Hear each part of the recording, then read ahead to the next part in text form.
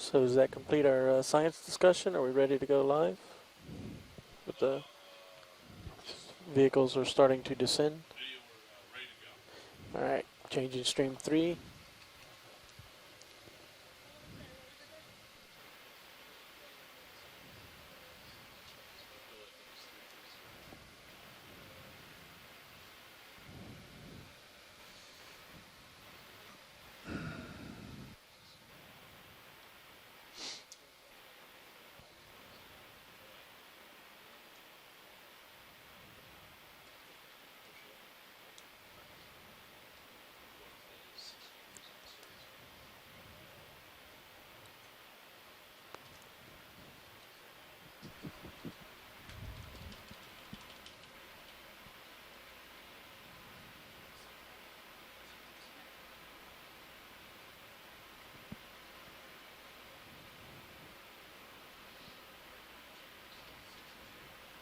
Good.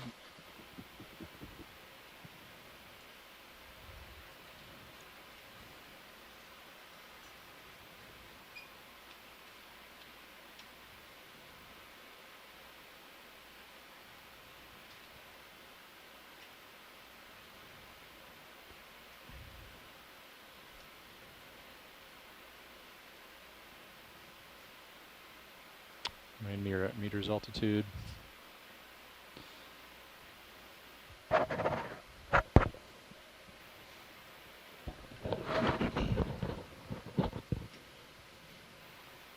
Watch it.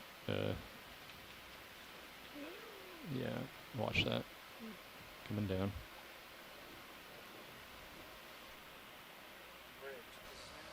So as we're getting to the bottom, I'm seeing a bottom that looks very similar to one that we landed on yesterday. It seems pretty loose with gravel, sort of pebbles, cobbles, and small boulders with sediment in between.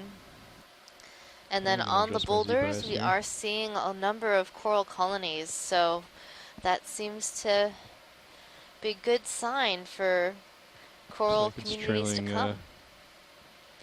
And a fish. Nicely. Fish straight ahead center.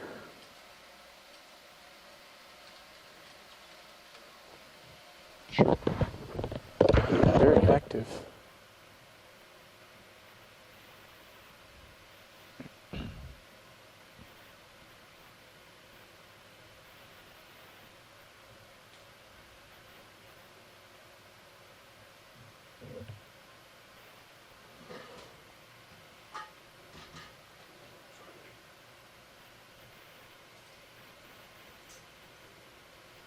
There's not a whole lot of current.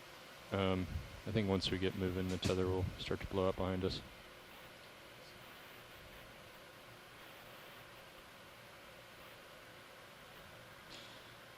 Okay, we'll try 24.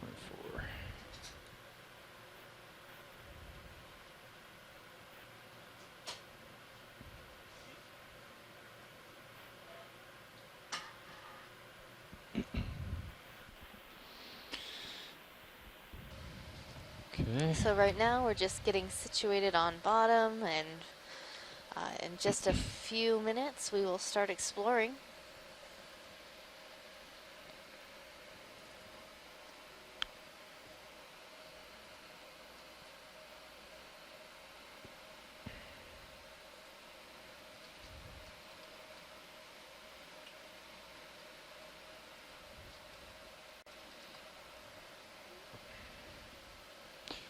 Yeah, I think we're going to be moving like 330 nav.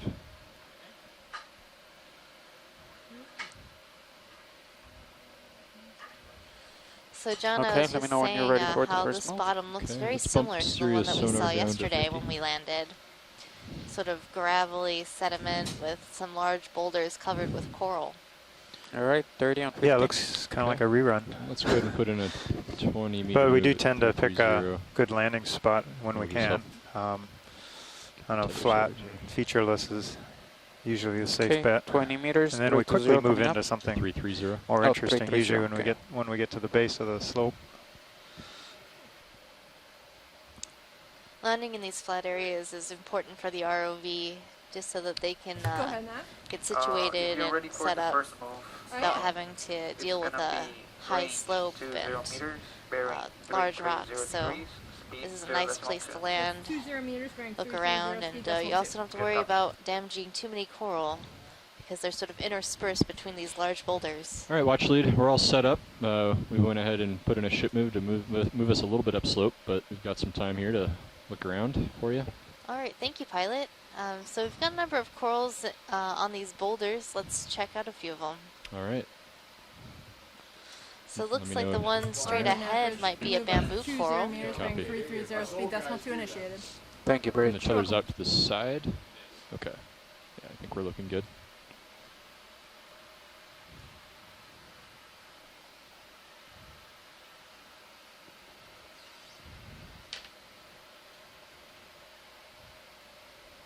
Looks like a potential worm or something on the right-hand side of that rock. Yeah, go ahead, Roland. So we are currently at a depth of 2,311 meters. And we're checking out a bamboo coral You want to go in on on a that small piece of talus. This looks like about little, a cobble tiny little boulder. squat lobster? Barnacle. Oh, yeah, little Size. squat lobster. And there is a Sure. small squat lobster hanging out on this boulder. Also a gooseneck barnacle. Okay, let's come out a little bit, and I'll go for the coral. Partial. So this bamboo coral is internodally branching, meaning that the branches are arising in between those nodes, those black little breaks in the skeleton. Okay, go ahead. Sorry. All right.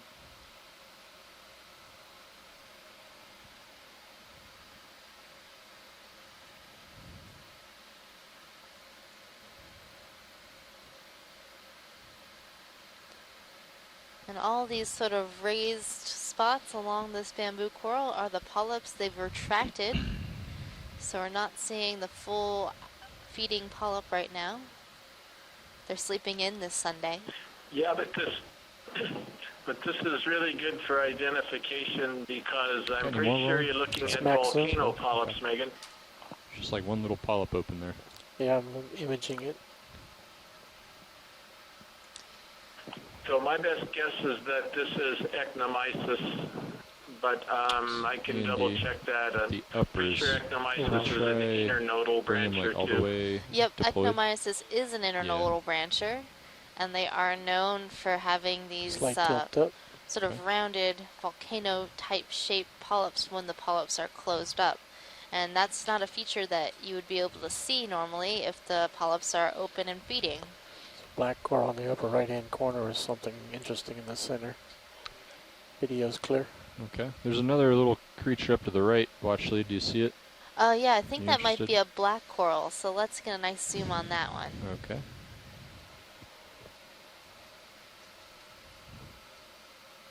Full wide. Thanks, Roland.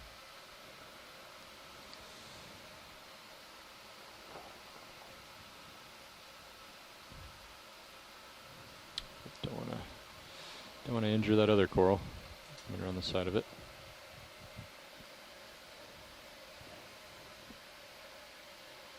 All right. You can go partial, Roland, and I'll bring it around.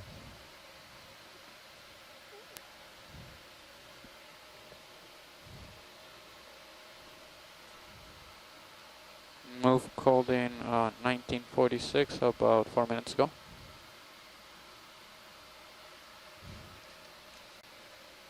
So right now we're zooming in on a black coral. So these corals are in the order Antipatharia, and this one looks like it might be a Heteropathes. I agree with you, Megan. It's a Heteropathes here.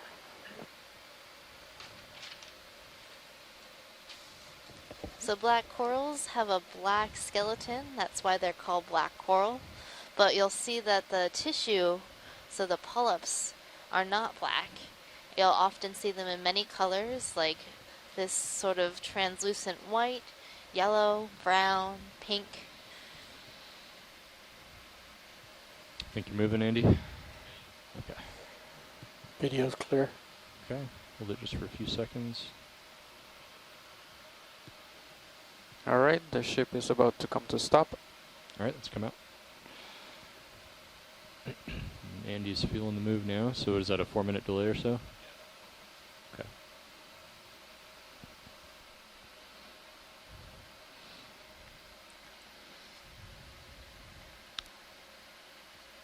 It's a little different geology than we're used to seeing. It's a lot like smaller rubble.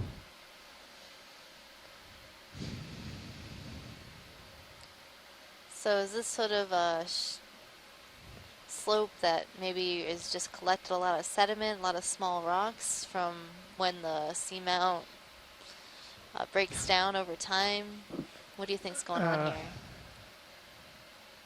Yeah, it's a long, slow process. Most cases, I think. I mean, there's probably periods of more rapid mass wasting, but I think a lot of it's, as we've seen on the slopes of lava flows, you can just see fractures and cracks develop in the lava flows, and they kind of sit there with broken pieces in place, and then eventually they break up and presumably move down slope.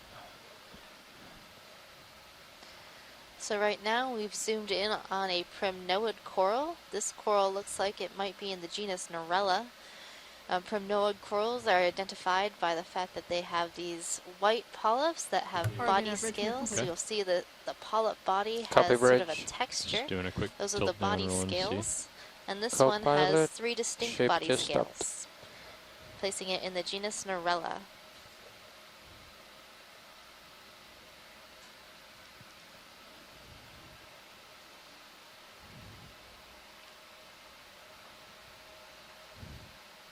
Okay. Full screen. Okay. I'll tilt down. And next to it, we're seeing another type of black coral. This black coral is in the genus Bathypathes. Kind of looks like a giant feather.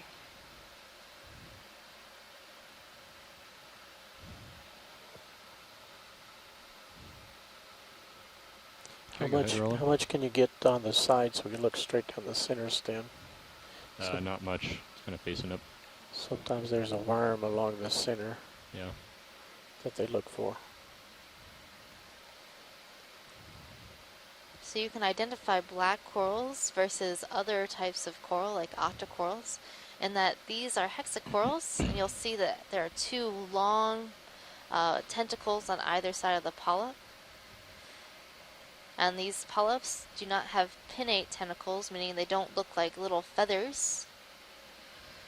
So when you see those 2 paired long polyps, or long tentacles on the polyps, those are black coral. And they are in the hexacorals. Okay, go ahead. So they have 6 tentacles. What's our average pace we need to make today, Nav? Are we like kind of in a hurry to keep going, or? If we have regular recovery time, it should be 0.055. Okay, so normal. Yep. All right, video. Video's clear. All right, coming out.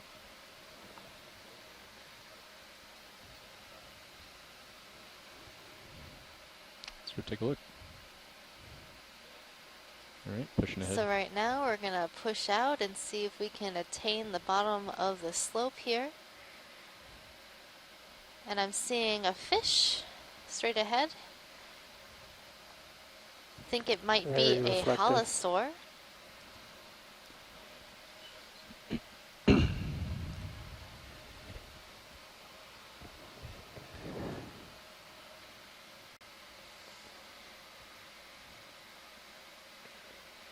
So we know of 2 different genera of halosaur, Halosaurus and Aldrovandia. And the way to tell the difference between these 2 genera is by looking at the top of the nose. So this one does not have scales on the top of its nose, putting it in the genus Aldrovandia.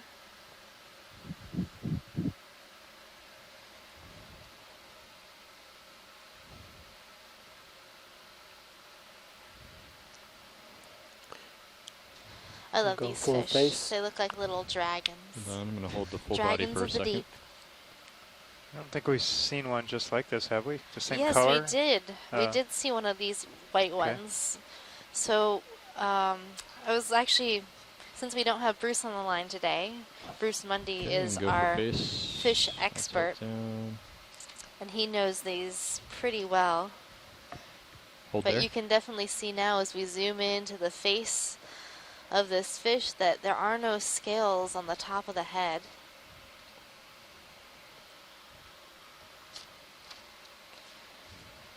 And go a little I tighter. probably should look at the guide.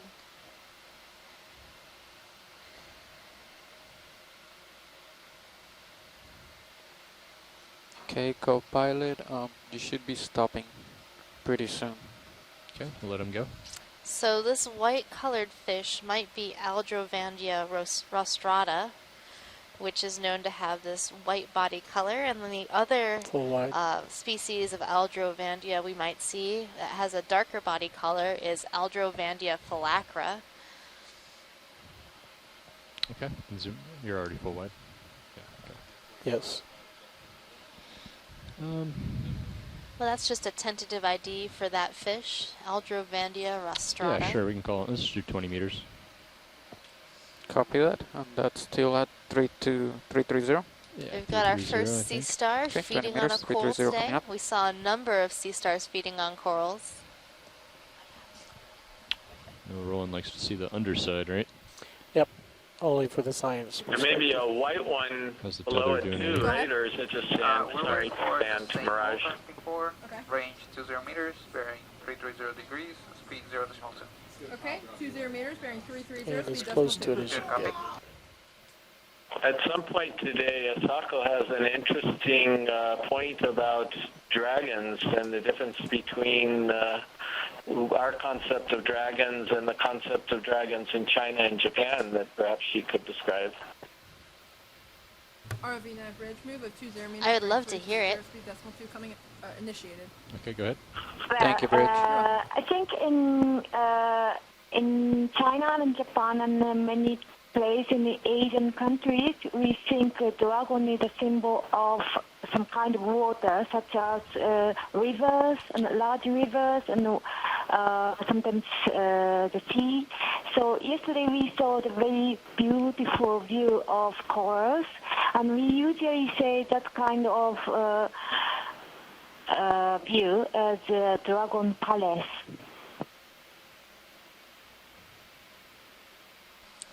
That's really cool. And Maxim? since we're studying the deep sea, where these little halosaurs are sort of like our deep sea dragons, looking after the waters of the deep. And right now we're looking at a predatory sea star feeding on a bamboo coral. So right now you're seeing the stomach of this sea star wrapped around the stalk of this coral, and it's actively feeding on the polyps here. Pulling out for a full star view. Go ahead. So I'm trying to see a little bit of the top, see if there's spikes, but I'm not seeing any spikes coming out. So this look. might be a Go Circeaster top. You want to zoom in feeding on the top? on a bamboo coral.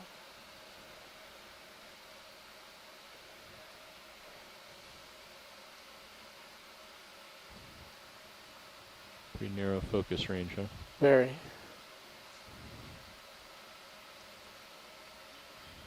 Okay, you can come out when you're ready. Yeah.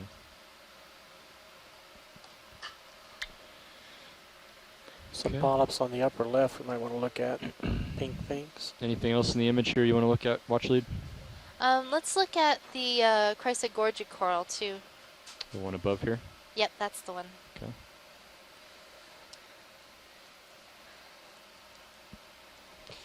Go ahead. And of course, there's a little squat lobster in there. Yes, so on these Chrysogorgia That corals, was we often see the 1958, squat about 2 lobster minutes ago. hanging out in the branches. So this squat lobster is likely in the genus Europtychus. You can see that it has a very short rostrum or spine in between the eyes, and these very long arms. And they often hang out in the branches just like this with their arms spread out, waiting for food to come by.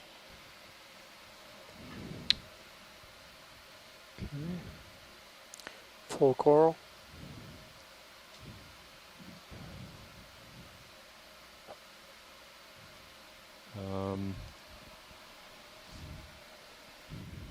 Look at the.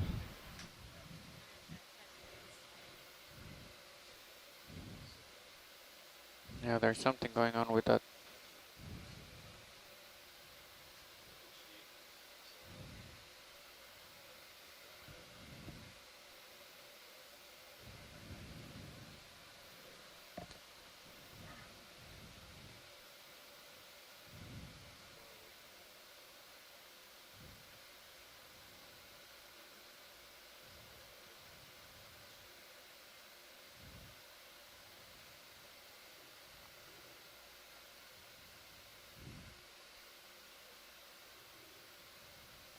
Still taped at all ends.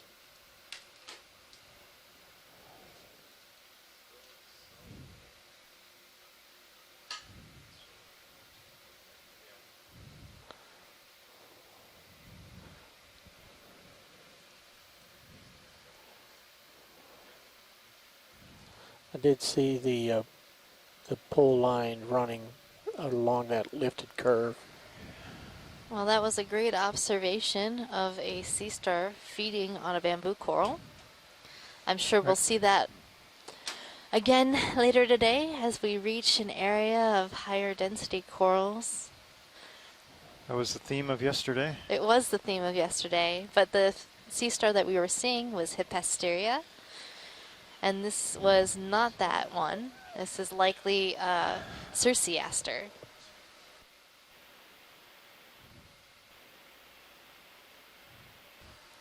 Well, I am seeing a number of different coral in these in this area, even though it's just a lot of small boulders and sediment.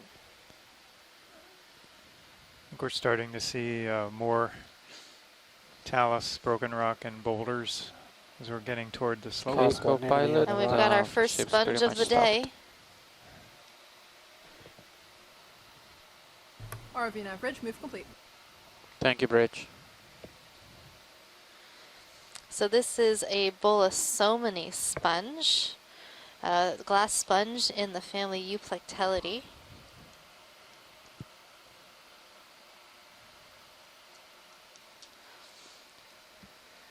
And if we were to see this sponge from the other side, you'd see two large, like this large open osculum.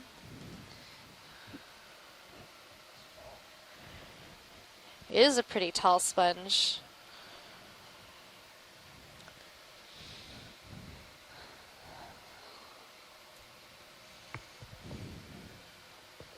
So Megan, I'm pretty sure that you could actually go to genus on this one. I don't see the two openings that are typical of that new genus in the Bolosomini subfamily.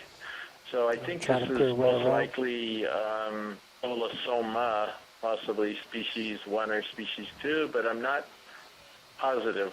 So that could all be wrong, but we know it's definitely in the subfamily Bolosomini, as you said. Yeah, I didn't want to jump to conclusions too soon without seeing it all the way around. It's hard to tell, but yeah, I'm not seeing those two sort of holes on the backside, and I'm not sure where the osculum is.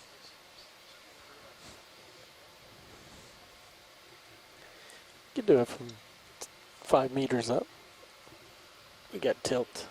I was looking at that little depression, but when they zoomed in a bit, then I was becoming less certain that that really was an osculum. So I think we're going to stick with Bolosoma on this one. I think they're about to see the side they need. Sorry, I mean Bolosomini on this one. Okay. Yeah, it looks a bit different than some of the ones we've seen before. But it has this very large open osculum on this side.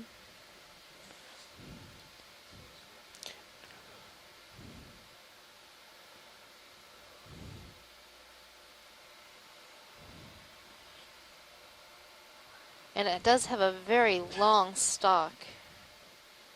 Quite a large sponge. You also It also has those little bumps on the surface of it, and that is characteristic of the Bolosomini new genus.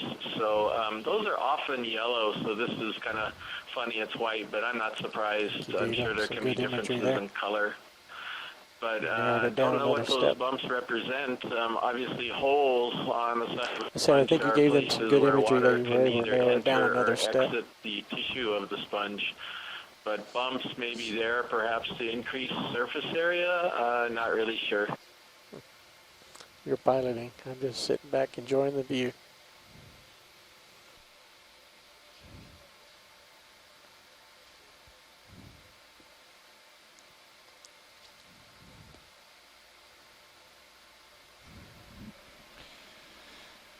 Okay, coming up.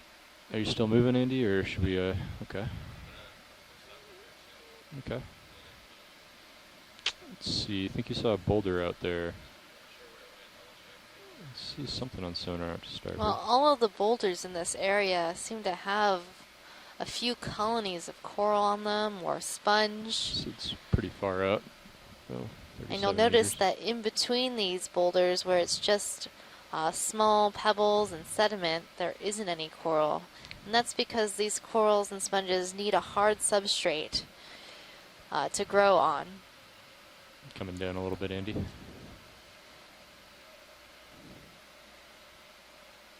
Here we're seeing we another could type of probably go ahead and Chrysogorgia get another coral 20 and meter move in. Iridogorgia. That's Copy the that. spiraling colony on the 20 right meters, side. And a different 330. type of sponge on the left.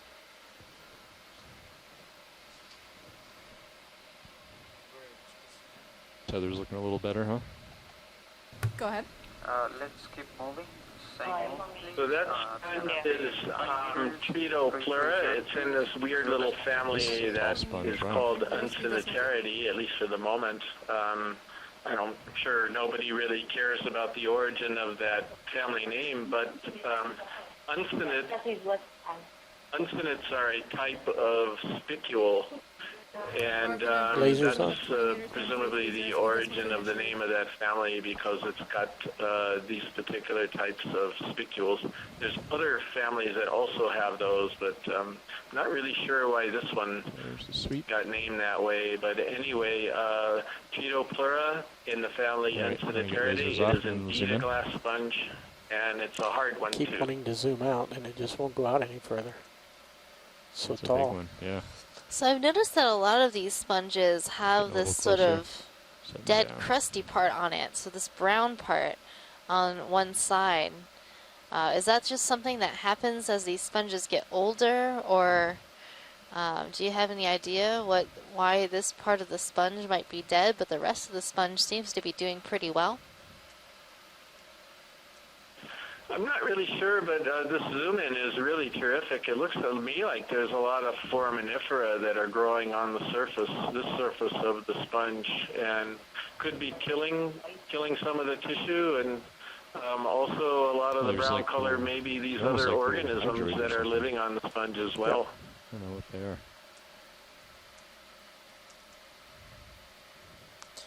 So what are these little creatures that are making up the brown mat?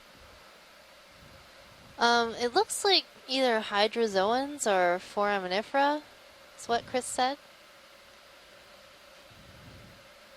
Chris, do we ever have There could any be a mixture sponges here, that Megan. grow on top of other Those sponges? look like hydroids for sure on the left-hand side, but some of the sort of fluffy stuff in the middle could be forams.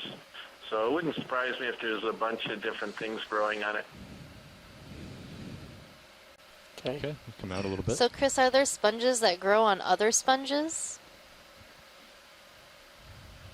Yes, there are, and we have seen live sponges that have settled out on other live sponges. I don't quite understand why they do this. Last cruise, we had a type of Poliopogon, one of these big, massive sponges, but in this case, it wasn't that massive. It was about the size of a basketball. And everywhere that we saw this sponge, it actually had settled out and was growing on a dead sponge of a completely different species and family as well. There were none of those on the rocks. This is on a bizarre Seamount Ridge down in the Johnston Atoll Monument area. So, yeah, I don't know what all that was about. We've never seen that before. They weren't settling on live sponges, dead ones, but I'm going to stop so you can describe what we're looking at here. Right now we've zoomed into the Iridogorgia coral, and we are taking a look at a small jellyfish that is feeding on this coral. So this little jelly has been known to feed on a number of corals, and we did actually collect one this cruise. It was probably the first time that this jelly has been collected, and it was feeding on a Iridogorgia coral, just like this one. So right now you're seeing its mouth actually extra like just sort of coming out of the center of this jelly and wrapped around the skeleton. And you can see its little tentacles. It has 4 tentacles. So these jellies are often called Narcomedusae or Hydromedusae. All right, rolling. If you're clear. Megan, it's interesting that we have missing polyps where the jelly is sitting now. You see there are at least 3 polyps are missing there. Maybe they already ate them. Oh. Yeah, that's pretty likely. He's still good. Just blowing in the wind. Once you find a food in the deep sea, it's good to stick with it, I guess. Giving him some breakfast here. Baby beast.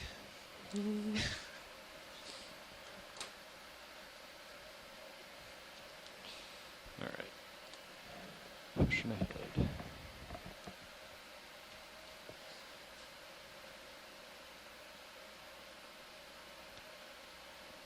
So even though substrate is sparse right now in this area on Schumann Seamount, we are seeing a number of corals growing on wherever there is suitable substrate. So these areas where there are large enough boulders, seeing high concentrations of coral.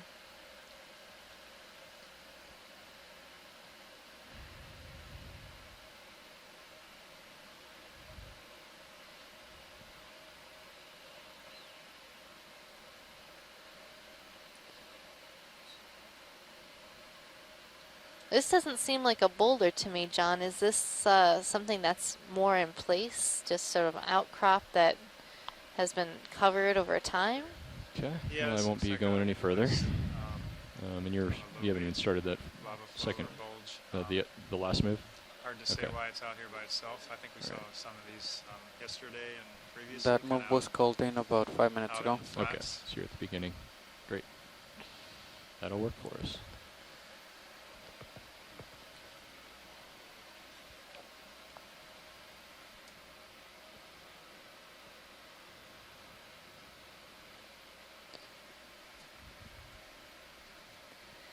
So on this rock, we are seeing a number of different corals. Starting from the right side, there's an Iridogorgia coral, and then there's some Primnoid coral, and in the middle, we're seeing a bamboo coral. Next to that bamboo is a pink coral, like the Hemicorallium. Do you want to zoom in a bit? Just noticing it's kind of... So this bamboo coral, straight in the middle of the screen, is a nodally branching bamboo coral. You can see how the branches are coming off where that node is, that black little part of the skeleton that sort of breaks up the skeleton into smaller pieces, making it look like a bamboo plant. What is that guy? On the left. And then we're seeing a family of coprellid amphipods on this hydroid that has overgrown the bamboo skeleton. These are some of my favorite amphipods. They are very strange. You can see how the head is sort of a strange sort of teardrop shape, and the back end of the body has been reduced, and it has lost a number of the appendages that amphipods normally have. So there are only just these couple of hooks on the back end. They almost look like praying mantises on the front. I think they feed in a very similar way. They're just sort of hanging out there waiting for something to come along, and they have those front chelipeds waiting to capture any sort of food. It's really neat. I've never seen those before. They're generally really small and hard to spot. In the past, I've seen them in benthic samples from core samples and dredge samples. But it's really great to see them alive, doing their thing, hanging out on this hydroid. They're really odd. Are you clear? I remember the first time I saw these amphipods, and I was just so confused as to what they were. They don't look like much.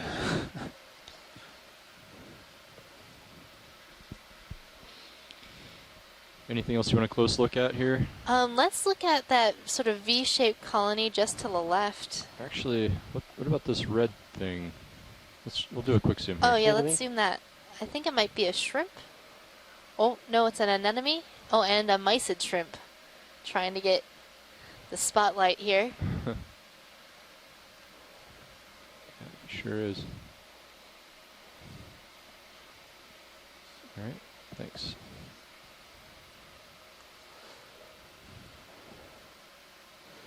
Note there's no live polyps above that anemone.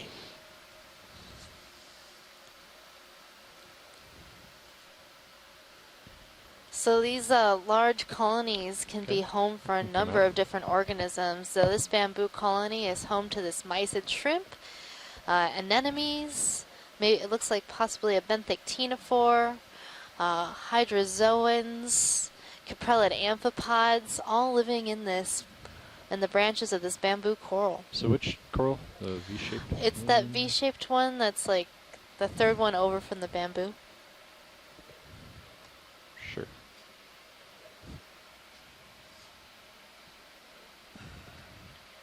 I think, is it this one here?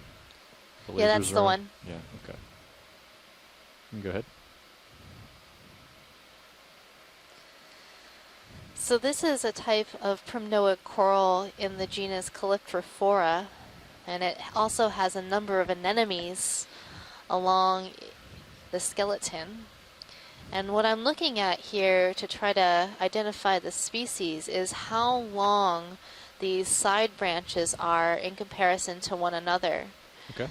So there are two different species that we know of right now. We have Calyptrophora angularis and Calyptrophora pileata. And angularis tends to have the branches that are of equal length. So this is likely Calyptrophora angularis.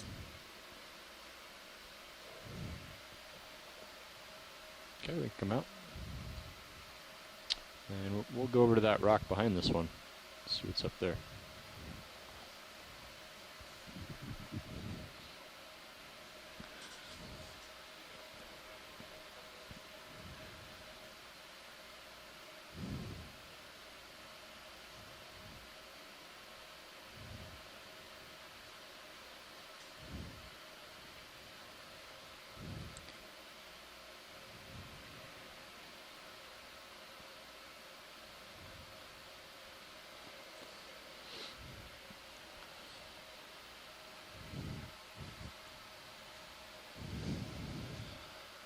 Whole variety here. This is just a small, high-density community all on this boulder. We have a number of different corals. It looks like possibly 3 different types of primnoid corals, a couple different types of chrysogorgid corals, bamboo coral, and a number of associates like squat lobsters, anemones, hydroids, brittle stars, mysid shrimp,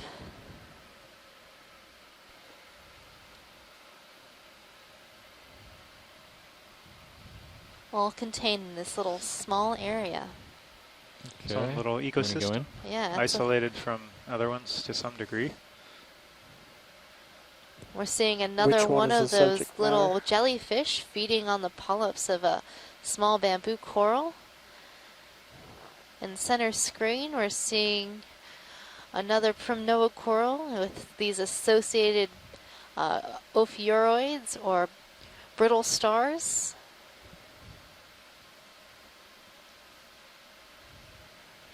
They're just wrapped around the branches of this coral.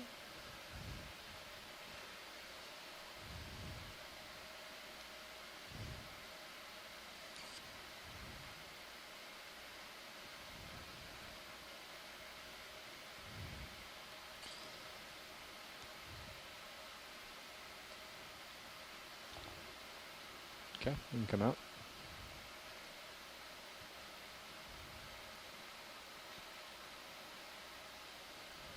Just trying to get in there as tight as I could.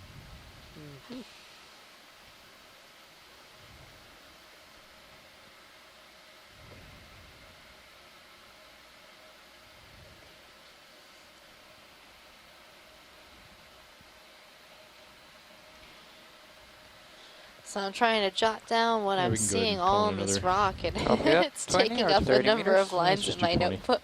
Copy, so 30, I mean 20, 330, Yeah, sure. coming up. Go ahead, Nav. Let's make the same move again. We could So it's spend gonna all be day range at this 20 one meters, rock, but there's 330 plenty of degrees, things to 0 see later on. I mean, if this is just the preview, Decimal 2. the main feature is just going to be mind-boggling. All right. Actually, this boulder is analogous to the Okeanos Explorer. We're all piled on this one ship with no other organisms like us for hundreds of miles around, and we're looking at another community on the bottom. So who's looking at who? I don't know. Sometimes these fish will come and look at us and check us out. So maybe as we go along, we'll see a few fish that might be curious and come up and see what's going on here with the ROV. Most of the time, we'll see these coryphonoides, rat tail fish will come and check out the ROV. There's a theory that they might just hang around behind us, hoping we will attract some prey for them to feed on.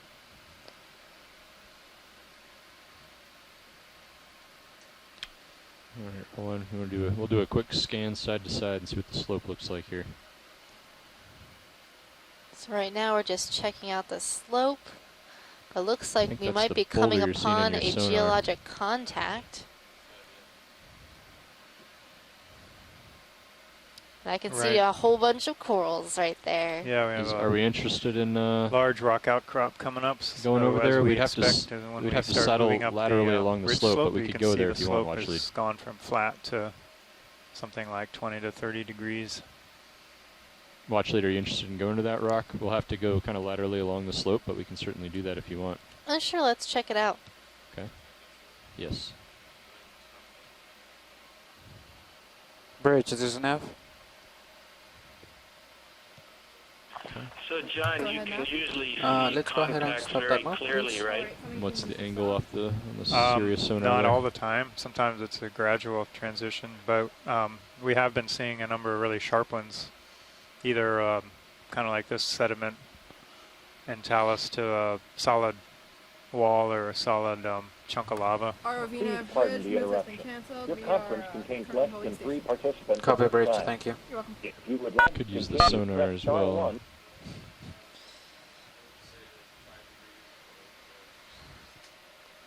So in other cases, it's more gradual, but yeah, this is a pretty obvious one here.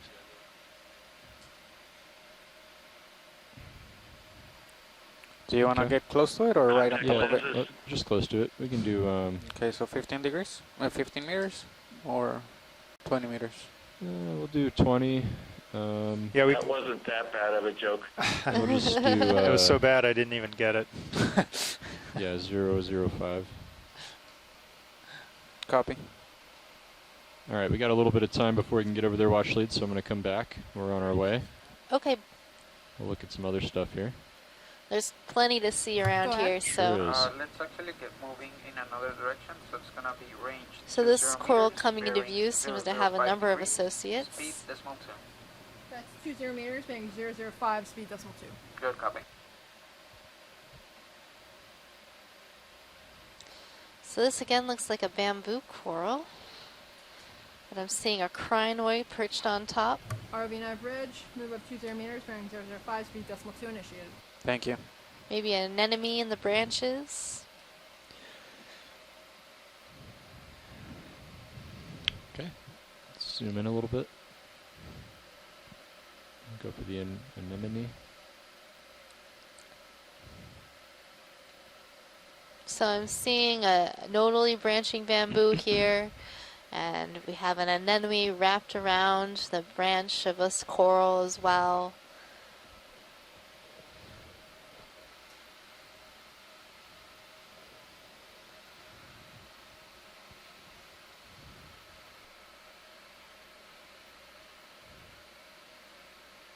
Okay, we come out a little bit. Go ahead, Nev.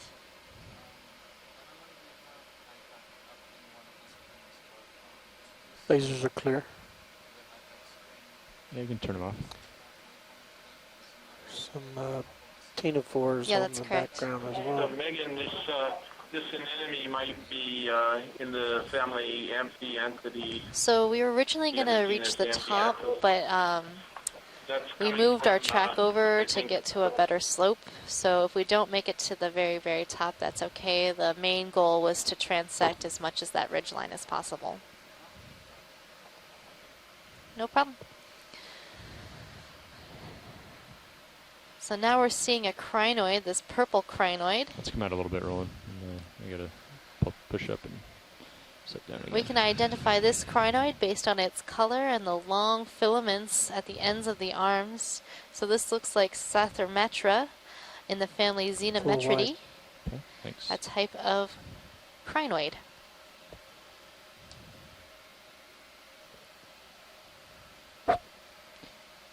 Okay, let's go in. I just love the purple color and the ombre fading into white at the ends of the arms. And there you go. So you can see the different pinnules or those little side branches on the arms. And these crinoids can actually swim by undulating their arms. I hear they can dance. They can dance. Do the crinoid dance.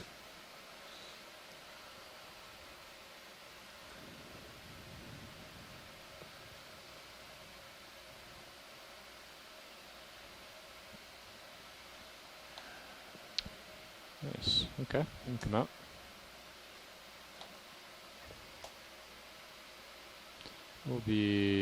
Sirius will be moving in just another minute or two. We'll be making our way over to that large boulder with all the coral.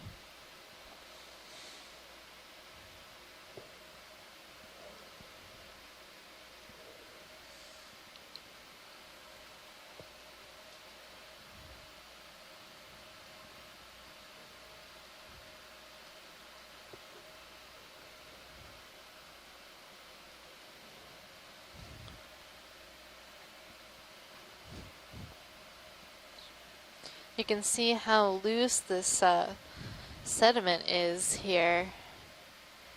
Just sort of made a nice big plume of sediment as we moved away from that boulder with the coral on it.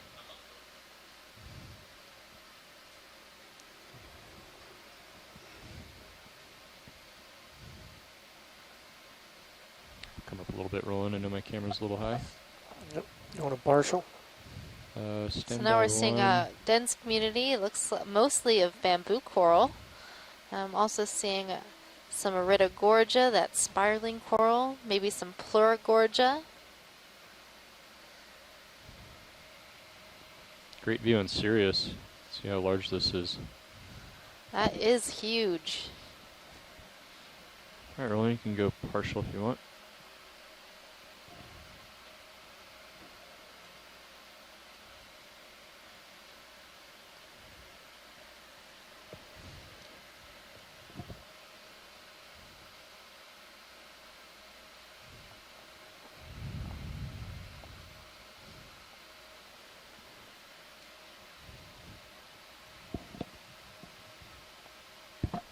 Okay, let's come out. And I bet the number of these corals have a number of associates in their branches. I know it's going to be hard to choose, but is there any specifically you want to take a look at here? Oh, I don't know. I don't see, they all look very similar, so whichever one's easiest to zoom in on. ROV nav bridge, move complete. Thank you, Bridge. So these bamboos look to be nodally branching. We're seeing a number of Iridogorgia corals, the spiraling coral. Looks like there might be a black coral, that yellow colony, on the right side of the lasers, underneath the branches of that bamboo coral. The laser's on right now? Not yet. Let's leave them off. I'm just doing a nice scenic Possibly pan, a and then we'll Chrysogorgia get 'em on. geniculata, that tall or bottle brush shaped colony. And then there's a smaller Chrysogorgia just in front of it, of a different species. I think right underneath us we have a number of black Okay. coral Can you turn them on? and a tall Bolosomini sponge.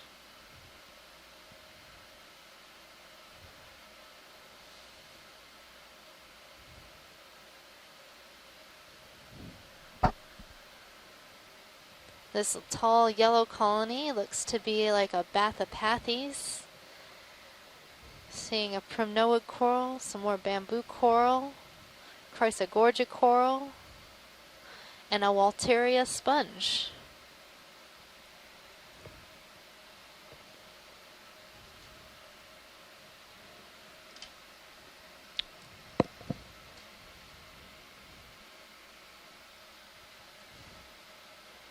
There's so much to see. You want to see what these little white things are on the, below the lasers? Little white things. Yep, bottom right. Maybe snails. Do a quick zoom.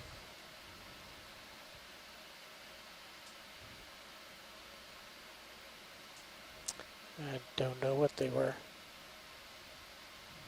Get a nice zoom of the rock for you, John.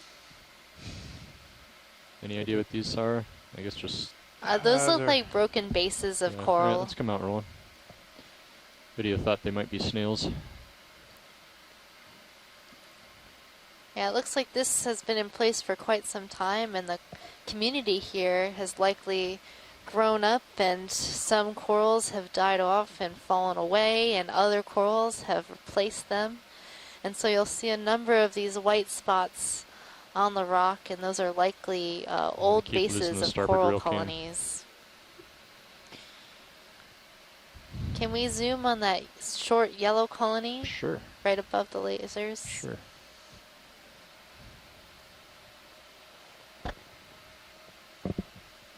I'll get as close as I can without disrupting any of these other colonies.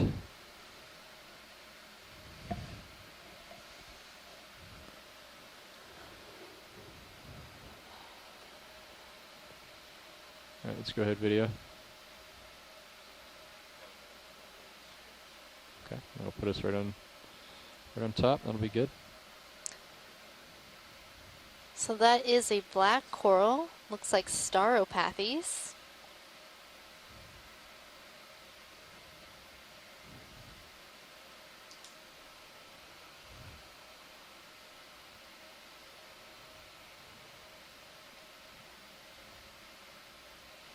Okay, you can come out. And in the branches of these bamboo corals, I'm seeing another one of those little jellyfish, along with some anemones. And in the branches of the Chrysogorgia corals, some squat lobsters.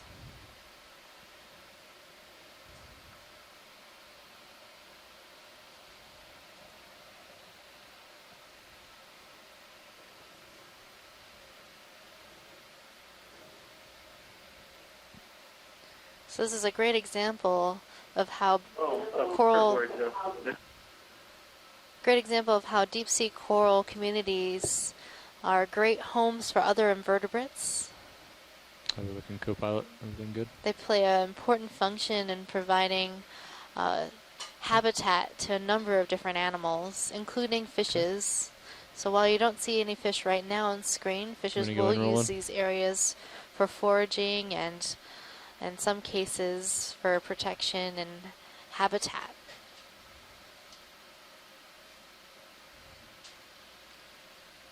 So I think we're seeing a number of different anemones on this coral.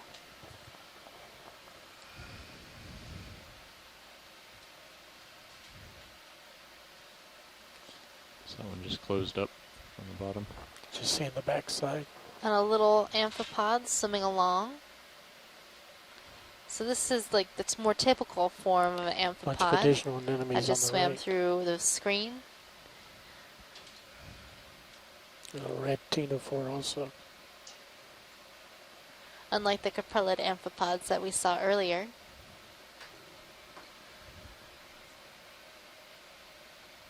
Oh, what's that? Urchins? Oh, and some crazy urchins. I still haven't heard back from urchin experts of what type of urchin this is. They're quite unusual to me in that they have these long spines as sort of a skirt around the bottom of the urchin. And on top, the spines are relatively short. And those little sort of tentacle-like projections that you're seeing along this urchin are its tube feet, or what the urchin uses to walk along the bottom.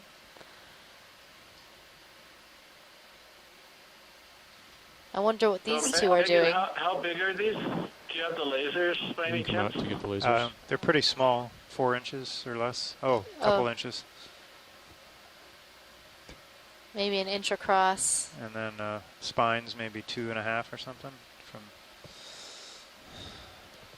So it doesn't look like it's possible to grab one, right? Because it's all intermixed between corals, I guess. They're Yeah, not that yeah, big. I don't think that those. They're right in the middle of all these corals. No, we'd pretty much wipe that out. We would have to take out this entire area and then probably take a while to try to scoop them off. And Okay, let's No. come out. urchins can often They're suck full live. themselves close to the Let's see what that substrate loop and is hold on the on bottom right.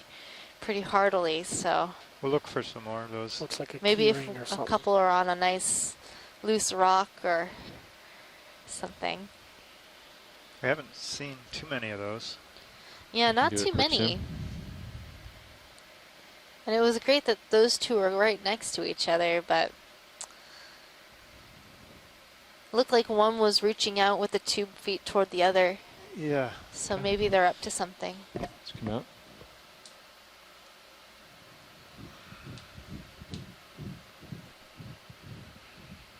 And you're all settled out, Andy, right? Megan, there's another one, I guess. Oh, no, it's Chrysogorgia. I just wanted it to be the ocean. I'm going to take a snap of the widest one left of lasers. I don't know if we've seen that one yet today. Any interest in the white coral in the center watch lead? Yeah, let's zoom this one. Okay, we'll do a quick So zoom. this looks like Pleurogorgia. Go ahead, Roland. Quick zoom. It's a type of Chrysogorgic coral where all the side branching are lined up in a line along the branches. And I can usually spot this one since it usually has this almost bluish white tinge to it. Makes it stand out against the other coral.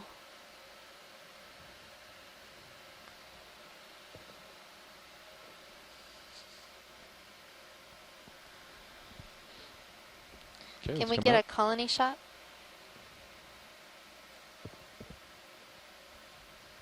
And Get that it yellow back up a spot little in the bit. center is likely overgrown with hydroids. But this is a pretty decently sized colony. So those lasers that you see in view are 10 centimeters or 4 inches apart. Okay. And we use those lasers to be able to estimate the size of the colonies that we're seeing and the animals that we're seeing in view.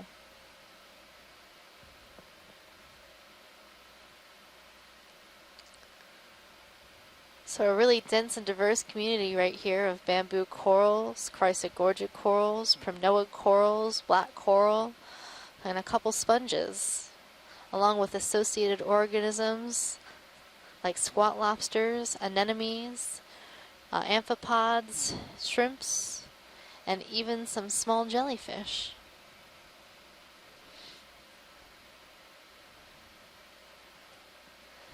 Well, if you are an animal that likes to feed on corals, this is definitely a smorgasbord right here. I'm surprised we're not seeing more large cookie stars, like goniasterid stars that like to feed on coral. I think we're seeing our first anthomastus underneath this boulder here. Can we zoom that, pilot? Sure. We'll move right over. It's a little dark under there, but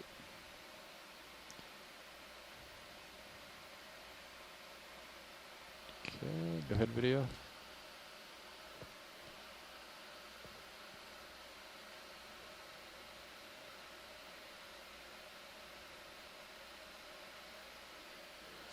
She's kind of tucked under there, isn't he? So this anthomastus, or mushroom coral, has a very long sort of body stalk, and all the polyps are located at the top of this coral. Tina, is this Anthomastus tahinotis? Okay, let's come out.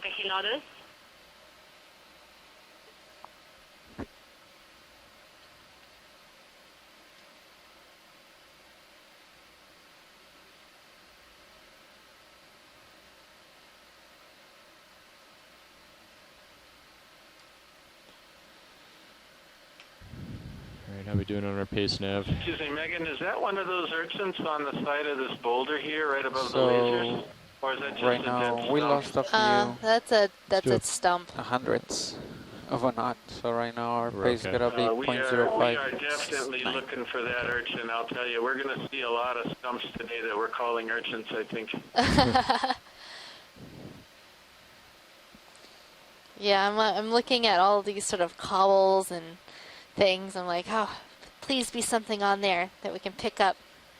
All right, turning back to it. You can go ahead and do 20, 330. 330, 20 meters coming up. Yep.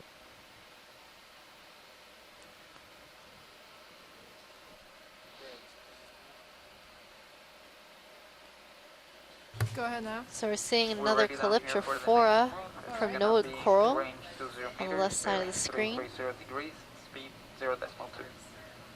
That's 20 meters, bearing 330, speed decimal 2. Good copy.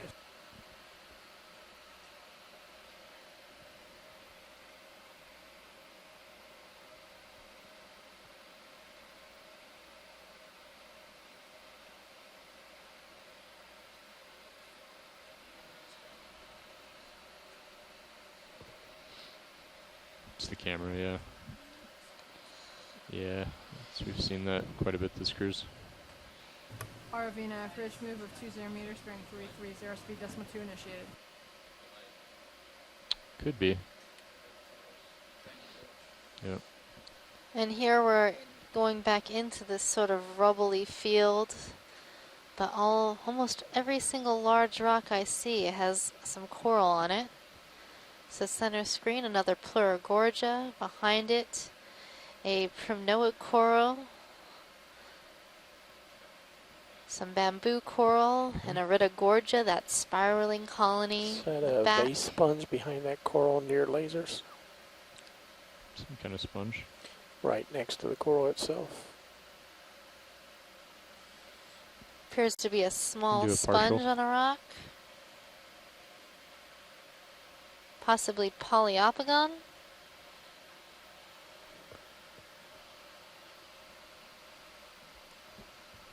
Yeah, I think I agree with you.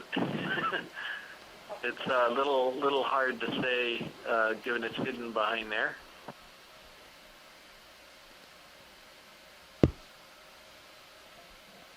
And there's I think that's Toes about to correct. bump rolling. I thought I saw sort of a vase shape to it, but it doesn't look like it now.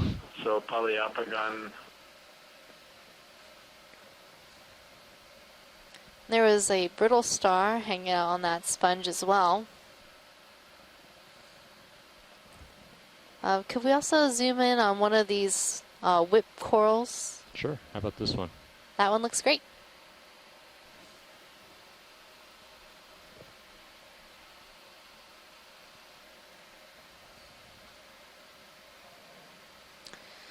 So these whip corals could be one of two things. Like either they are a type of primnoid coral or a type of bamboo coral. And the only way to tell is to look at the polyps of this coral. Seep in to the left of it.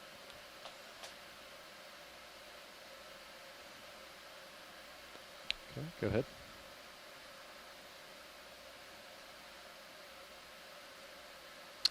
So this is a primnoid coral. Looks like Candidella gigantea, which has a number of body scales along the body of this, the polyps of this coral. And these polyps are relatively large. So that's Candidella gigantea, primnoid coral. A long And stalk. they are one of the unbranched primnoids.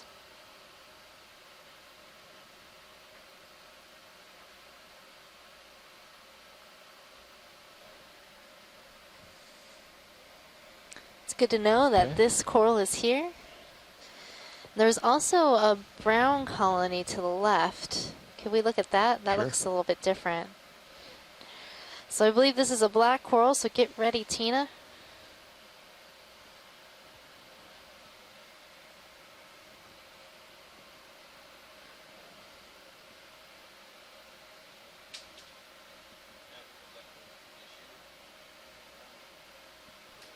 Move initiated at Go ahead, 2044, Roland.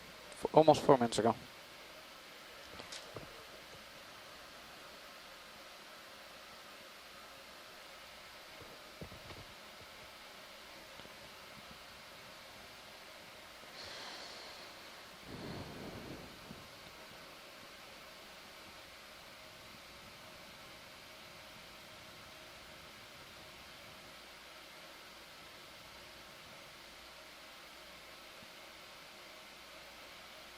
It's another Geteropatus Megan. Very nice zoom. Thank you. All right, then come out.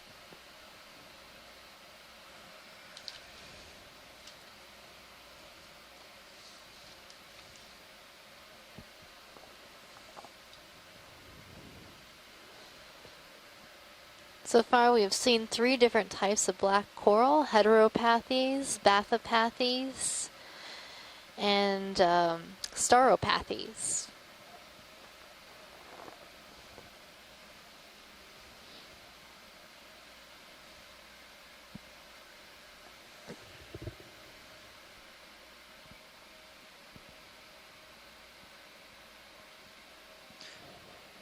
I think we're on the right pathies.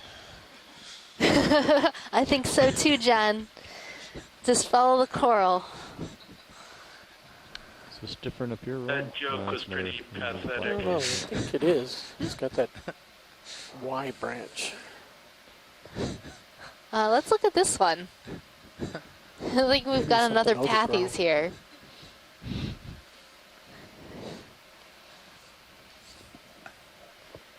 We didn't rehearse that one either. Uh, But is this the path to the pathies?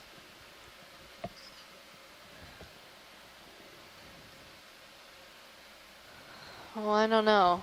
Go ahead, Roland. It's definitely a black coral. And it looks like the letter Y. That stock is very, very black. Look at that. So that Cool. the bottom of the stalk is very typical of black coral. You can see why it's called black coral. It's very dark in color and very black. Tina, any ID for this coral? ROV nav bridge, move complete. Thank you, Bridge. Honestly, I think the Co-pilot, same we species just stopped we moving. just have seen few minutes ago. Actually, there is another black coral under that, and this one, what is the depth here? We are currently at 2,280. This will be good. Okay, and it is, I guess it's still Geteropotes, but it's very hard to tell apart Geteropotes and Thrysopotes. For the moment, we are using branches, you see it's a little bit branched. So I would still left it like Thrysopotes, Geteropotes for the moment. We just don't have real border between these two genera. Yeah, the more we see, the less we understand. Yeah, this one was confusing for me. I was like, oh, I don't know. Because I saw some of those shorter branches that are heteropathes-like, but it kind of almost looks like a Trissopathes. It's trying to trick us.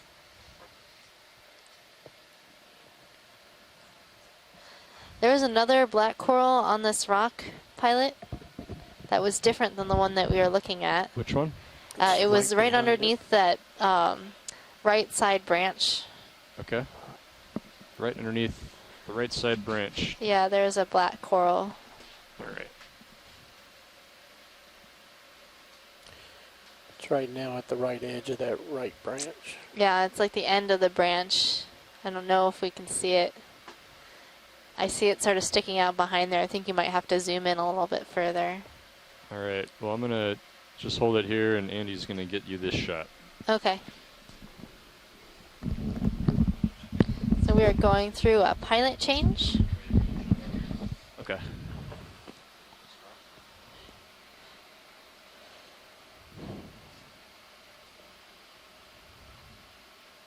So to get that one, you'll have to sort of come around to the right side.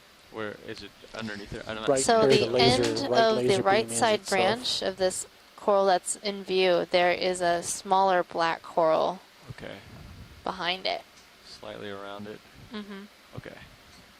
Let me come back. I think you've got it in view now. Okay. It sort of blends in with the rocks, so to Sure see it, we'll does. have to zoom in. Want me to zoom? Show it to you. Okay, go ahead. Right hand Ah, there it side. is. Yeah, Right, okay. yeah, right to the right side. That main coral, that sort of smaller colony. That's the one. Okay. All right, come on in video. I'm going to center it up. I think you need to rotate around to the right. You want to come more to the right? Yeah, because So this this little coral black is blocking coral it. is different than the one that is sort of taking up most of the screen. How's that? The Starapates, you can see two little pinnacles a little bit up of the colony. Yeah, but it's little, maybe it was a little bit damaged or whatever. The ship You is see not the moving. pinnacles tilt are up. quite short, and yes, it just begin to get pinnacles of the next order. Yeah, it does look like it's a little scraggly, doesn't it? Thank you, Pilot.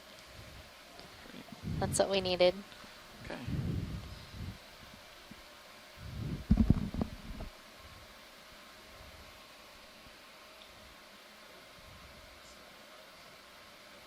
I believe it's starting to come to an end, right?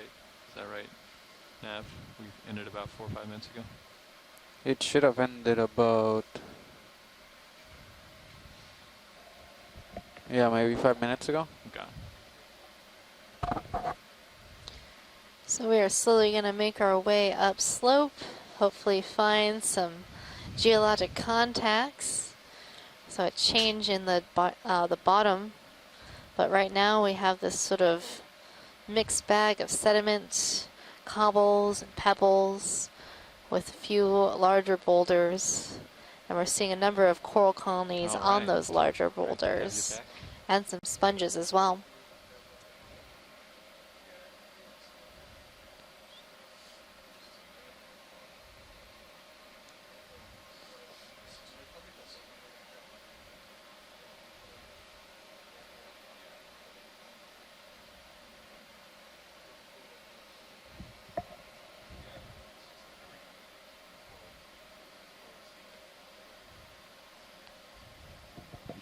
You're still moving. You're still swinging. Okay.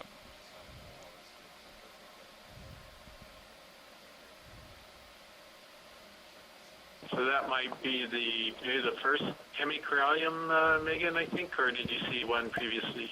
Yeah, we saw one, but it was smaller. Okay, I forgot about it. All right, thank you. But let's zoom in here. I'm curious about these sort of reddish orange animals. Should have ended Yeah. about maybe at 50, so a while ago. Come on in, video. Yep.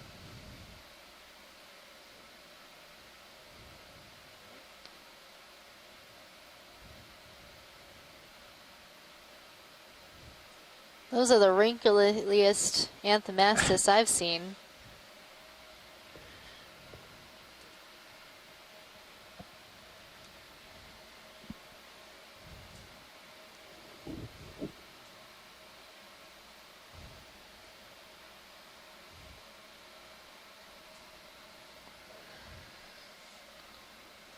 Tilt up, look at the other one. See the other one? Okay. You read And it my looks mind, like there Roland. might be I would put Anthomastus, but I don't have it collected, I guess. But this one is not very good Is that the position. same thing? Yes. Yeah, it looks a little scraggly as well. Might be a difficult life down here in the boulder sediment field.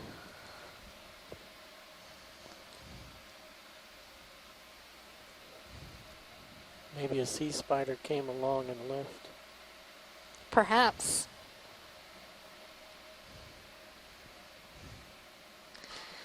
That was a great zoom. I think we're good here. Okay.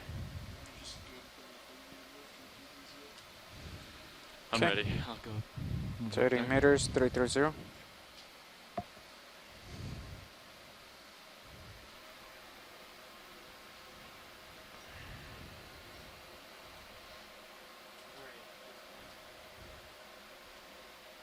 Go ahead, Nav. We're ready for our next move. Okay. It's gonna be range 30 meters, bearing 330 degrees, speed 0.2 of a knot. 30 meters, bearing 330, speed decimal 2. Copy. So we're seeing some hemicorallium or pink coral.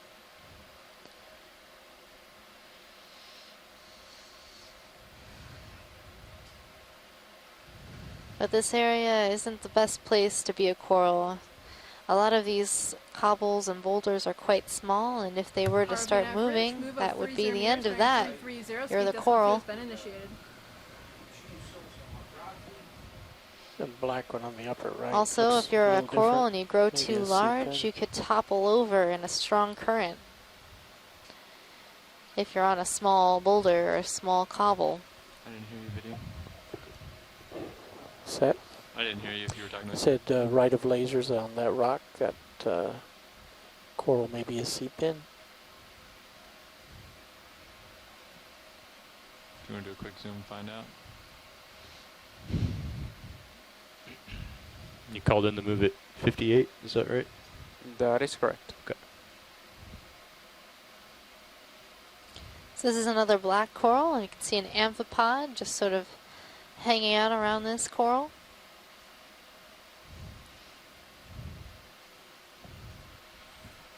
Sounds like we've seen it before. Yep. Come on out.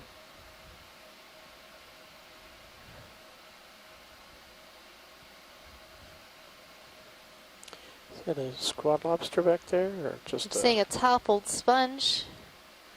It looks a lot like the sponge that we saw yesterday with a number of associates, sort of like that wizard hat sponge. If you can get it right between your skids, we can get a real good look at its Yeah, roster. I'm waiting to get a little bit better look at this one. Kind of a funny looking Sounds like sponge. they're interesting in the sponge. Okay. You can tell that this is a dead sponge because of the color. A live sponge would be brighter white, but this one has toppled over. As you can see, Took his, the little boulder that it was on fell over, and the sponge did not do well. it's a pretty big rock, actually. It is.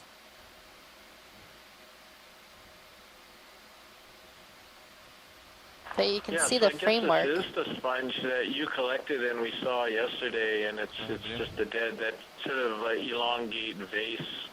That's some type of a hard sponge, and that clearly shows the skeleton right there, so a really nice zoom. Don't really know what sponge this is, except for it's one of the members of the group that forms hard skeletons, or that are technically called dictyonal frameworks that support these sponges and enable them to get to be quite tall like this. Going full screen. I guess that's it. It's an unknown glass sponge, hexactinellid, at least for the moment, until we can examine the specimen you collected. Yeah, it's really exciting. Almost every time we dive, we see something new and unexpected. So we have collected that sponge, and hopefully we will know more once we get some sponge experts to take a look at the spicules or the skeletal pieces of this sponge.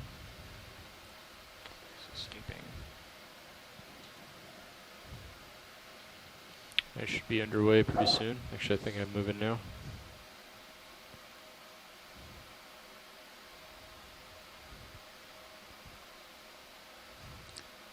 So now we're coming in on a squat lobster, a nice white squat lobster. You can see it in the lasers of this squat lobster. Is probably about 3 inches big. This little spot lobster is in the genus Munidopsis. Has a very long, upward curved rostrum, or that spine in between the eyes. Also has a number of spines all around its body. If you're a crab, it's good to be spiny. It'll be harder to eat.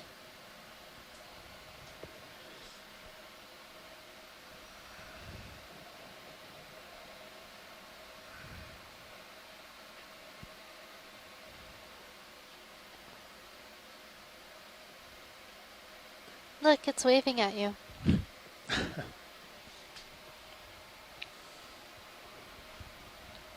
you're clear, video.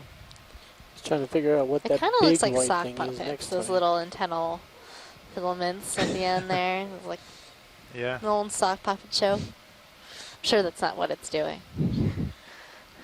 Maybe that's how they attract a mate. Put on a little show. You never know. You never know. I like the way the two of you think.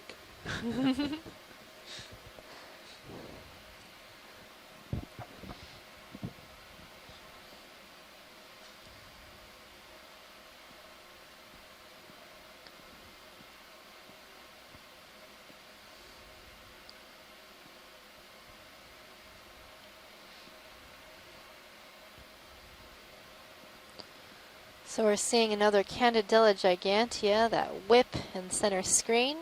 And to the left of the screen is Pleurogorgia militaris.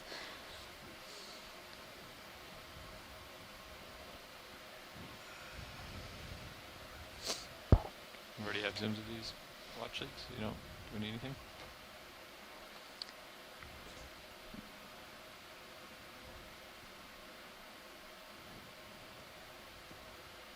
I'm like waiting in suspense. I can't wait to see the different geology. Sort of tired of this field of rubble here. And the ship just stopped moving. Okay. Better geology means better biology, John. It usually does. And we also would like to collect a couple rocks here. Why do we want rocks?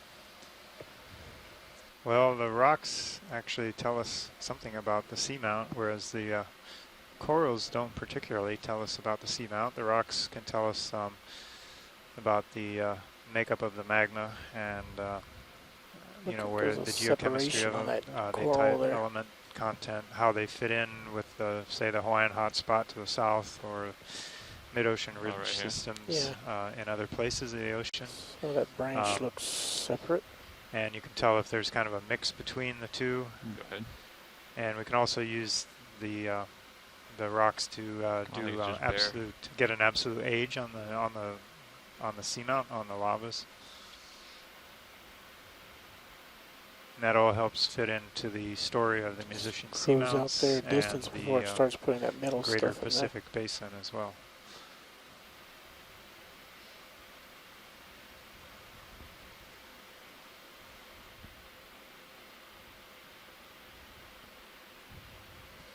So how old are the musician seamounts? They've So been this one dated from a with distance, previous we did see studies it close up. quite some time ago, several This one? decades ago, where they Yep. did dredging of rocks Time for from not every one of the seamounts. There's about 25 different seamounts and volcanic ridges in the musicians seamount group. So the dating was anywhere from 65 million years in the southern musicians to 95 million years old in the old northern musicians, and follows pretty well a straight line trend, older as you Also go looks to like the we just northwest, which passed a urchin we indicates hadn't that seen a before. hot spot was present as the How's plate our pace, moved Nav?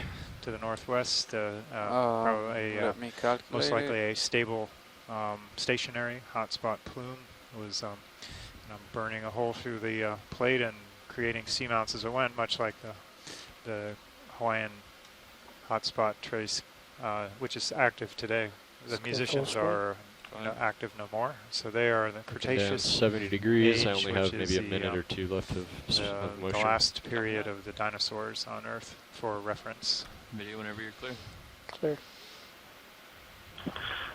So we're looking at a glass sponge Okay, called we still Walteria, are making and good it's kind of a pace. funny one. We should So it's a little bit average different in about that the osculum on top is quite 0.058. large, and then with the So where it dropped it attached by was also a little bit 100th unusual. of a knot.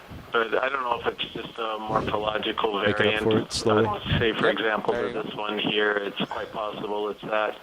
But that gives me another thing to keep my eye out for, not just the urchins, but possibly weird Walterias. But thank you for that close-up.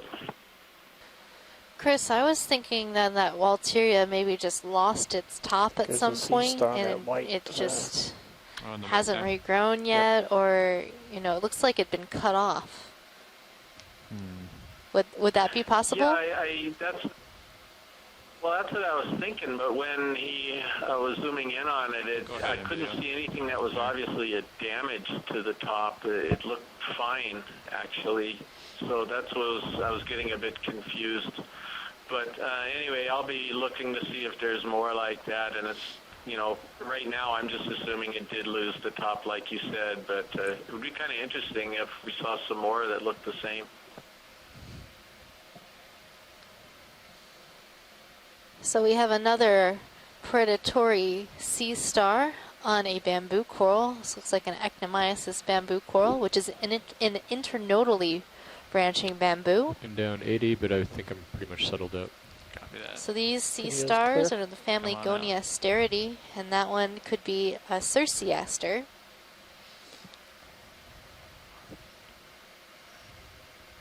Of course, we also had another type of bamboo coral on that rock as well, a nodally branching one.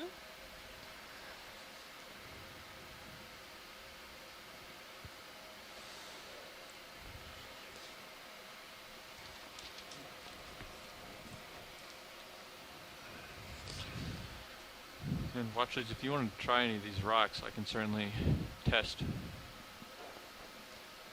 No, thank you. Okay.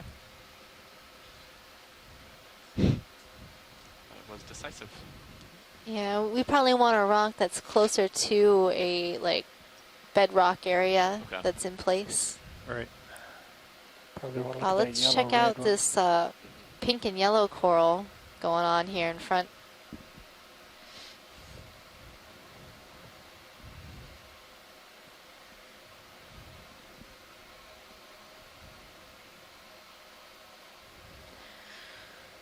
So we actually have two different corals here. We have the pink coral, and then we have this yellow coral that's overgrown it. And then on top, we're seeing a snake star in the family Astroschematidae. Come on in video. So I'm waiting to see if this is a hemicorallium, a pink coral, or a Pleurogorgia, a bubblegum coral. So it looks like hemicorallium to me. And then we have this yellow coral, which is a parazoanthid that has overgrown the skeleton of this pink coral. It's taking over that skeleton for itself.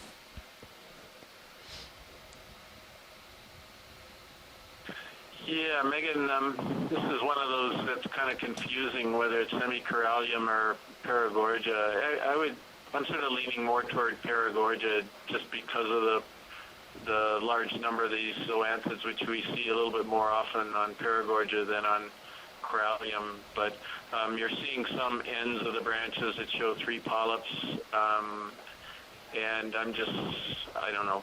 It's like you, I guess. We kind of just have a feel for what we think it might be and not really sure. Let's go full screen. Yeah, Chris, it's really hard to tell between some of the more delicate Paragorgia and the hemicorallium. They're the same color, they have a very similar branching pattern. Tilt down. You want to kill lasers? You got it? Yeah, we ought to get Santiago to watch these dives. Santiago Herrera is specialist in this group of corals. So maybe we can send him some pictures Video afterwards. is clear. Come on out, video. Just over to my port here.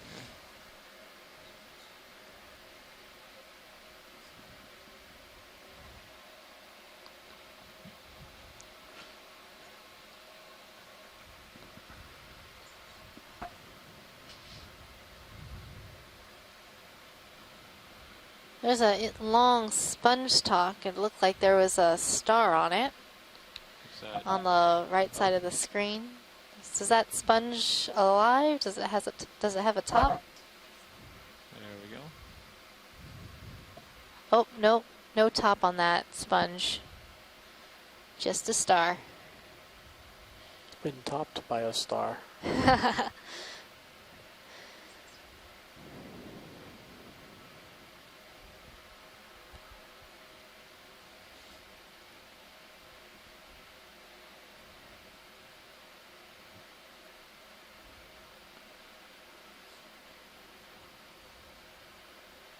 So it looks like we're getting into a different area here. The boulders seem to be a bit larger.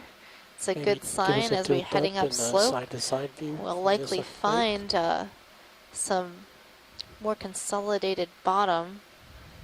So white holothurium, just a note. Yeah, it's slowly changing. Sometimes we see really abrupt changes. Sometimes there's just sort of a gradient of change as we move upwards. Just goes to show that every seamount is different and every dive is different. That's what we're looking at right now. Mayo, would you be able to do a quick zoom on that holothuroidean down there to the right of the boulder in the center? So, pilot, there is a sea cucumber, center screen just to the left of the lasers. I think I see a fish right. It's very small. Let's do the fish real quick because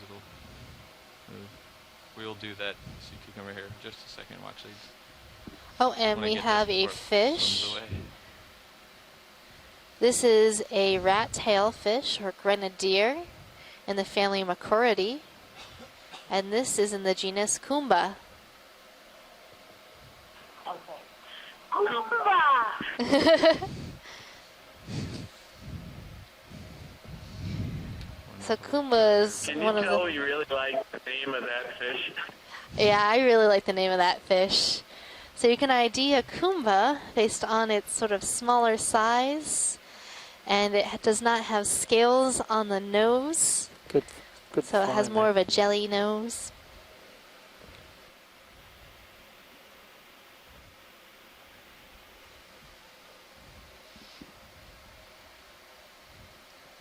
Okay, let's come on in video.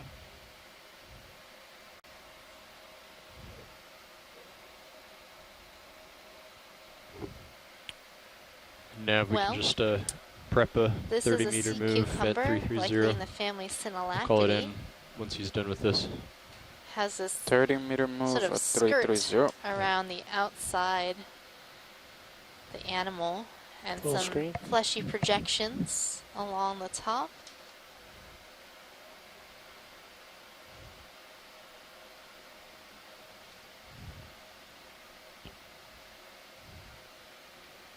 And these sea cucumbers can come in a number of colors. They could be white like this, sort of translucent white, pink, and also purple. Feeding appendages are on the right working. Tilt down the center. And we're zooming in on the head of the sea cucumber. You can see its little feeding appendages on the rock.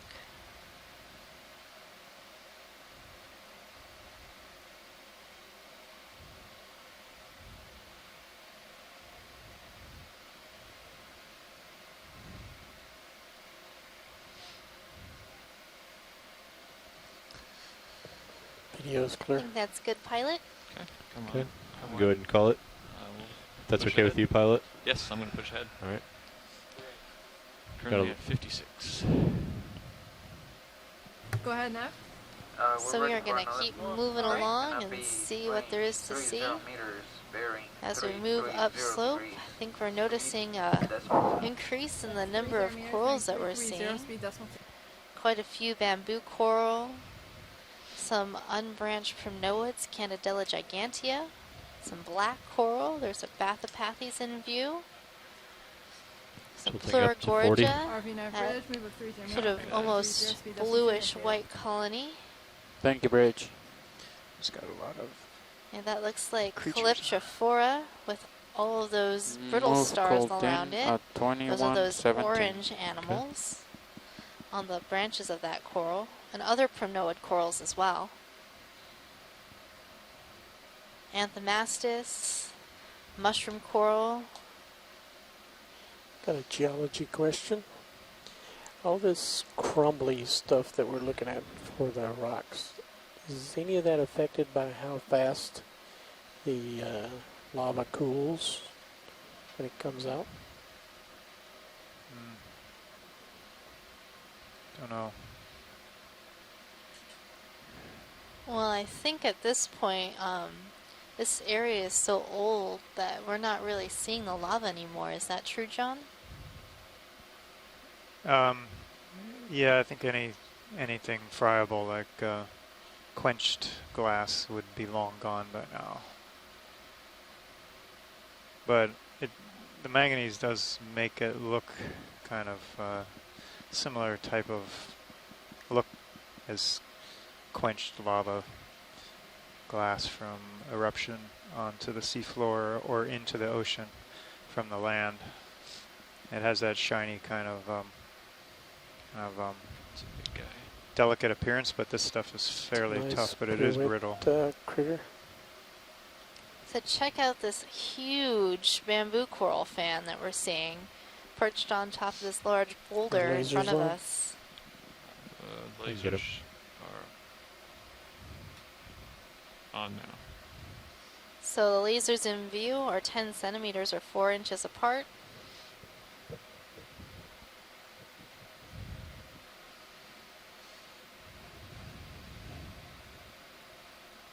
Looks like this coral is over 1 meter tall.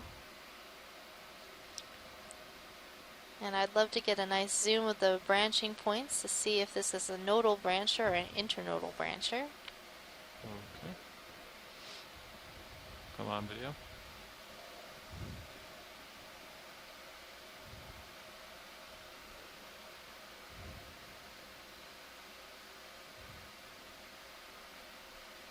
So it looks like it's branching at the internode, so in between the proteinaceous pieces that make this bamboo coral look like bamboo.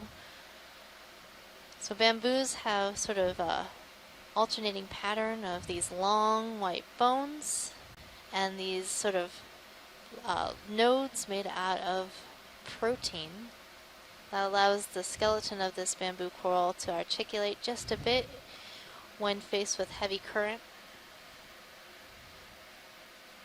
The polyps seem relatively translucent. Do you want me to go down to the base too? Yes. Okay.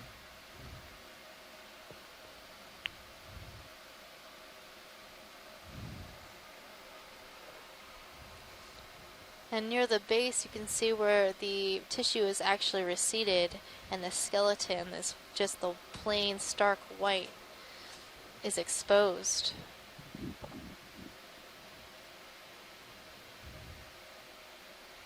And the base of this coral is quite wide and quite secure to this rock. When you become a large fan like this, your base is very important to hold you down to the rock and make sure that you don't topple over. But the taller you are as a coral, the more food you can grab. Oh.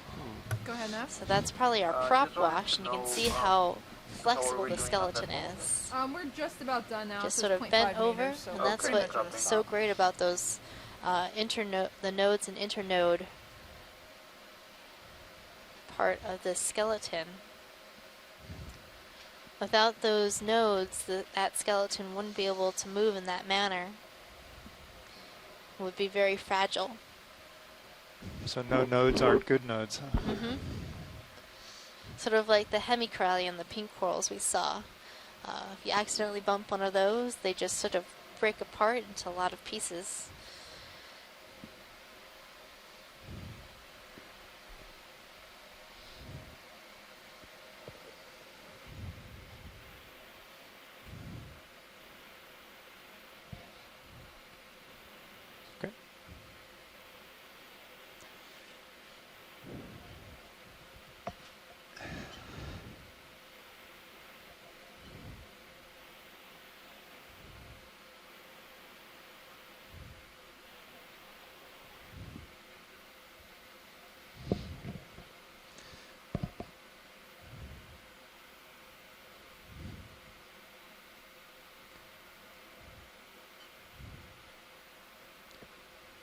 All right, Chris and the gang, Megan's gone off to for lunch. If you have some biology you'd like to zoom in on, comment on, collect, whatever, let me know in the verbal teleconference or on the chat line. What's going on in that candelabra thing? Okay, now it's time to take advantage of the geologists. I'm up for it. Hey, I've been out here a couple of weeks now. I'm on to you guys. Yeah, I know you are, and you're learning a bunch of the biology too, so you've become a dangerous person. Yeah, I've seen that, We don't need that. That range was 30. Been there. Okay, copy. Got the t-shirt, as they say out here. Thank you. Oh, well, we have some marine debris stuck in this, I guess this is a primnoid. We've seen little bits like this before. Sometimes the consensus was they were nets, fishing nets, of some trawl nets, pieces of them that had drifted here from outside So somewhere pilot, else. have you moved at all? A lot of the times there are last little 5 pieces minutes? like this. Yeah, I have. He's just been also pushing up slope. Been pushing. Yeah, so John, a lot of these polyps on this colony were closed. I'm not really sure why. Yeah, but I doubt it's just this piece of marine debris that's causing it. But it could be because the coral may be recognizing that marine debris as a potential predator, so it's closed up its polyps to protect itself. So that would be kind of a weird effect of marine debris on some of these colonies. But as a result of them being closed up, then we can get a better identification on that coral, and it's going to be primnoid, as you said, but most likely corallic too, because the polyps are all curled downward when they were closed, and it looks like they It really have the seems right weird length because, and like, if number you of guys body look at scales high on pack, it.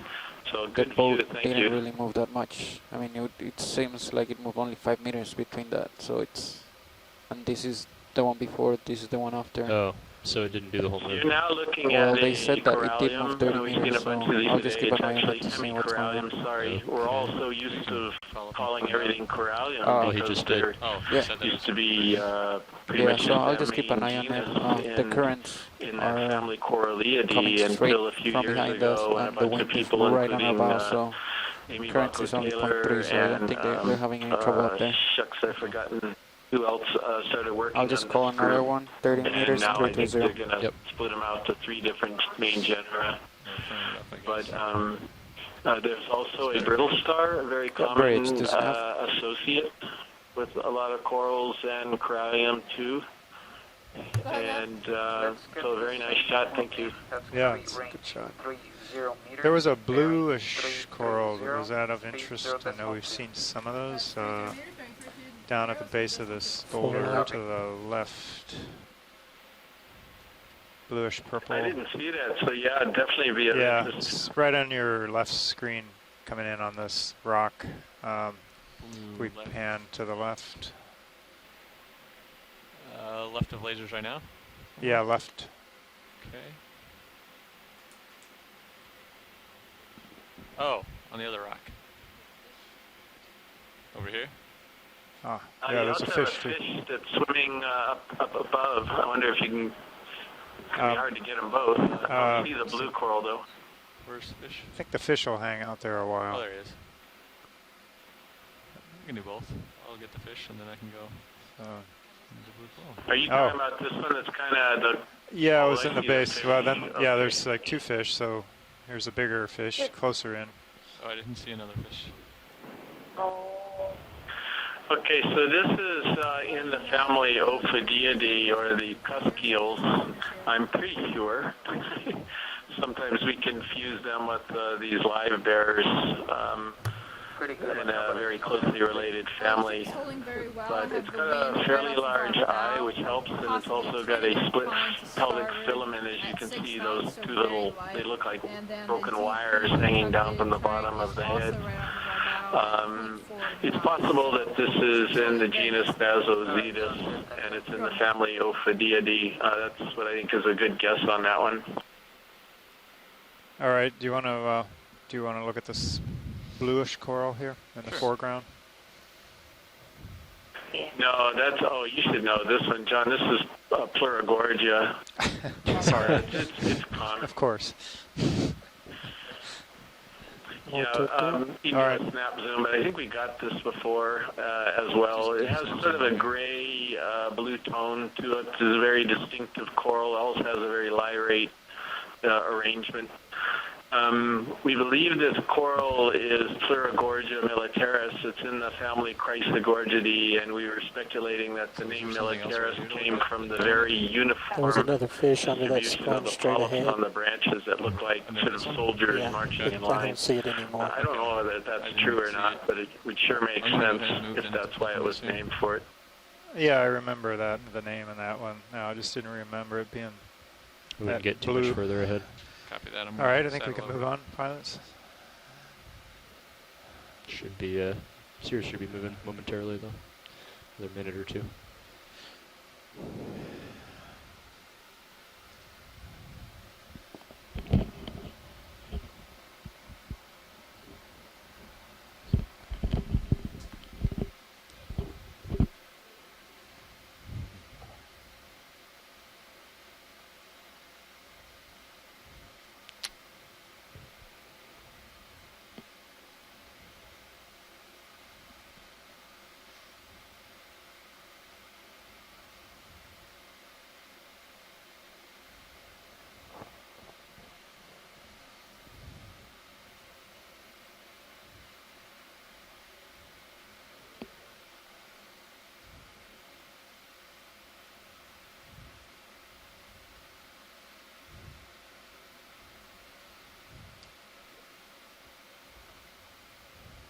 John, is this a rock coming up on the center left, or is that a dead sponge or something? It's kind of weird looking right there with all those stringy things.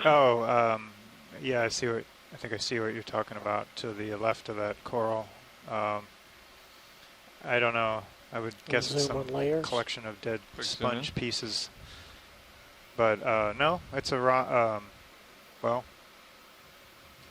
I think it looks like something that used to be living. So that looks like some kind of sponge thing? Yeah, that shows the actual, yeah, it's a sponge, all right. I think you can see all the little oscula on the side of it. So it used to be a hard sponge, but it's manganese coated, so it's been there for quite a while, I think. Yeah. But yeah, thank you for that, just solving what that was. Probably pretty big in its day, I guess, yeah. Yeah, I think you're only seeing a small piece of it. So yeah, I bet it was quite big in its heyday. We have a fish here, so 2 fish. Are they red fish, blue fish? Gray fish, gray fish. Everything's kind of blue down here. You should probably be swinging by now, co-pilot. Yeah, I'm definitely moving.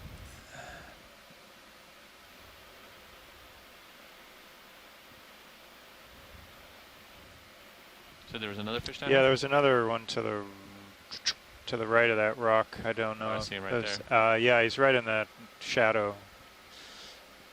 Yeah, you're coming in.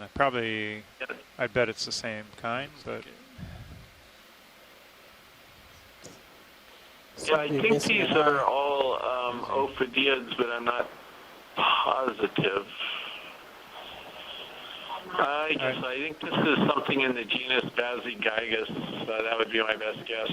But maybe not, because I'm now seeing the lateral line on this thing.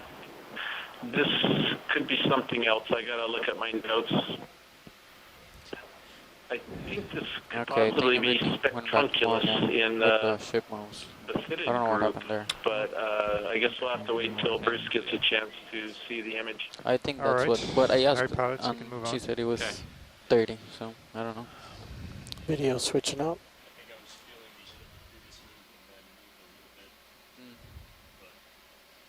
Yeah, but I mean, maybe.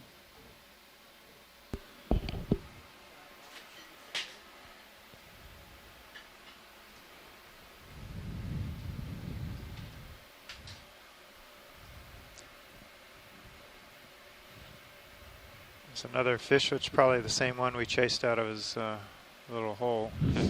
Quick zoom video.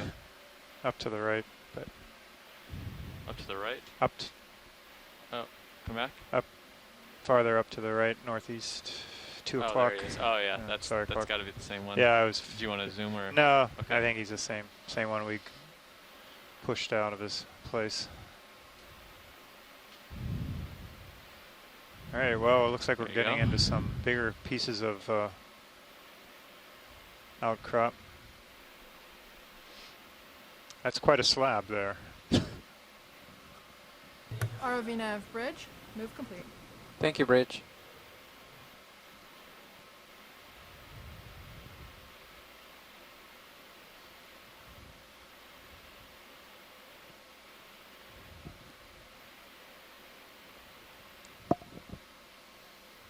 All right, co-pilot, that move ended at 21:33. Okay. Don't see anything loose at the base of it as far as a rock I collection think the goes. delay is more like 3 minutes than 4. We got different fish, I think. John, there's Oh, a very okay. unusual fish to the upper right that's Yeah. about to go off. I wonder if we could get... Yeah, I'm Go in just video. seeing it now. So it's one of our Just watch your little swing arm on Chonics the port buddies side. we saw swimming I'm the not other gonna go any day. closer. I'm going to go up.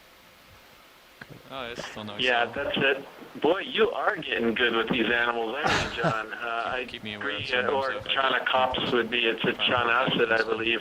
Yeah, I think that's But, the other yeah, one. That's, they normally don't swim that much. They usually sit on the bottom.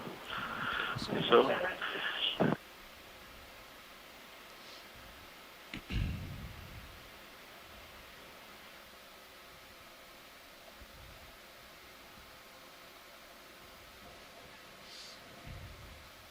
oh, and he's got a floater going by him. oh, this type of fish is considered to be an ambush predator. They have a lure. He's got his lure sort of down right now. You can't see it. It's in that little white pocket right between his eyes. More of a And when balloon right he's now. hungry, he'll he's sit not on the bottom and he'll sideways. dangle that lure out in front, trying to attract somebody close to his mouth. And when he succeeds at that, then he gulps up I don't know that if I get too far back on poor you. shrimp or You're fish or okay. whatever it So was far, that so was good. attracted We got to another the minute. lure. Minute And and a that's half. the end of that. I can't remember whether these lures are bioluminescent or something, but it's quite possible they are to make them even more attractive. But anyway, a beautiful view of one of these things swimming. He's put his hands out. He's coming down for landing. Go ahead.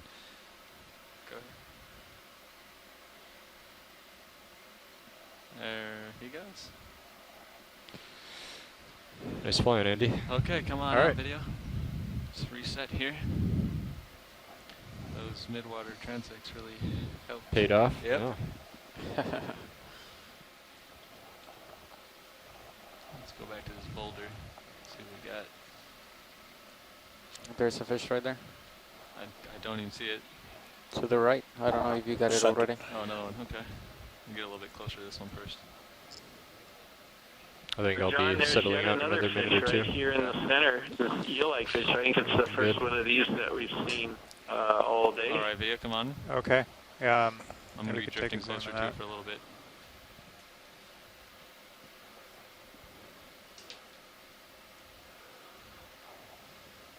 That's a nice profile of these.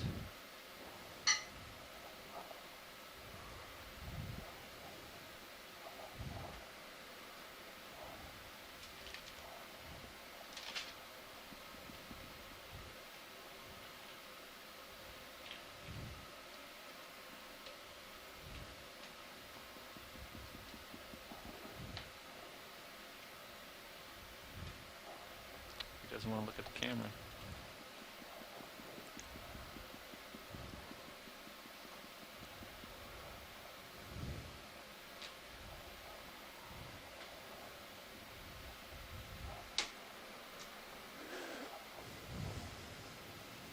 Alright, looking down at you. Copy. 70.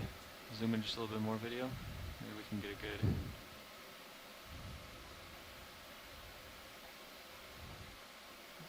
Science, Watchies, are you happy with this shot? Yeah, more. We can go ahead and move on. Okay. All right, coming out video. Okay, pilot. Sorry, I was actually given a really nice description of this eel, and I didn't have my button pushed. Unlike other days where we left it open. 0.062. Sorry, that's Iliophis, if you didn't catch that part. No, I didn't. It's in the family Synaphobranchidae, and I'll leave it at that. Okay, pushing ahead a little bit.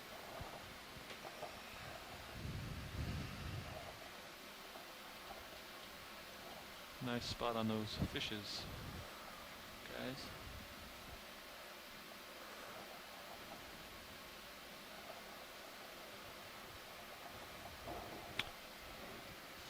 Well, Nav, we're a little ways away from it still, but our next move might be a little different. Copy that. Pretty exciting times. Yeah, I bet the bridge will also be pretty excited about changing those numbers. Here.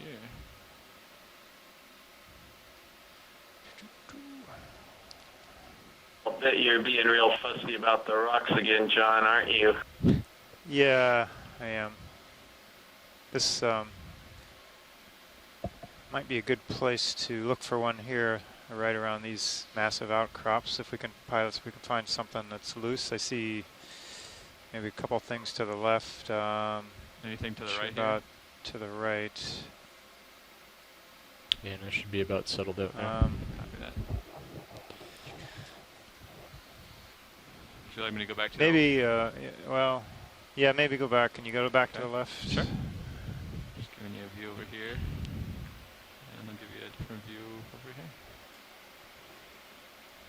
There's got a real, that one just coming into view has got a sharp angle on it. Oh, the one that's kind of wedged there? Right above lasers? Might be a little small. Might be wedged too, but if you'd like, we can try. Yeah, right above the lasers.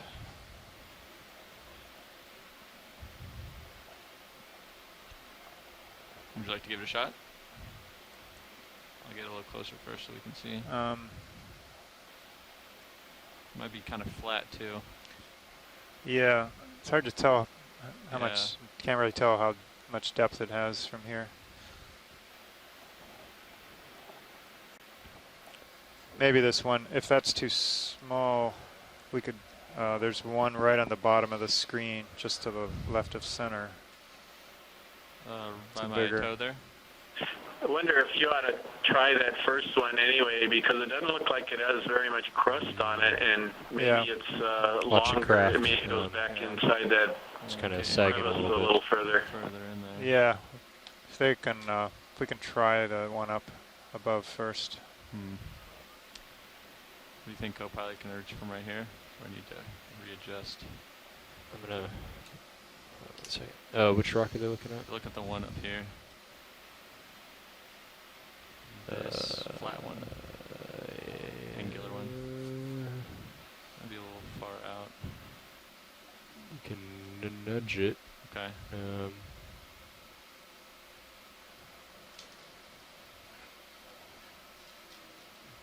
I think you'd be able to reach it. Just be aware you've got these other rocks. Like, yeah, it's gonna be. I'm gonna have to come down and towards it instead of straight down. I'm gonna have to come towards the center of me, in between skids. Could have that rock that's just above it. you can try it. Okay. Can you joylock me?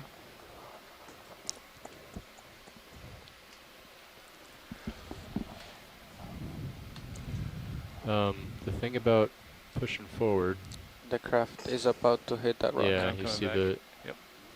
See how it's sagging at the top? Yep. Try over here, maybe.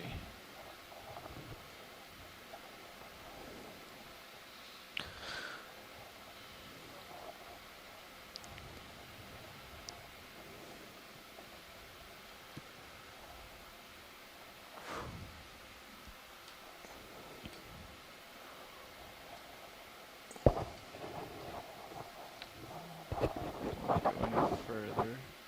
Yeah, that's a little better. Swing arm there.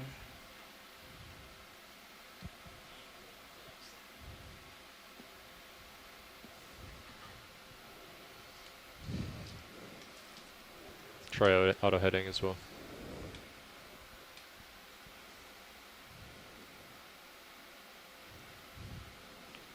Can we bring in my lower swing arm just for this? Sure.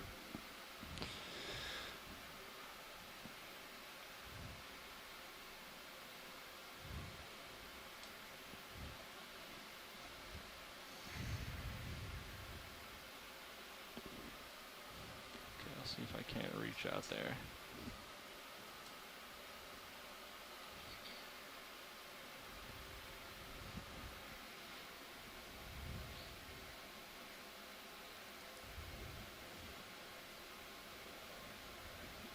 Okay.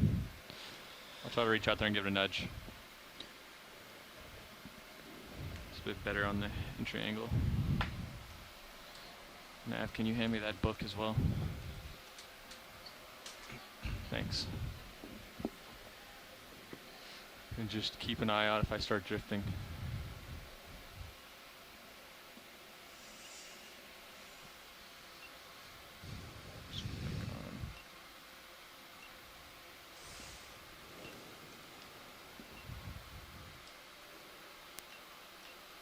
Okay.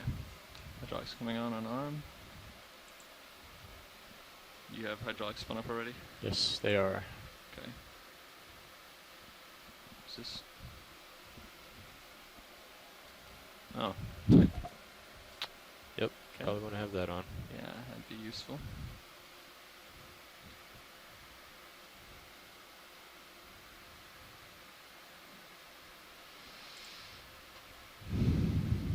No. Are we missing something else? What's wrong? There it goes. Okay, valid comm. That's what I was waiting No. for. Okay. I wonder why that wasn't on. I don't know. Now, arm coming on. There we go.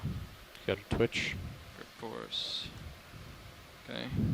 Now we're ready. Do you want me to bring up Mini Zeus? Yes, please. That would be very helpful here. Alright, and I've got control of it. Okay.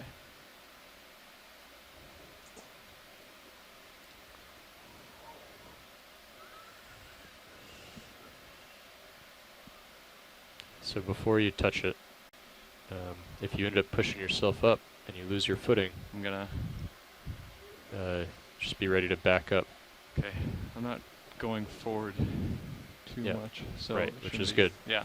So I should just be ready. Okay. So I wouldn't press down on it like that. I'd get the fingers like on the side and yeah. Well, it is loose. They were all loose. Yeah. Yeah, it looks a little thicker than I thought. So why don't you try to grab it, pilot? Okay.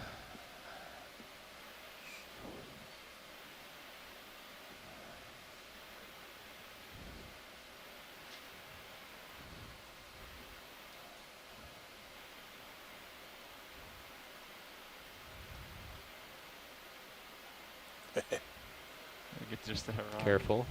You don't want to push yourself around. Just wait till these go by.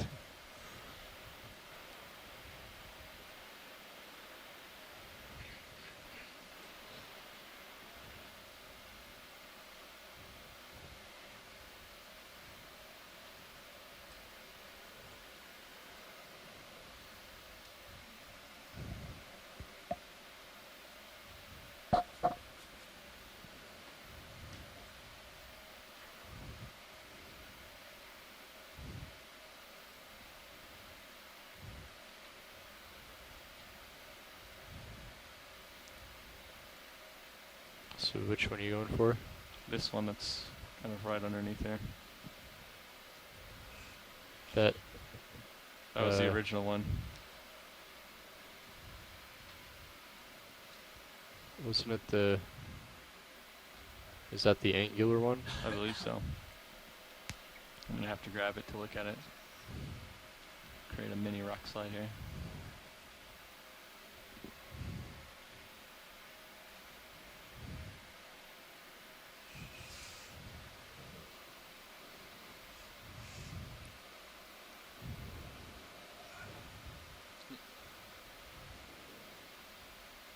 So hold on, hold on a second.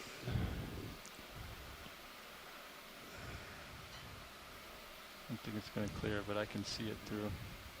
There, it's that one that it's.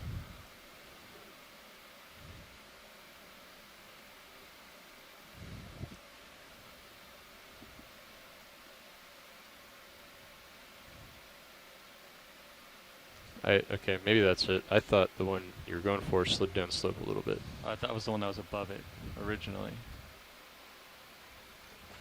You want me to go for it? I'm going to try it. No, the original one is the one with the sediment on top. Yeah, this one that's in the right, back. Yeah. right Okay. here. Okay.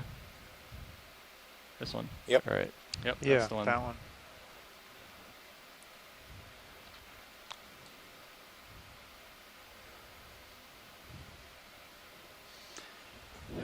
This is the one that we got, well, actually, and I have about 800 pounds on it right now. Yeah, that looks like a good one. Okay. So got something out of the trash heap. Yeah. So are we happy? Do we want to do any zooms? Can I? It's up to you. You're the pilot. Okay.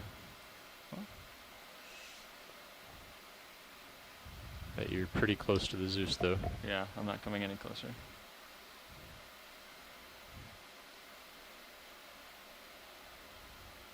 And that's what we got. Watch lead. Still happy? Yeah, that Okay. is a proper rock. Okay. I'm going to go ahead and put it in our starboard there. You want me to bring the wing inboard? If we can. It's really hard to see.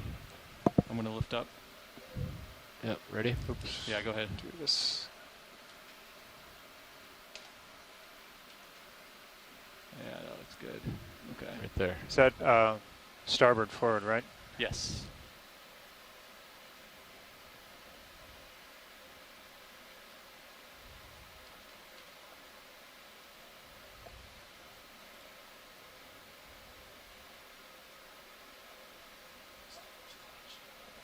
Okay, nice. I'll bring it outboard. Go ahead.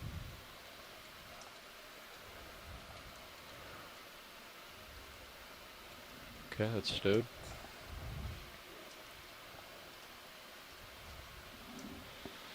I'll follow you over on Mini Zeus. Copy that. Thanks, pilot. Good job. It's a good rock. The wrist is all bound up there. Yeah. Yeah, just first specimen, first rock, collected 2150 UTC from a depth of 2242 meters. You're close to the Mini Zeus. Bring it out. Yeah, and then straighten out the wrist.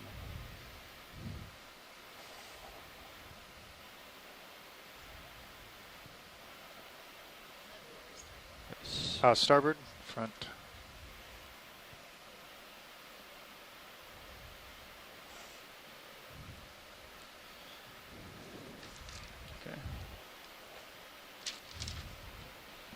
good. Arm is secure. Bringing down hydraulics. Once you're clear of these rocks, we'll get your lower swing arm back out. Thank you.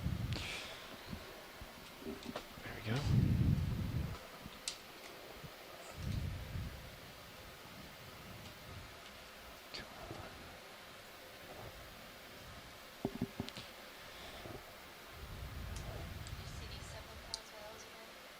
About 5. Yeah. No, we did not.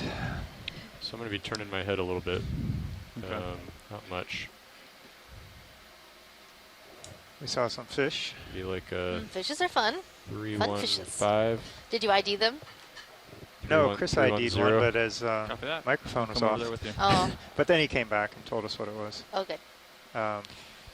Ready to get So your what was swing so arm good back about out? the rock I'm that ready. we picked? Okay. Are we getting into a better area, or we're just sort of getting desperate?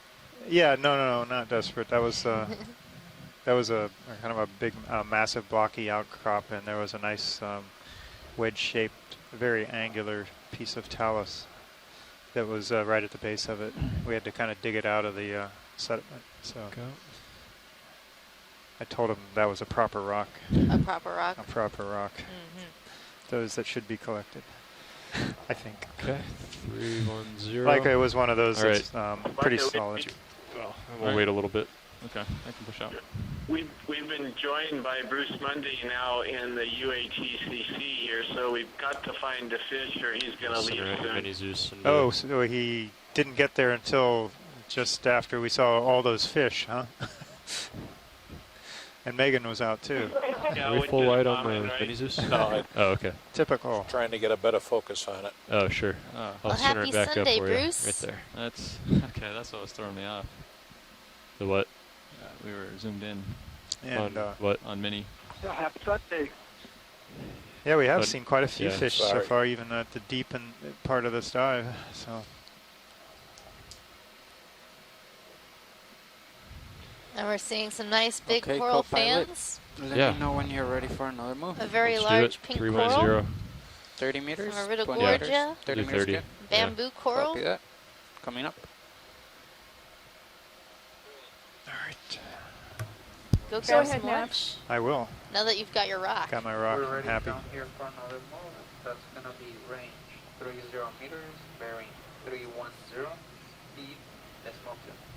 Copy. That is 30 So we're seeing a meters, number of bearing associates on this 310 bamboo decimal 2 coral. knots. A crinoid, some brittle stars, maybe some anemones as well.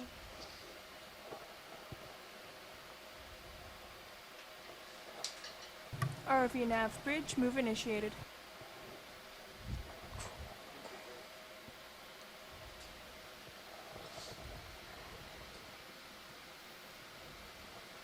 Yeah, Looks looking like we're up at, still 40 on our degrees, slope, heading up towards 35 waypoint 2. degrees.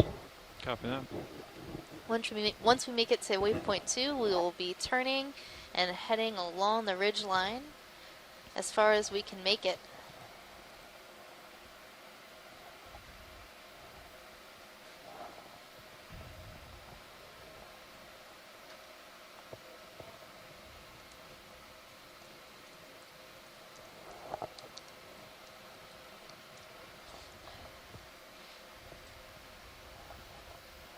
Just trying to escape. And we're seeing our brittle star goes. just sort of bailing on that coral. Pardon the interruption. So it seems This like conference sometimes contains less than 3 they must be participants able at to this sense time. the ROV If you or would like to in continue, some press way, star 1 because now, oftentimes or the when we get conference will be close, terminated. they will jump off whatever coral they happen to be on. They don't want to be collected.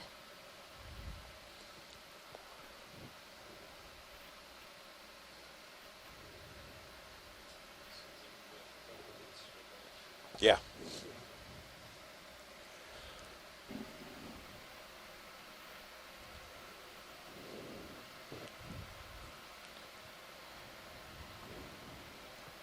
So right now in view, we're seeing some bamboo coral, some primnoid coral, some I'm gonna Chrysogorgia head coral, over here, Dan, and then I'm gonna turn and come back to Iridogorgia, center. Chrysogorgia geniculata, that bottle brush shaped coral in the background, some hemicorallium, and some dead Walteria sponges.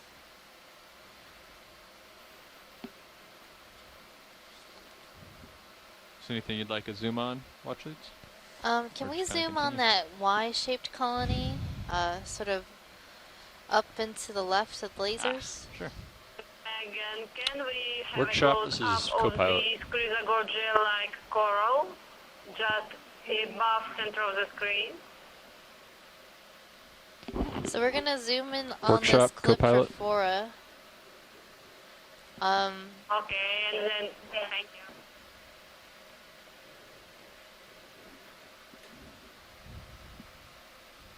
Go ahead, video.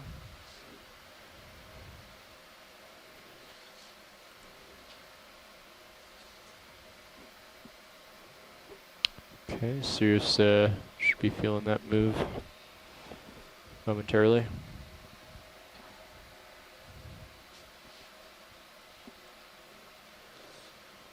What did we want to zoom So in this is a on? very beautiful example of Clyptrophora and how it branches.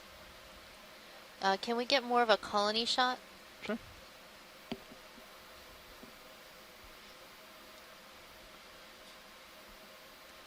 And then Tina, which coral did you want to see? We wanted a Chrysogorgia a little bit above this. It So- looks a little bit like Metallogorgia. Oh, the one that's just behind I this guess one? just the next one So probably, with two squat lobsters. so there's a Chrysogorgia coral just behind. Chrysogorgia with two video. squat lobsters Yeah, just that's the above one. the Lerate colony, yeah. Try to get you a good zoom from here. We're a little far from it, but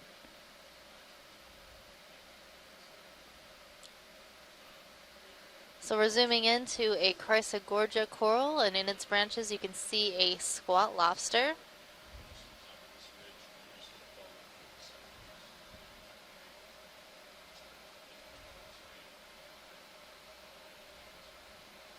This squat lobster is likely in the genus Europtychus. did we want to see the one in the back as well? Can we just get a little bit further out view Yeah. to see Oh, more this of one? the coral? Yes. Come on out, video. Let's frame it up. Yeah, thanks. That shows us a little bit more about the branching Oh, pattern okay. of this coral. I gotcha. Looks like one branch is arising from each one of these zigzags in the skeleton. And near the base, the branches have broken off, but at some point there was branching there. You want to see the base as well? Watch this. That's good. Okay. Do we want to see the other Chrysogorgia behind this? Maybe it would be nice to have a shot of another Chrysogorgia as well, to have varieties. Pilot, can we zoom the Diversity? smaller colony? Absolutely. So now we're looking at a different Chrysogorgia. So we have two different species here. This one's a little bit lower to the rock, also has the same squat lobster in the branches. Pilot, And this seems to be more of a Go ahead. planar colony. I think I'm on the move. It's just off to my port. I think I might be blowing a little bit to starboard, but I believe you are moving. got you at 50, 50, so got some time. yeah.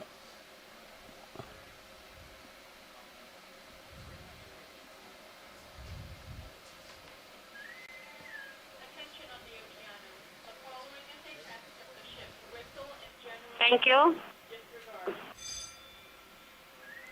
Are we clear here? Watch this.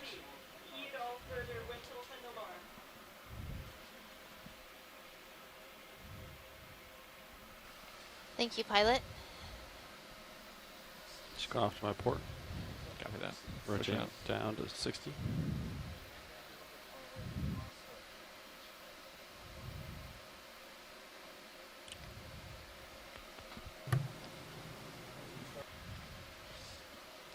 ROV nav bridge. Go ahead, Bridge. Move is complete. Thank you, Bridge.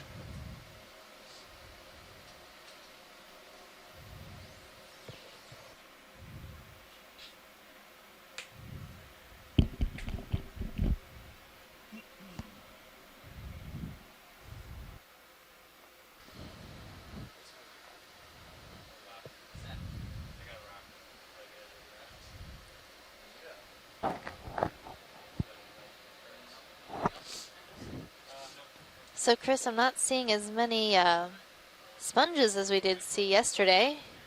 It seems to be an area of mostly corals.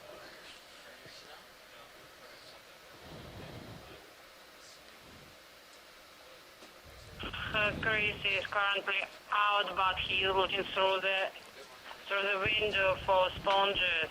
He has his speaking with Bruce outside. Oh, okay. Can't respond you, but definitely he missed sponges. Cirrus is moving, pilot. Copy that. Cirrus is on the move. The ship has stopped, but you got a couple minutes behind at the step. Thank you. I'm gonna. Is that ship move called in at decimal 2 knots? Yes, it was. Copy. Coming up with you. Copy that. Off we go. Pilots. Oh, never mind. Yeah. No, I didn't realize that the glow alarms were deployed again. I was going to say they pulled up, but So it they're looks good. like we're coming upon a large outcrop of rock. Maybe we've reached a part in this slope where we're seeing more solidified basalt. Looks like a pretty Keep an eye on your brow. I don't think it's overhung, but large set of rocks here. And I bet they're going to be covered with coral. You think?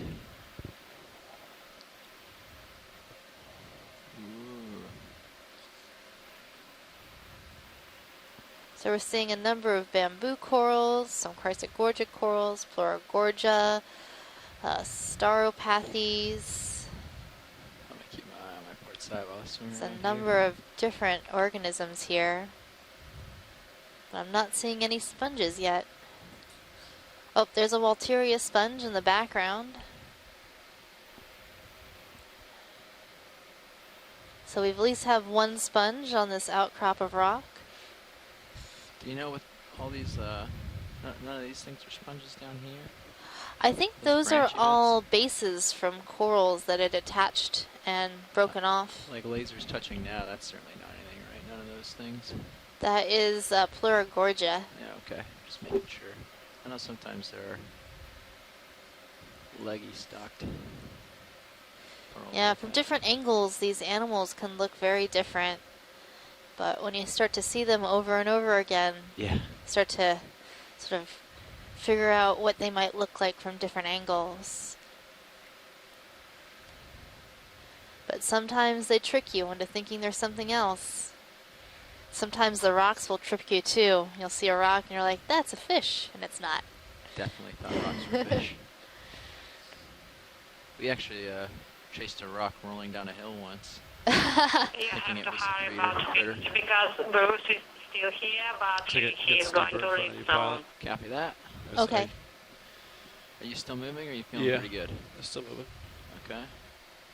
Got me at 56. Things are looking good. So you'll notice that on this rock Got a big delta right pinnacle here that we're looking at, sure. all the corals are sort of sticking out in the same Look at my manner. sonar, I'm pretty sure That's likely can't quite because see over the that, but that's a currents decent in ways this away, area so- are flowing in this direction, perpendicular to the face of the fans of these corals. And then we have the coral of the rock right here that's found its settlement place right up top. It's probably the best place to be if you want to be a successful bamboo coral like this one.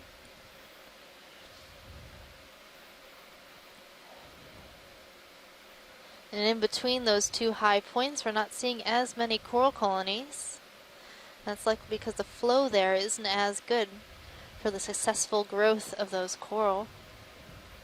Probably should be settled up by now, I think, right here. Copy that. Seems like we found a sheer slope.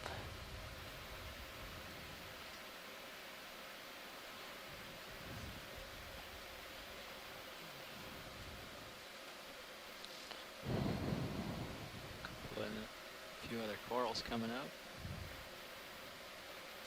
And a sponge.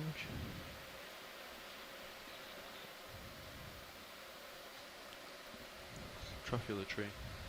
Now we have a stalked glass sponge coming into view. This is Sacco calyx. It's in the family Euplectellidae type of glass sponge.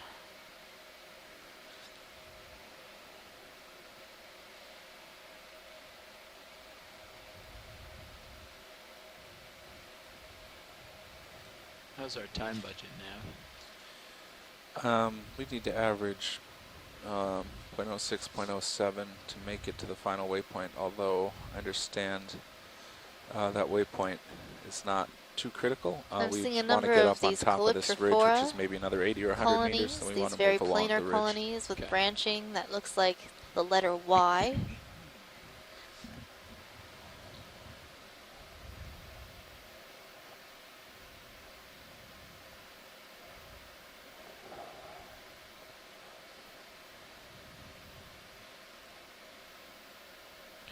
I'd say you can call it a 20-meter move. The texture of the rock here looks really interesting too. You want to see what this yellow is? Yeah, let's zoom into that Alright, yellow. co-pilot, you want that now? Not sure Oh, wait, if it's just a a second. conglomerate Sure. or maybe some biological material. Dropping down a little. 310 maybe. Tilting. Alright, will you come in, Quiet, Leo? co-pilot. I'm going to bring Scan you up over a this, little. see if it's anything we See need if that to helps. Stop and take a longer look for. Yeah, you're definitely up at it. 305, I'm not 310. sure. Yeah. It sort of looks Because like it's a some little of steeper here, I'm this thinking of 20 meter rather than 30. Oh, yeah, sedimentary that's reasonable. conglomerate material that Wait, you've seen on the rocks got, what, a in 4 or 5 past minute delay? seamounts. About that. Yeah.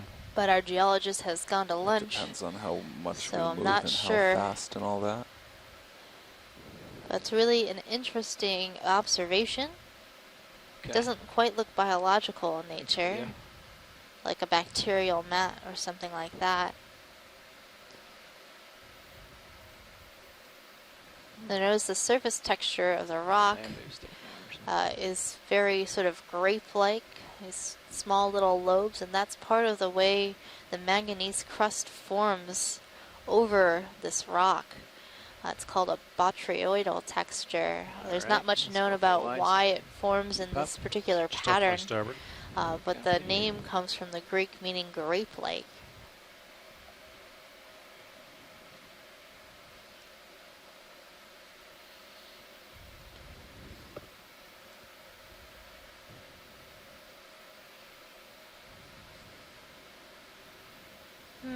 This is kind of curious. Now that we've gotten to this sort of bedrock area, it's no longer jumbly, crumbly rocks. They're not seeing as many corals, which is not what I would have expected. Maybe it's because of the sheerness of the slope that we're going up on, or the texture of the rock. Or maybe it's just the patchy distribution of corals that we often observe in the deep sea. Now that we're coming up over, and now that I've said that, we're finding this nice little rock area, this outcrop, where there are tons of coral. So it could just be that that area we were just surveying was in the lee of this particular lobe of rock. And so all the corals have been successful on this rock versus those other areas which might not be as conducive for coral growth. So no corals on lured rocks.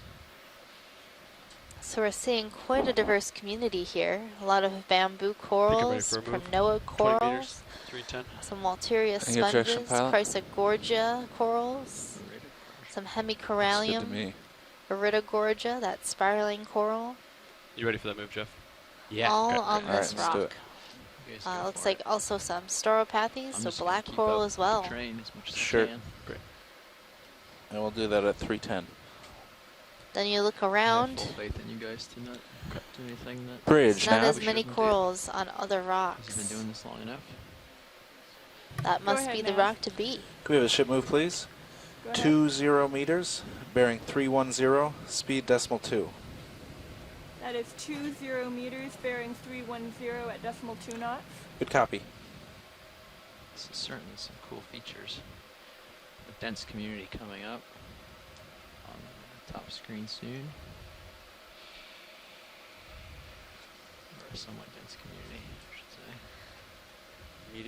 Medium density? Medium density? I don't know. So when we do these types of surveys, it's every place has its own story to tell. And it's our job as scientists and ecologists to try to figure out what that story is. So what happened here long ago when these seamounts were formed? What's going on with the geology here? Why are these animals so clustered together in certain spots? What makes these areas better for the success of corals versus other areas? So we use what we do know about these animals and try to construct a story about them. So we're seeing this one lone, very large pink coral fan, along with a number of whip corals. Obviously that coral has been here for a number of years. Pink coral grows very slowly, so a fan that large is likely well over 100 years old.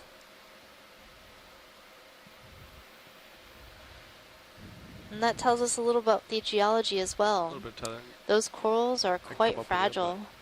So to see one that large, unbroken, and a beautiful fan like that, we know that this area has been stable for at least that long. Out of leash. Of course, in geological terms, a few hundred years is nothing. It's like a couple seconds.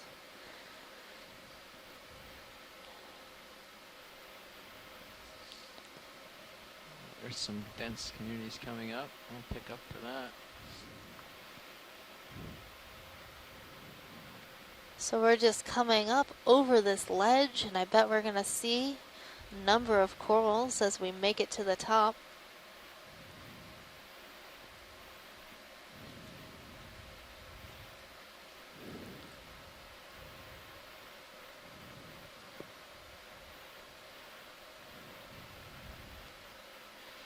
Get a little broader view here, sort of see everything that's here.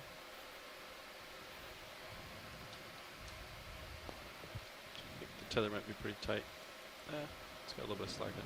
Yeah, we're all right. I'll swing back around to my port. And give me some leash. So in terms of, if you try to put these deep sea coral communities in terms of shallow water communities, we're not calculating the density in the same way. Shallow water corals tend to be larger, lobate, and crusting, and these deep water corals tend to be more fan-like. So you're not seeing a percent cover in the same way as you would in shallow water. What we're looking at is a number of corals per square meter. So here we're seeing multiple coral colonies per square meter, and that is the general definition for a high-density coral community in the deep sea. And these high-density coral and sponge communities are important to the deep sea environment because they provide a lot of habitat to other organisms.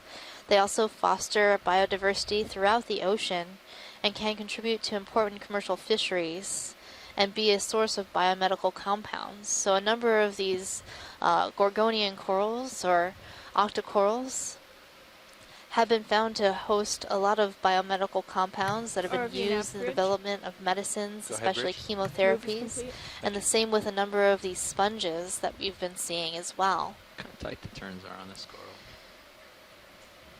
Wow. And these high-density coral communities are also a large genetic pool for larval dispersion. So when we see a lot of corals in one place, we know that there has been a lot of settlement in this area, and then they will also reproduce and send their larvae on to other places. And that's how we will see some connectivity between areas like this area and the musician seamounts at Schumann Seamount and other seamounts within the musician seamounts, as well as in areas nearby, such as the Northwest Hawaiian Islands, also known as the Papahanao-Mokuakea Marine National Monument, about 4 minutes ago, and the so main that's Hawaiian consistent. Islands. And these areas can also connect us to the greater Pacific Ocean. So little is still known about how these corals disperse throughout the ocean, but through genetic studies and looking at the communities at these depths, we've been learning more and more about how these communities are connected. So right now we've come along a wall just covered with Pleurogorgia corals. So those are all those small colonies just along this wall that look like little feathers and fans. And as we reach to the top, we're seeing large bamboo coral colonies. So in other dives, I've seen Pleurogorgia sort of be inside cracks and crevices, sort of along ledges. And these areas can be areas of high current acceleration, allowing the coral to collect more food per unit time.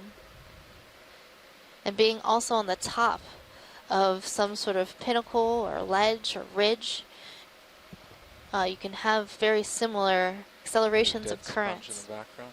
Yes. And that's why these bamboo corals are being so successful up top. There is a very strange formation in the background behind these bamboo coral. I think it might be a very large dead sponge. Do you want us to go investigate? Let's go investigate that. It's Okay. like, it looks like a brain. Yeah. Almost. Certainly a big knocked over sponge. Wow. We were a little closer a little while ago and we caught it in the. It just caught my eye. It's like, that's a really weird geological feature. Yeah. It's probably not geological. It looks too organic in shape and form. Yeah, so this is definitely a very, very large dead sponge skeleton. Can frame it. This sponge was likely in the family Come on in, Feriidae. Rio. Just frame it up. So a hard sponge. Good there. Thanks.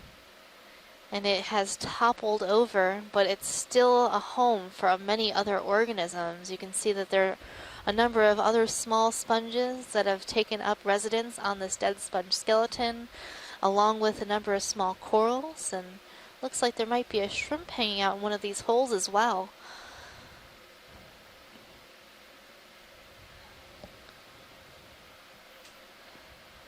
So we call this one a hard sponge because its spicules, or the little pieces that make up the skeleton of the sponge, have fused together. And if we were to use our manipulator arm to grab this sponge, it would crunch and crack.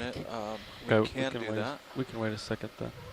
Instead of like the sponges that you might have in your kitchen, which would be squishy and soft. Say again?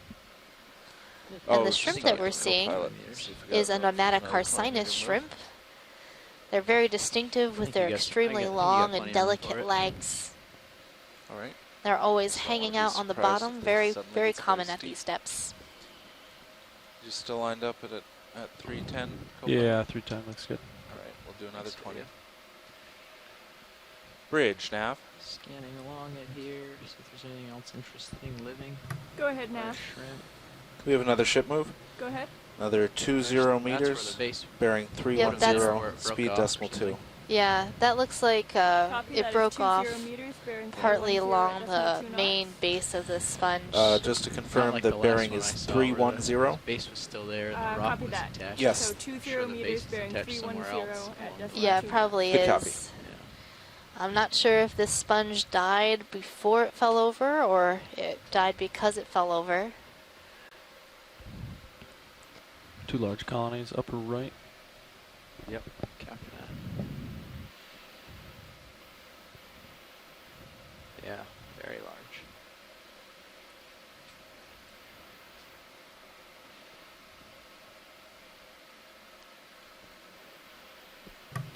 ROV nav bridge, move initiated. Thank you, Bridge. And can you confirm bailout is southeast? And in this area you can also Yes, see bailout that there are a number southeast. of colonies and many of them look very different.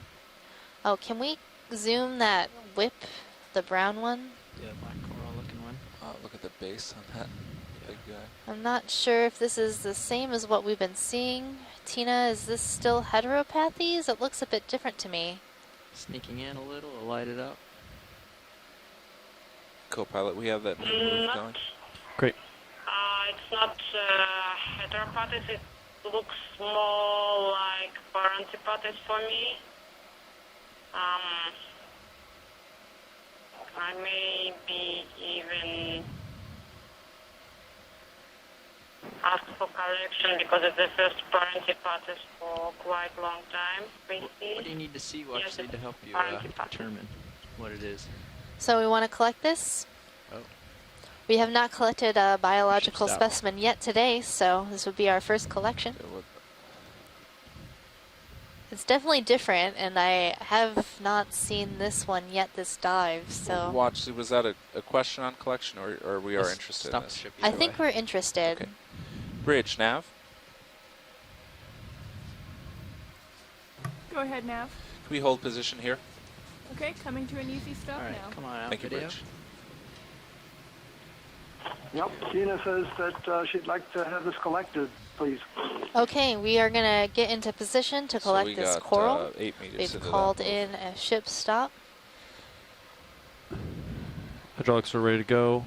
Copy. Port starboard, wherever you like. Everything's open. Is that correct, Nav? Yes, everything's open. We only have one sample, and it's geological.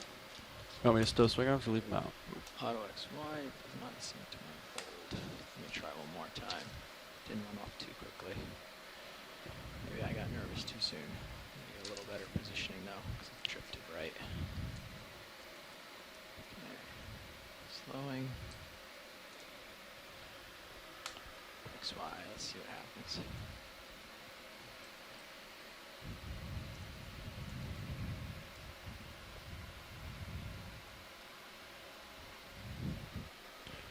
Taking your minis, just centering up. 1 meter. Why is that so big? Why is that set for a meter? I don't know. It worked. RV Nav Bridge, easy stop is complete. Thank you, Bridge. Step that down. You have a fish Oh, and there's right a at the fish, base, Bruce. right in the mini-zoos. Can we look at fish first, not... Well, it's definitely a true eel, and it looks like a synaphobranchid. My suspicion is that it's in the genus Iliophis, but it'd be nice to get a view from the side, particularly if we can see the snout. It's got a very peculiar Looks abdomen. like I drift right more. I could Mine's say at 1 they're a meter. gravid female full of Set it eggs, to but more a 10. likely from the irregular shape down that it's there. eaten a large meal just And if you recently. see me drifting, forward or I don't know if left, it's possible which is just to pan to the left and push me look at the backwards eel. whatever. Point I one. think Just help keep they're it lined having a up and let me discussion know of what how we're to pushing. collect this, just given its location on this rock face. So I don't Okay, think it'll be hydraulics are possible to look at that. But maybe it'll stick Yeah, they're around ready to for a go. little longer. Okay, well, thank you. Arm You coming know, that line. was Keep a an eye on very Sirius, odd yeah. shape to its abdomen, you know, thicker in front and lumpy, so we Arms usually live, see reaching them out. more sleek and smooth. But I'm still certain that it was a synaphobranchid eel. I'll just do this quickly so that it's not too... we're definitely going for collection here, yeah? Yes. Okay. How much do you want? Like here? Does that look good, Tina? I think that's probably plenty. Okay. We're getting about half of it.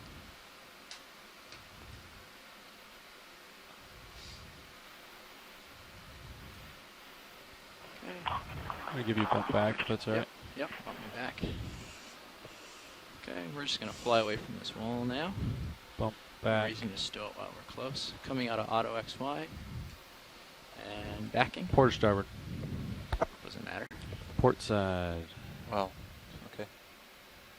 Last time we collected participants almost complete, but finally they got only stock. Start at altitude lock, bottom lock. Looks Yeah. good. Be great on the way up. Let me know when you want me to extend. I'm just going to go back into auto here real quick. Unknown. But you can extend whenever. Okay. That's fine for me. You get a chance There's to go nothing to else in the box. Smithsonian or That borrow is the correct. material to I Smithsonian. have seen some Just to let you guys Setting know, up your X mic Y. is live. And same thing. If you think I need to bump. So it's actually that, Box tennis is and in open tennis. position. So I'm Or looking Mizu's through coming down, sometimes. sorry. I have booked some Carapatas from the collection, so I I'll can go to the have far comments side, for so them I because I know that drop anything. their priority. For me, it's much more Something interesting that to have comes local with it. fauna because sometimes we have material from there, not from exactly Hydraulics from are spun all the way up. Hawaiian, but That was weird. The arm got real heavy and started bouncing on me. Wait, did you hit your elbow extend all the way or something? It was the shoulder that bounced. Copy. They had already told them. Which is uncommon. There we go. It's in the box. Opening the jump. Copilot, why don't you bump him back a little bit? It's okay. Okay. All clear. Good. Retracting. Thank you.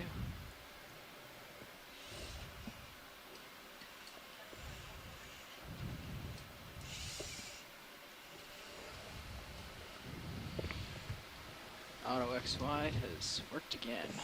I love it when it works.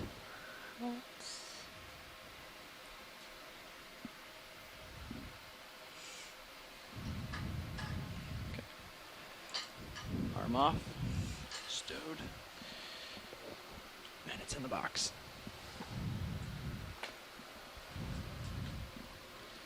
Coming out autos. Sidling left and up. And I Yes, know we collected our first biospecimen of a black coral. I know. I think that I heard little someone talking about a brown fish, one right there. and I missed it. I think the fish is probably long gone. He was We swimming found you off, some nice up rocks, John. and to the left, but that was several minutes ago. While you were away. Made sure that we would have some interesting geology for you to talk about.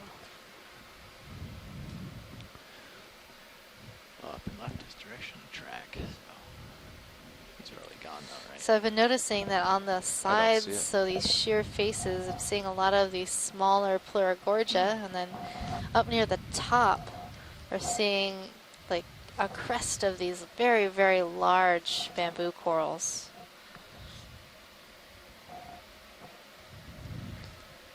So are we on a vertical wall now?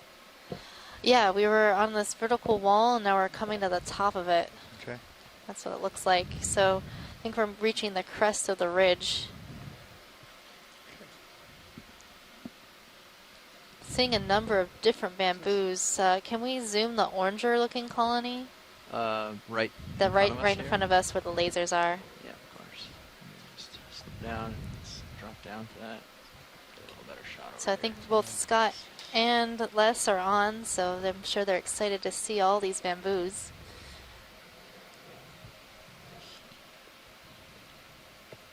Okay. Yeah, come on in, video.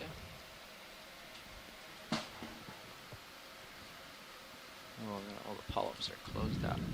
So this looks like ectomyosis to me. The polyps are all closed and they have that very distinctive volcano sort of rounded shape. Coming over for the associate. It's also branching internodally, so not where these Sneaking in some brown or video. black nodes are within the skeleton, which is also typical of ectomyosis. We're seeing this brittle star, likely in the family Ophiacanthidae, Hold here. wrapped around the branches. Pick up a little to get that right again, because that was cool. There we go. Holding.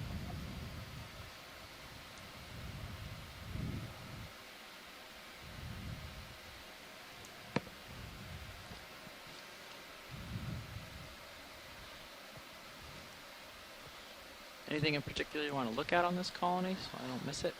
I think we're good on this one, but the one next to it looked different. So the one to the left behind it was a different color, Oh, more of a left white color. behind it. Okay, let's get a full species on this then before we go to that.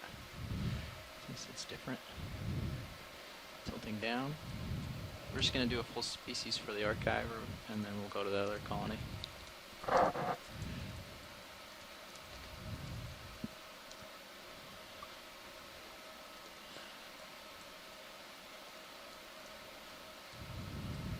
Okay, we'll go to the other colony.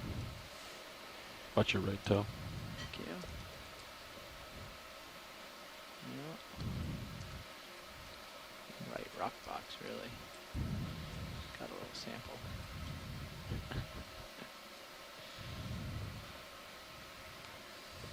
So this is a whole different bamboo coral species right here, this white one. So we're trying to catalog the different types of bamboos that we're seeing all along this top of this feature that we're looking at right now. Seeing a number of different types of colonies all in one place. Okay, video, you can start in on this. Is this the one? That's the one. With the something on it here. Crinoides. It's just a little gooseneck barnacle or something.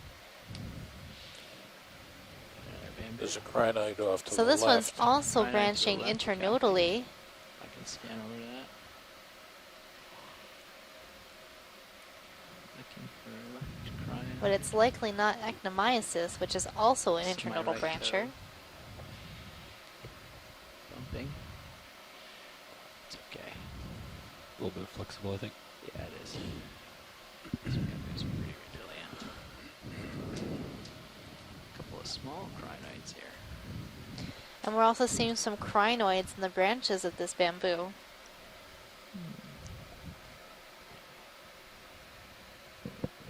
Any other shots you want to try to get video while we're in here?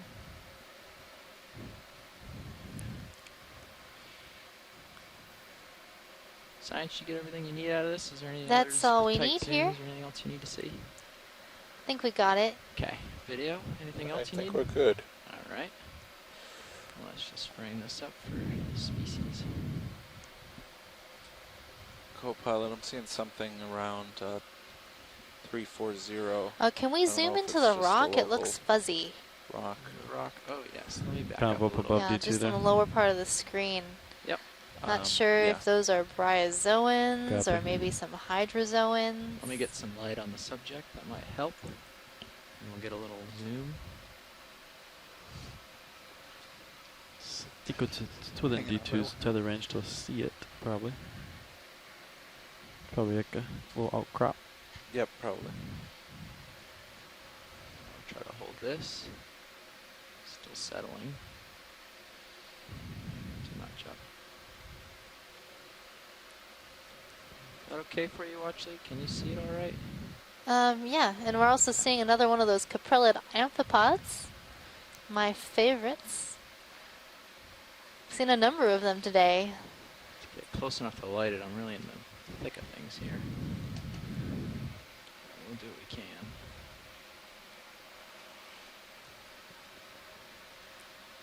Oh, there's one of those cool little weird things on that. Yeah, Right. all these cute little weird amphipods. They're in the family Caprellidae. They have this reduced body on their reduced I legs don't know if I'm gonna get that much better act than just this like little video. hooks. I'm gonna back off. They sort of hold on nestled in to here. Really small come on out. corals Nice. and other little leafy-like organisms. Just sort of similar to the way a seahorse might hold on to something, hooking those little back hooks around the stalk of whatever it is they're holding onto and just sort of swinging around in the current. There's some yellow polyps on this bamboo coral just below us. Do you need to look at that? Yeah, let's check that out. I know we saw some really translucent yellow in past dives, and there's been debate whether or not those were some type of zoanthid or some type of anemone. So there's all kinds let's of get a stuff good hanging view out of on that. this guy.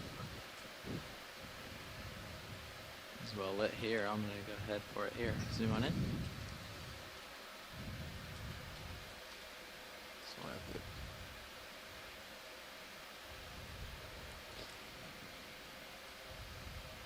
So it looks like there's tissue in between the polyps, which would indicate it might be a zoanthid.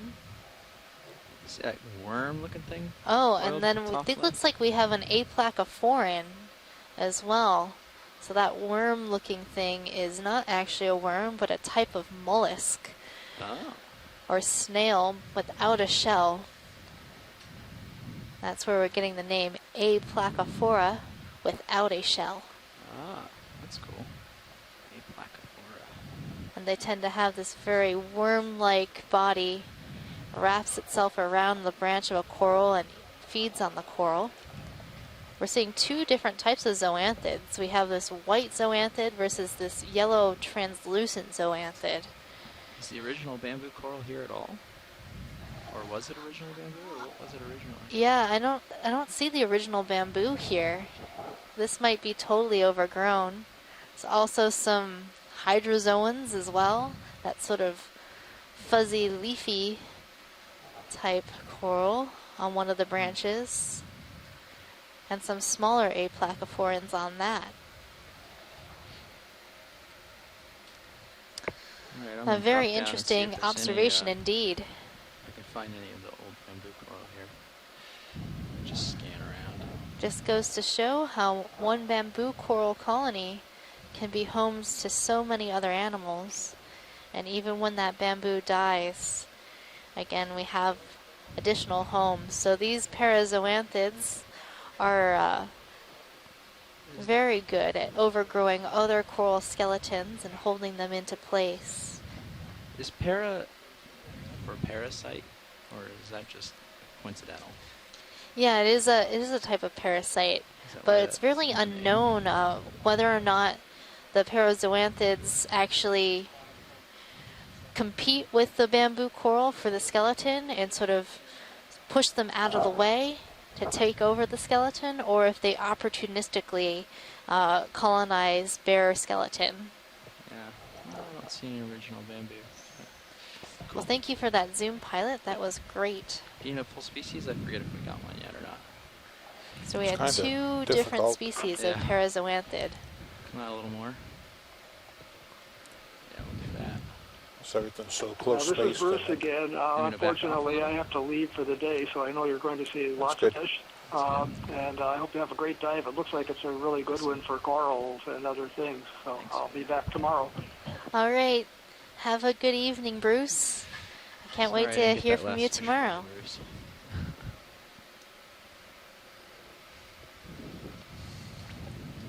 And everybody else here at the University of Hawaii ECC, they're all stepping out for lunch right now, so there won't be anybody here for a little while. Okay. Thank you for the heads up.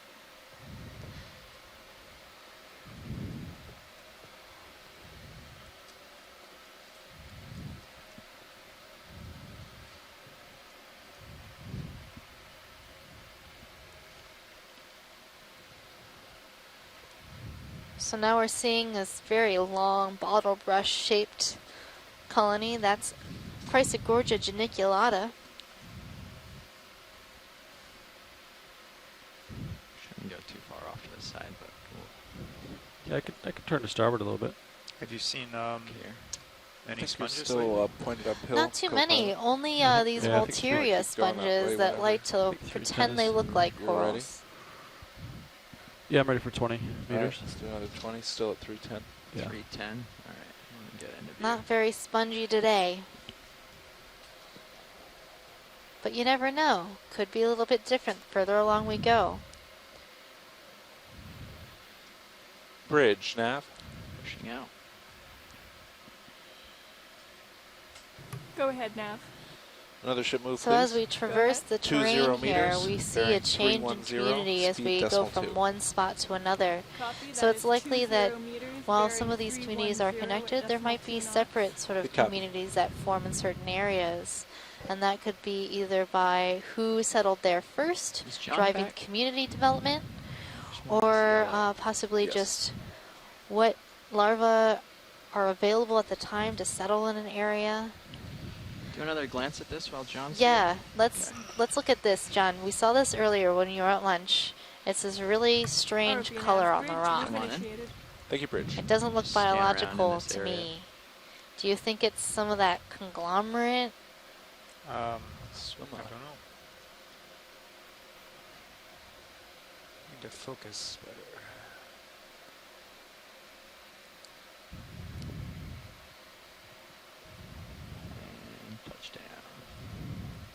No, I don't think it's that. You would probably see it more. I don't know what it is.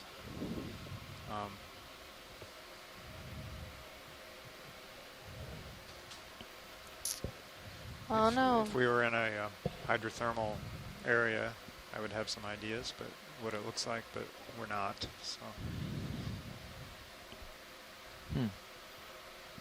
Well, it will remain a mystery. Strange geology going on here. Well, we do get maybe to the left, up and to the left, if you can pan. Yeah. There's Yeah, a I can get over there. gouge. It looks like. I don't know where how that appeared, but.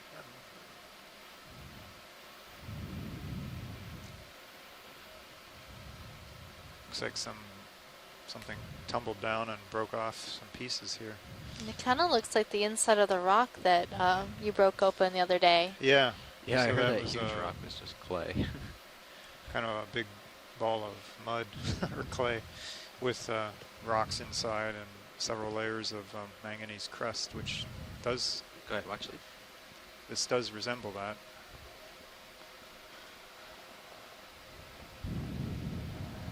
So I think a lot of these rocks are actually mixtures of a lot of things with a crust on it, which confuses the issue. It's part of the geological mystery of the musician's seamounts we have yet to solve. Yeah, now we're seeing all that yellow all the way, and this all the way up here. So this is interesting. This might be an outcrop of all this kind of sedimented material of muds or clays, and then we're seeing exposures of it.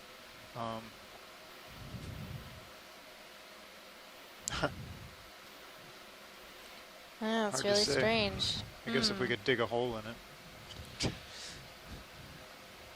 Well, it must have been stable to have some corals on it, but we're not seeing the large coral like we were earlier, so maybe it's not as stable a substrate to host large coral colonies. Would it be useful if I dragged a toe real quick to see what it was like? Yeah, it would.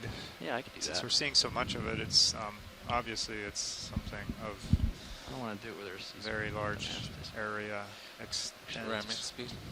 I have a feeling it'll just be pretty friable. Yeah. Just sort of land and then drag along and see. Here's a big section of it. You want me to do it over there? Like a big wedge of sedimented material.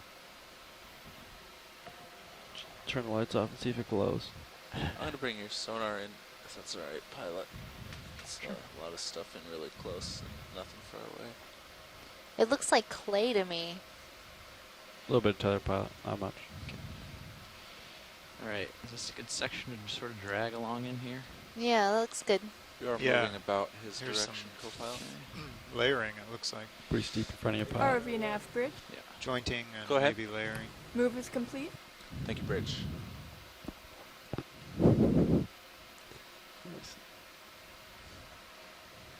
Oh yeah. Oh yeah, it just sort of made a dust pile.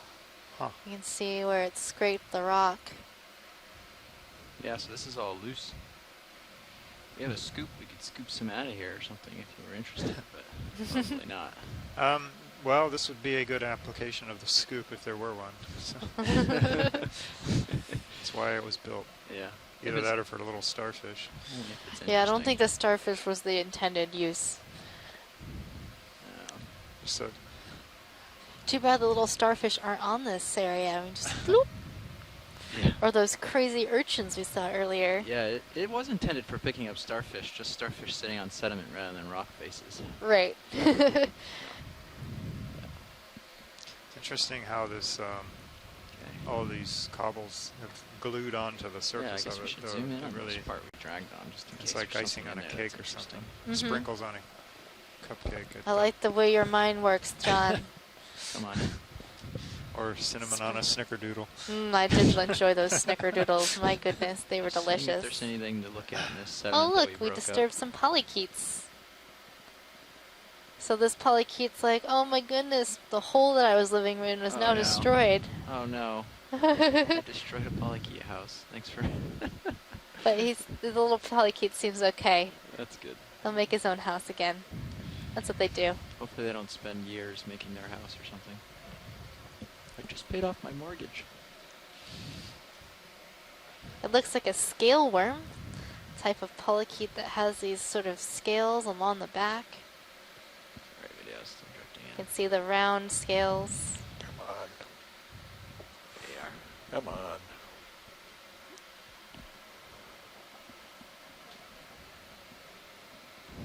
Is that controller giving you a headache? Or just me? Combination controller and me. I think I'm done with that move, Nav. We're done. You're probably still moving. Okay. Well, I think we learned what we can from this, yeah? Any more you want to look at while we're here? Launch lead? Yeah, let's check out some of the corals that are precariously perched on this very soft area. Okay. You want a broad view, or is there a couple that you think you want a close look at? And all this black is likely the manganese crust. Yeah, it's like it's kind of crusted the surface, and definitely on the How many stony arms or leave them out? cobbles that are welded on front. And I think what we're seeing, those brown patches, it's just areas where the crust has been disturbed. This is a perhaps. steep face with some stuff on it over Well, here. Let's take a look. Or it's just the, yeah, it's just, for some reason the cobbles aren't glued to the face of that. I don't know. Feeding the coral. You're definitely seeing through it. I don't know. And I see spots where it looks like, you know, things have bumped into it or fallen off. This is a really interesting vertical wall that we've got here. Good thing you collected that rock earlier. I bet the rest of this stuff up top is going to be whatever this mud is. Could be. Can't tell if I'm hearing my own breathing or somebody else's.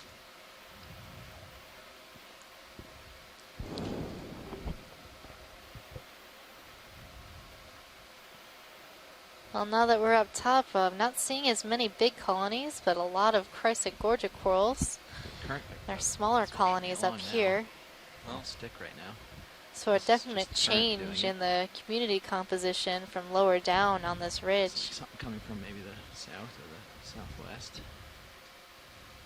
So as we came over this right here, the current's picked up a little bit. I'm getting totally pushed by the current. I'm not driving at all right now. It's not very strong, but it's certainly not dead like it was below. And it's coming from the south or like south-southwest sort of area. Just so you have that update. Watch lead.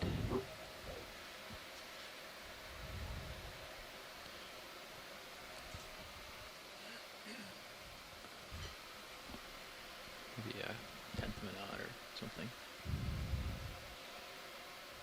Be okay with Well, we're still seeing a high density community, just of smaller corals spotted all along the okay bottom for another here. 20 meters, Nav. 20 But a meters. different type All of right, community, are we that's sure for that's sure. still uphill? No large what's uphill to bamboos me? here, no hemicorallium here. Okay. At Just some a point lot we of expect it these to turn very left. small Chrysogorgia Expect corals. to turn where?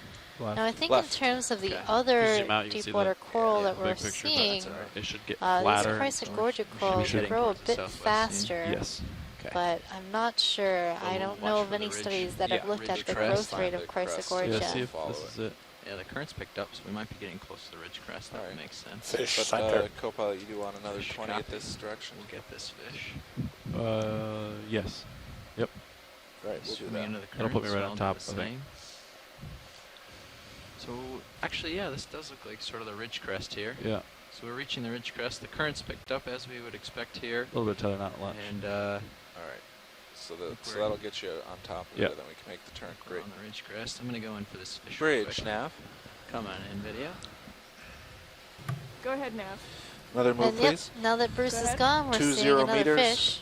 Bearing Dropping. 310. So this speed is decimal 2. a Copy, that is eel 20 in the meters, family bearing Synaptobranchidae. 310 It looks at like decimal 2 knots. it is Good copy. in the subfamily Iliophini, likely an Iliophis or arrowtooth eel.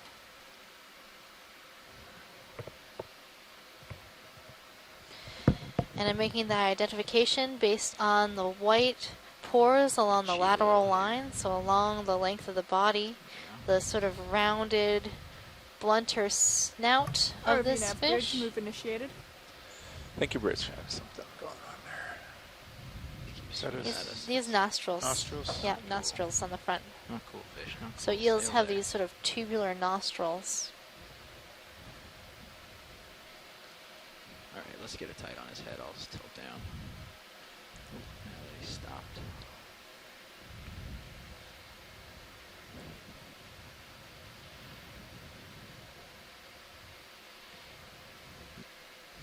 Is there anything in particular you need on him, Watch Lead? Yeah, I think we got what we need from that. Okay. He's going downhill now. So I could definitely see the lateral line pores, the white pores along the body, and the blunt snout, which identifies this as an Iliophis arrow-toothed eel. I'm not going to be able to get better than that, it seems.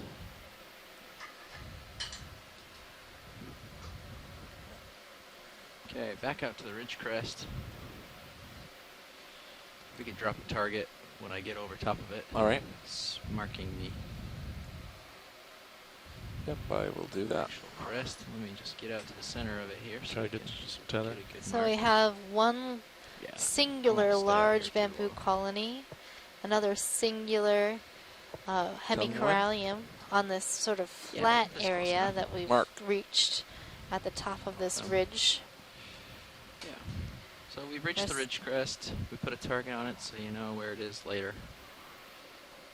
And we're going to get Sirios caught up and over top of the ridge crest, and then we will veer towards the southwest and move along the ridge. That sounds like a good plan to you? Sounds like a good plan to me. Great. We've also got some more sponges up here than we were seeing lower down. Yeah, we have a lot of time here, so while we get set up to start moving along the ridge, so if there's something in this view you want to take a look at. Yeah, let's check out the group of animals to the right side of the screen. Great. Ranges sonar out one just so I can see the ridge. Bolosomini, pink coral. Yeah. So we've got a number of sponges. The tall stalk sponge in the middle is what we've been calling Bolosomini new genus. Also lovingly called the ET sponge, because from the other end of this sponge it would look like ET's eyes. Then we have that sort of paddle-shaped sponge colony. Don't have a lot of room to get much That's closer, Tritopleura. so we'll zoom from here for now. And these sort of really wonky-looking. Oh, what is that? That's one of those. What is that? It's a crazy is that snail. a snail? Got that? Oh it's yeah. A snail swimming. He's working hard. What's? I've never seen a snail do this. Like a tiny Gaza trying to tumble away, but he's tired. got caught up in the water column. That was a good run. He gave it his all. I'll tell him. Poor little guy. That's the most I've ever seen a snail move. That was an intense movement from that snail, that's for sure. He's still floating and drifting. Maybe we can get a ID on this little snail here. I think it got tired and is now resting. Yeah, that would make sense. For the next flail. I didn't know snails spent a lot of time just drifting like that. Well, most of the time snails aren't going to be seen up in the water like that. But it could have been a very young Gaza Daedala, which are known to do that type of movement in order to tumble from place to place. But this one is so small, it's tumbling, got it up into the water column. How long ago did that move in? Didn't know what to do about that, so stopped. Okay. Let's see, I think it's I wonder how almost aware done. they are of what they're doing and where they are. Nah. Let's just mosey about without really They knowing. just do. That's about it for that move, co-pilot. Copy. So we've got 3 sponges in view. We have think these that'll be enough to paddle-like get you on top? Tritopleura sponges. In center screen, a Bolosomini. Get 'em out here. Ship's And done. then in the background, we are Definitely seeing a got more. Poliopogon 10, sponge. 15. So these sponges are 3 different sponges in 3 different families. 15 or We have the Eucyniterity family, which are the Tritopleura paddle sponges, the Euplectellidae, I this know I'm far away. Bolosomini sponge, Thanks. and then Bridge now. The Poliopogon sponge. Can we add is another in the 1.5 meters family- to the end of this move? Oh my goodness, yes. I'm blanking on the family. Starts with an A. Thank you, Bridge.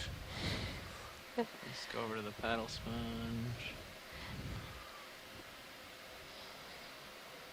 I'm not sure if it actually ended yet. No, Ferronematity. The previous move did end. Ferronematity. It did, okay. Yes, The A, I don't know where I got A. It was in the 15 meters, please. Amphidiscosida 1.5 meters at 310. confused now. Same speed. Oh decimal no, two. now I confused everybody. applying it now. Confused the Thank you, Bridge. geologist. He's never going to Alright. biology again. Come on now. Go full wide.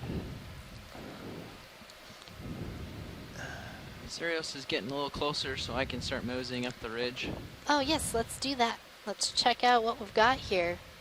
Yeah, I think that ended right when I So asked. still a for more. dense community up here, a little bit different than what we've seen earlier. A number of sponges spotted about, along with some small colonies of Chrysogorgia. And here and there I'm seeing some primnoid corals, some Just to get it on Plurigorgia record, coral. I put the ridge on my left side, my port side here. A little bit more.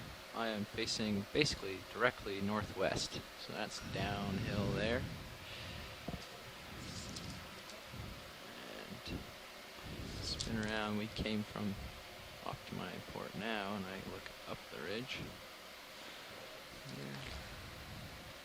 So he has a sharp edge there on the left side. I think Yeah, I like much the other sharper edge community on- better with on all the those southern big bamboos. It was pretty edge than neat. on the northern. Yeah, so here's sort of the line of that. But this is cool too. Facing towards north. A beautiful or coral west, garden. So northwest. every single one of those little sort of fuzzy white areas is a coral colony. We are just flying I'll turn to above port. this Six. whole I'll turn to port with community. you. Yeah.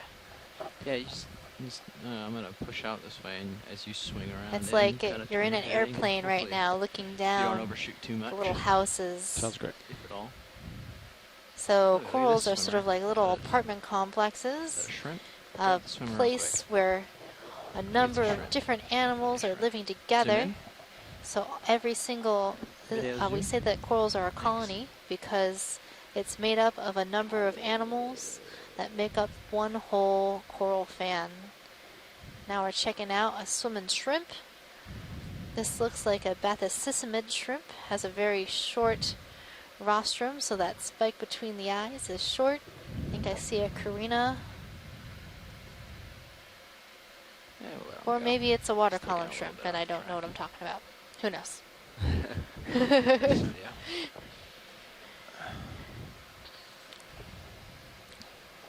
But it's not a Alright. suggested shrimp. That's a water column Dropping down shrimp and that has pushing these really crazy arms The big ones with the with a really, really super long antenna. yeah.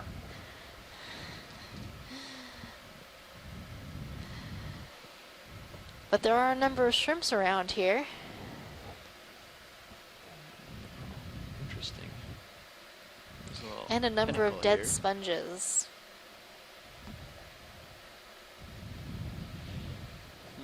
ROV nav bridge. Go ahead. Move is complete. Thank you, Bridge. Rest is Huh. known past this little pinnacle. So Cool we're view reaching from this Sirius. nice little local high covered with a lot of Chrysogorgia corals and some primnoid coral. Let's just Be a good peek over hike. the ledge here. What's on the Yeah. other side? A lot of these would. Normally we'd see these big fans Keep lining thinking this that. ridge, so it A lot makes of me wonder small if it's fans. broken up more recently and the edge collapsed. I don't see Yeah, and I'm see not a lot. seeing a huge lot of dangling. small corals or younger corals of our larger fanned corals up here. Just a lot of Chrysogorgia. I'm not seeing any small bamboos. But there are some large things around, so... Well, very questionable. Maybe it's the substrate. They don't like this weird, I don't know, manganese-covered conglomerate thing that this area is made up of. Hard to say. If they can. It's like a slab. Yeah, if that's all they can latch onto, I wouldn't think they'd like it. That's not I wonder if there's anything not too suitable. hidey in here. It looks like this whole outcrop here is made of the same stuff. Tether on your starboard side above you. Let me see it. Thank you. Looking good so far. Let me know. Mud or clay layers. Copy that. Yeah, it's quite a ways away. How would we get this much mud up top, on top of the seamount? Nothing really hiding in there, so I'll keep going. Well, if it was at the surface at one time, you could have a lagoon. Would tend to collect a lot of mud and lagoon stone, lagoonal muds. Oh, what's this? Well, in the distance, I'm seeing some larger fans. Oh yeah, it's dead. It's a weird shape. I can push out to that. It's within reach. Take a little scan and see what's out here.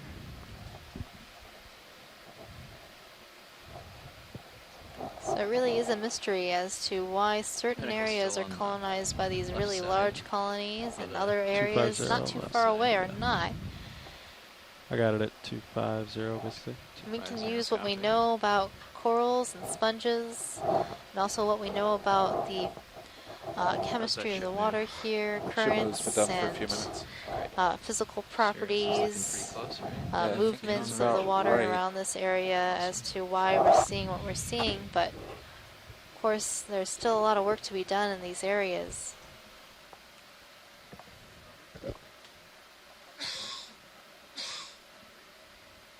So now we're back into almost the same type of community we were looking at earlier, with these large bamboos, large hemicorallium, some Pleurogorgia, Iridogorgia, Calyptrophora. Is there something you need to Well, now we're see on seeing this. sponge? Yeah, let's check out this sponge. Can we see the other side of it, perhaps? Perhaps. I will give it my best. I can't tell where the stalk is coming out of. Looks like I'm going to tell you about this one, Megan. We're finally back from lunch. Well, welcome back, Chris, Asako, and Tina. Yeah, it's a bit of an expedition to get lunch from the university on the weekend because they close everything down, so you have to drive somewhere. But anyway, this is a Calophacus, and right now I'm pretty sure we just know this species as in the in that genus Calophacus. We don't have a subgenus for it, and that's a glass sponge that's in the family Rosellidae. So it's a little bit different than some of the other stalk sponges we've been seeing today. And as you correctly noted, what's really important to know is how it's connecting. The stalk is connecting to the body of the sponge, and as they come around, you can see that the stalk is connecting in this concave part of the surface of the sponge, and that's very different than the other ones. So that right there tells you a lot about what the identification of the sponge is. 260? Yeah. Thanks, Chris. That's pretty consistent with what I have. I'll just frame the head as I pick up. You're probably a little more to port, huh? A little more, yep. We'll start here. Probably turn left later. Yeah, that'll be fine.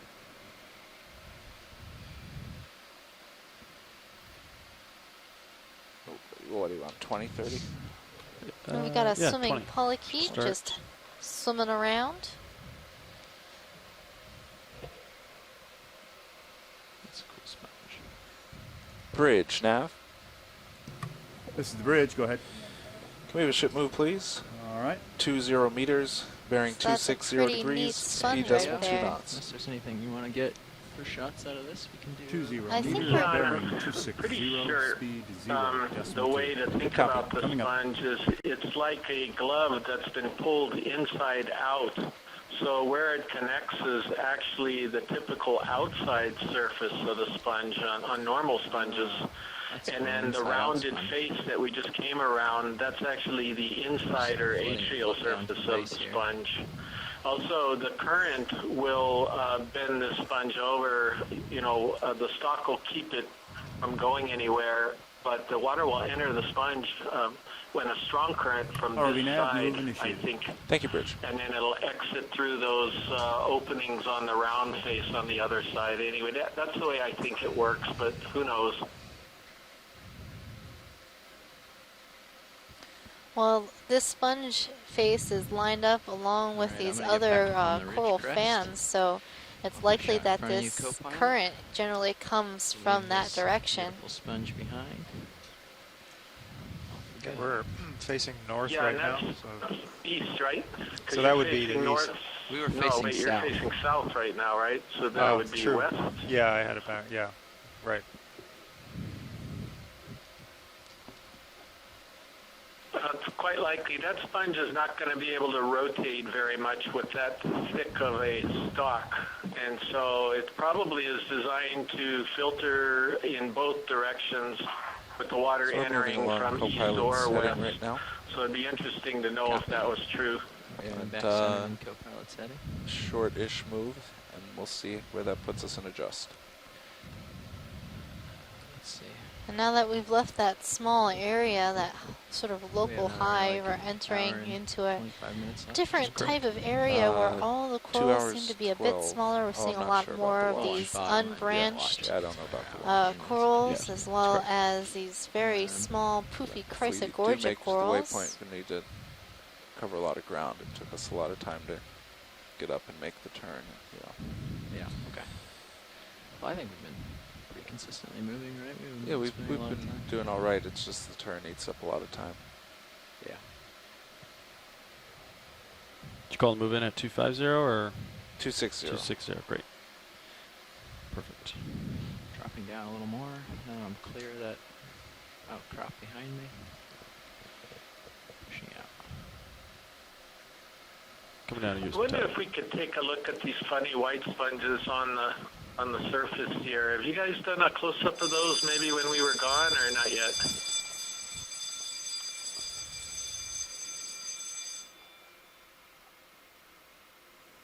Sorry, Chris, not yet, but we will. Great, thank you.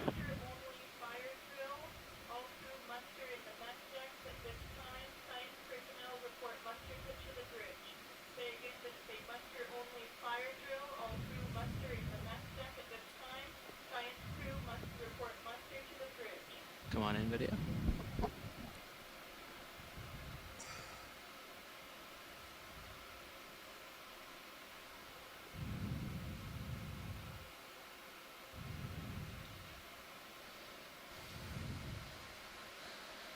So this looks like a very strange leafy sort of sponge, maybe eurydidy.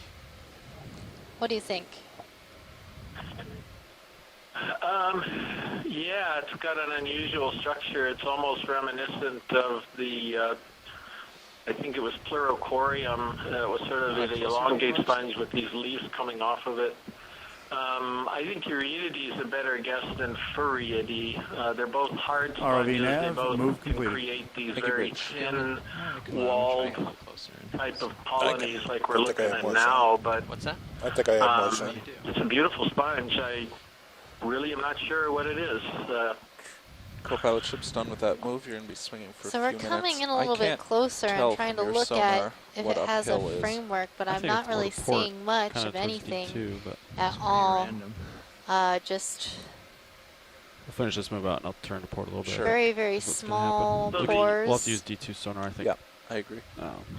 Right, the Furriid frameworks have a very uniform structure to them, so they're kind of easy to very easily see the framework.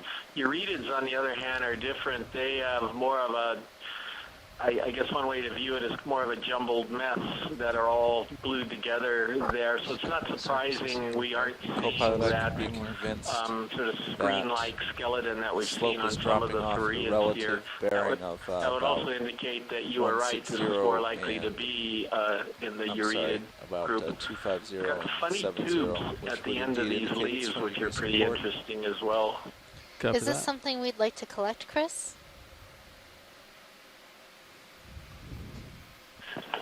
I'm turning slightly to port. I can't identify it right away.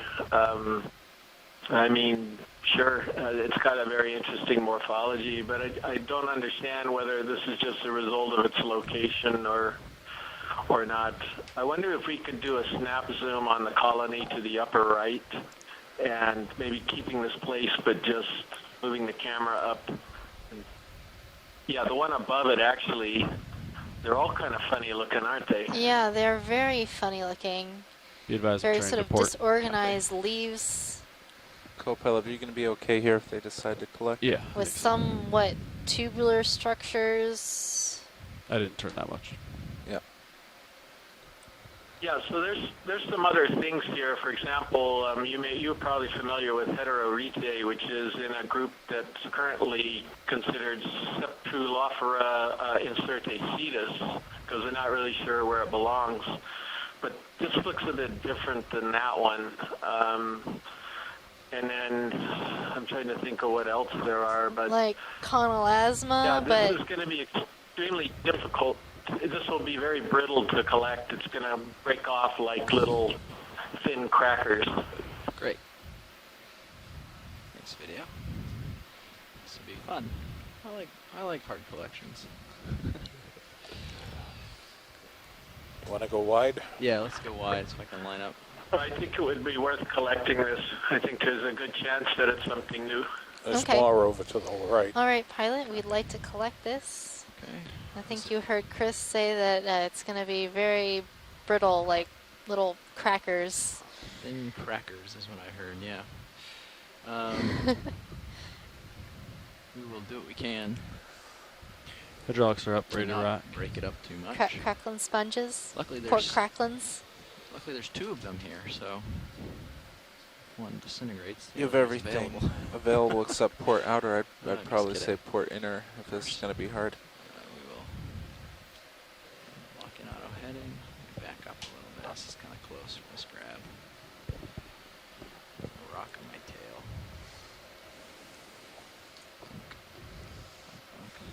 Okay, holding here. Giving it a bit of joy lock. Okay.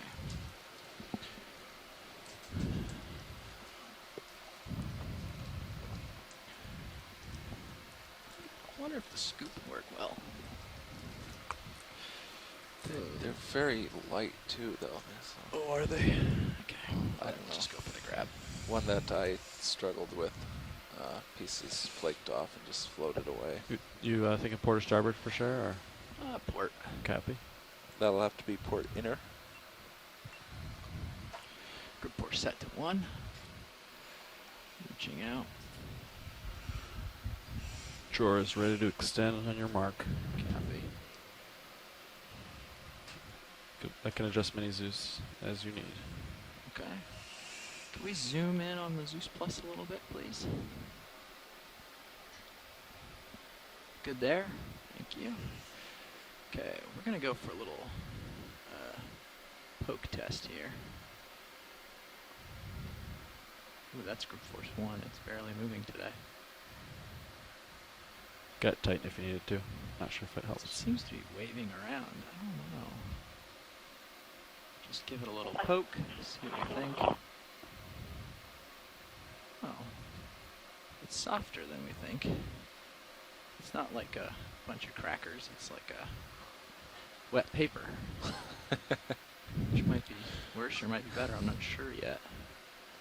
It kind of looks like there's like a center stalk that might be firmer too, so Yeah, that's... who knows? I was thinking this sort of area was good for a... I think where he's grabbing it is a really good location. I think this should work pretty well. I think there's a stem in the middle of that, which is really fascinating.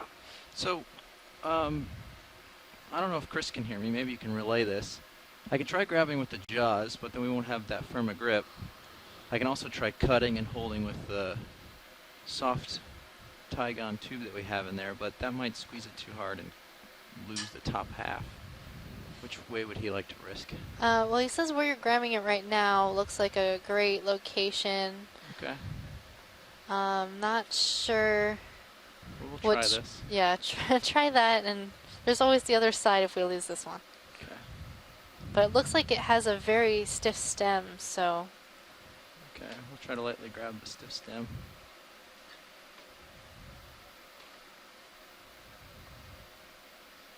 You got tighten too.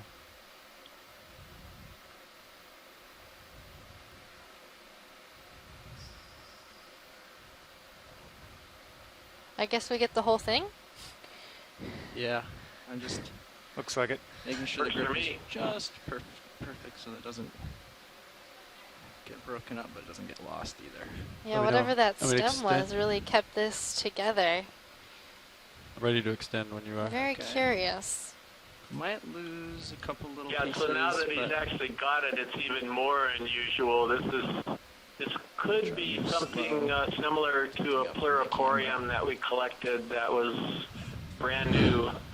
It was last year. try not to bounce around too much. But it's if it's in that group of sponges, it's not quite the Open the same. drawer. If it's in that group of sponges, we're only able to ID it from pictures from fossil records.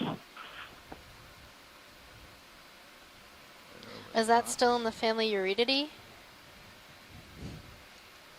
It's all the way open. Yeah, I think so, but I'm going to look that up right now. Okay. Let that piece fall in. Well, actually, it was one piece, but now it's two. You just drop that other piece in there. Perfect. At least it'll fit better this way, right? Yes, exactly. If this other piece will go in.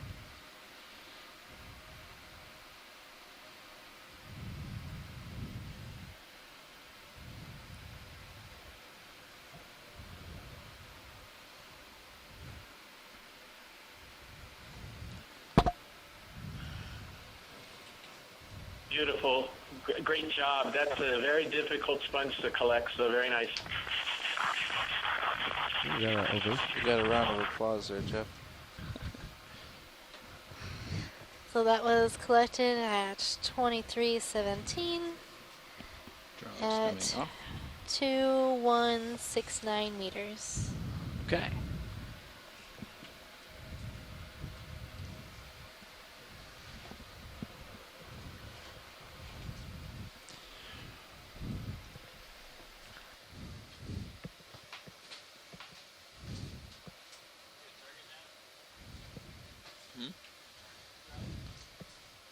Yeah.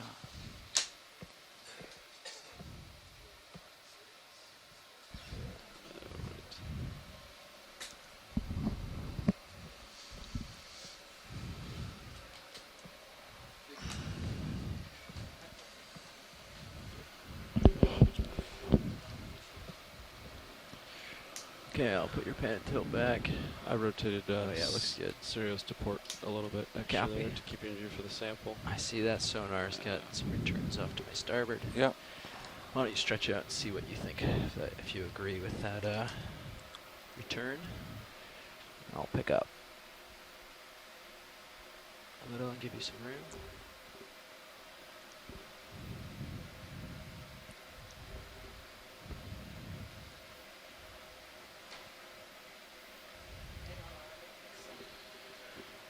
Okay, I rotated a little bit at 225. Another 25 degrees to spin. Come around with you as you go. There's 30. 40. Pilot, can I work with Mini Zeus again? Yeah. 2, 5, 2. Looks about uphill on my stuff, so you can stretch out this way and make sure you agree.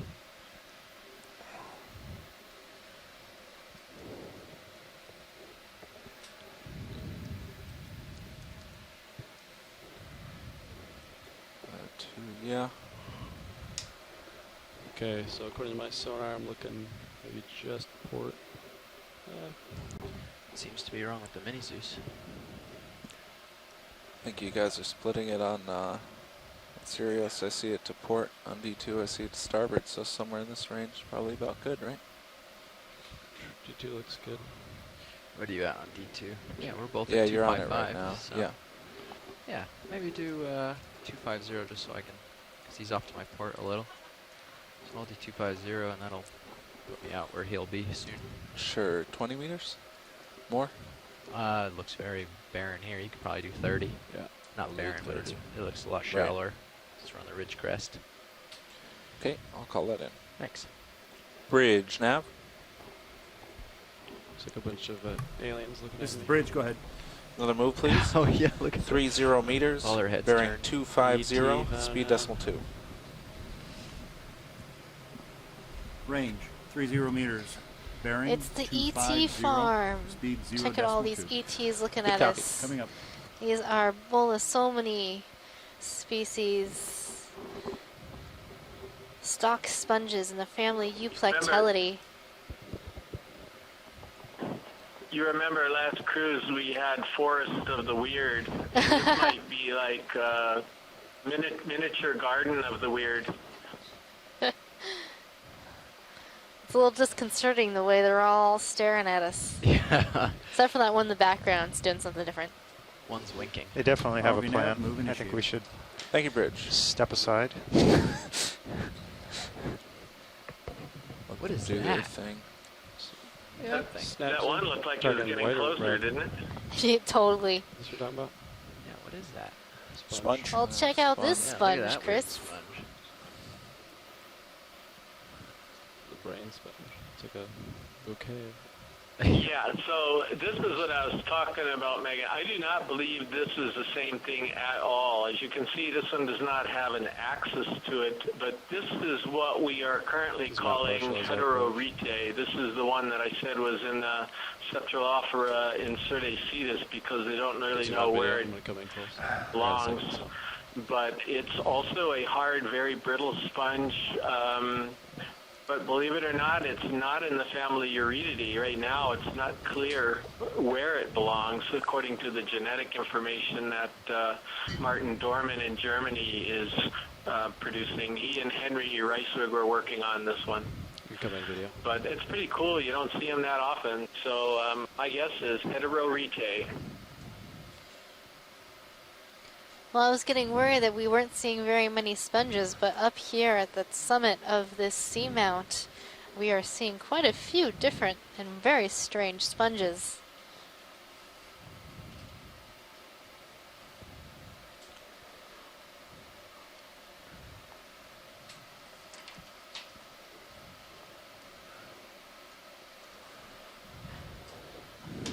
Oh, thanks.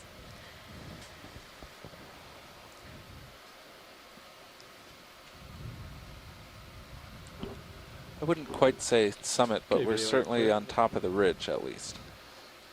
Yeah, the top of the ridge, and we're running the ridge line to the highest point right now. So, sort of like the summit of this ridge-like seamount. So for those of you just tuning in, this is Megan Putz, your biology lead. John Smith, your geology lead. We're both from the University of Hawaii. And we're coming to you live from the Okeanos Explorer. Okay, We are currently in the Musician Seamounts, exploring the top of Schumann Seamount. So many of these seamounts in the Musician Seamount chain are named after famous composers. So this one is named after Robert Schumann. Any special thoughts on him? Section, Well, he had an interesting life, maybe not one that many of you would want to have, but as a young boy he showed some promise as a musician and was considered to be a very good piano player, and his dad really encouraged him in music, but after his death he sort of strayed away from music and started pursuing law, but it definitely was not his calling, and he eventually went back to music in his 20s and produced a lot of amazing symphonies and a lot of great music for piano, which was his instrument of choice. He thought he would pursue a career as a virtuoso piano player, but a hand injury prevented him from pursuing that as a career. So he went to composing. Please pardon the interruption. Your conference contains less than 3 participants at this time. If you would like to continue, press star 1 That now. sponge is a or the pretty conference will be large-scale texture. And he's one of those composers that people believe might have suffered from bipolar disorder. He had many reported manic and depressive states throughout his life, and these might be reflected in some of his music. He also, after a suicide attempt, admitted himself to an asylum. So, you know, his last years of his life were not the happiest, and he later died in that asylum. But hopefully, if he had lived today, he would have been able to receive the help that he needed.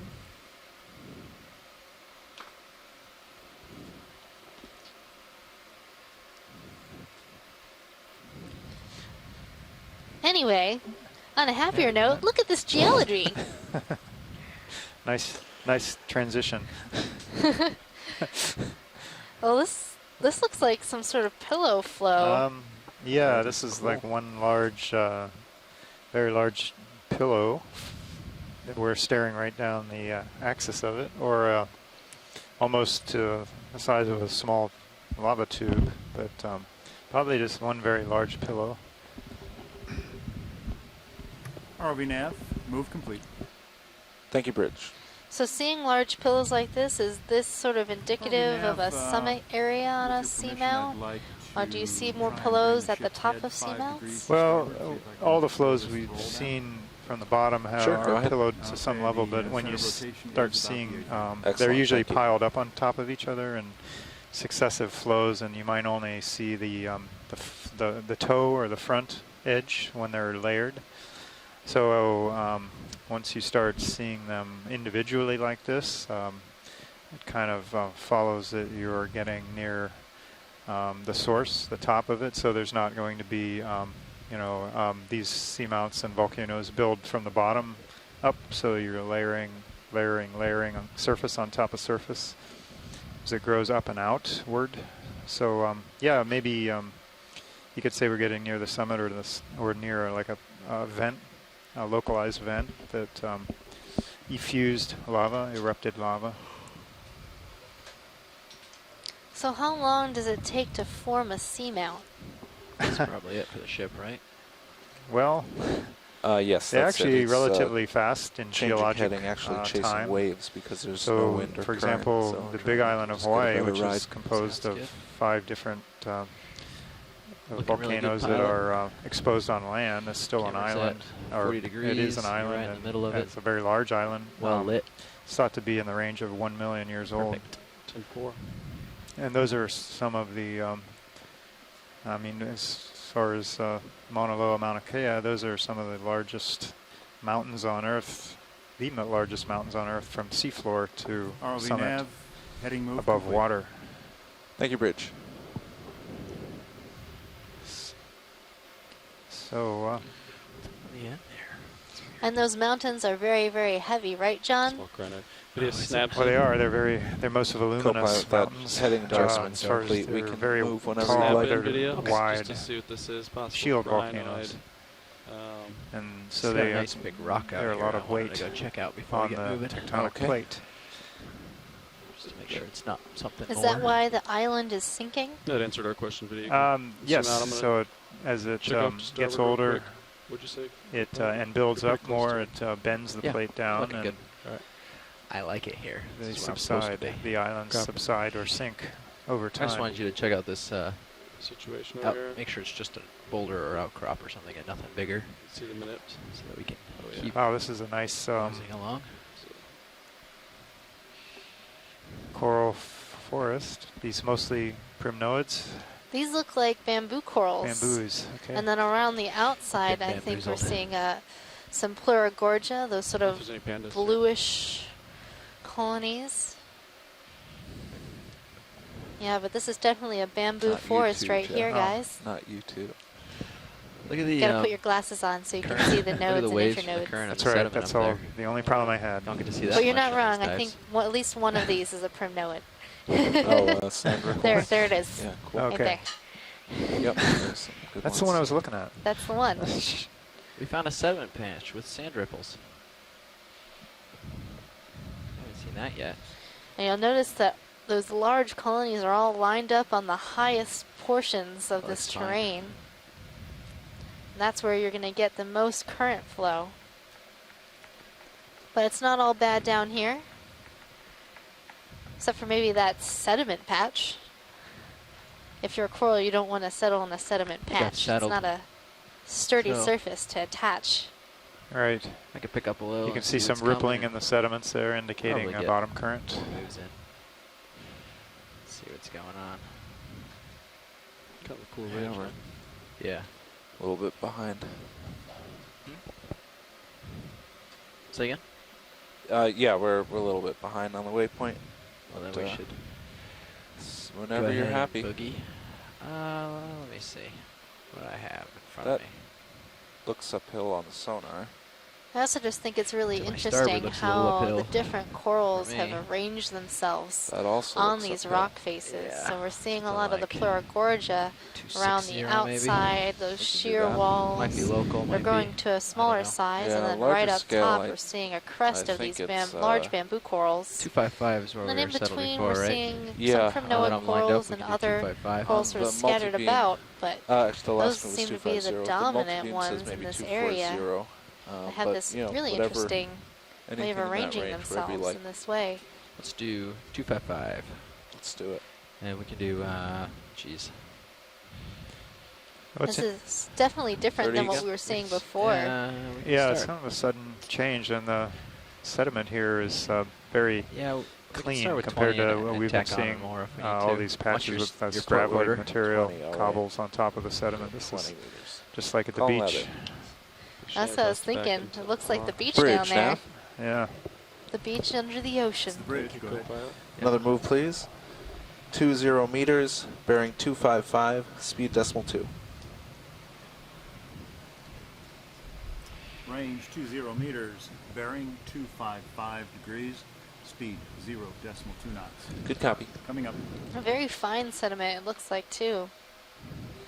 Probably. Like dusted like a little bit of powdered sugar. It's gonna take fish. Oh, here we go.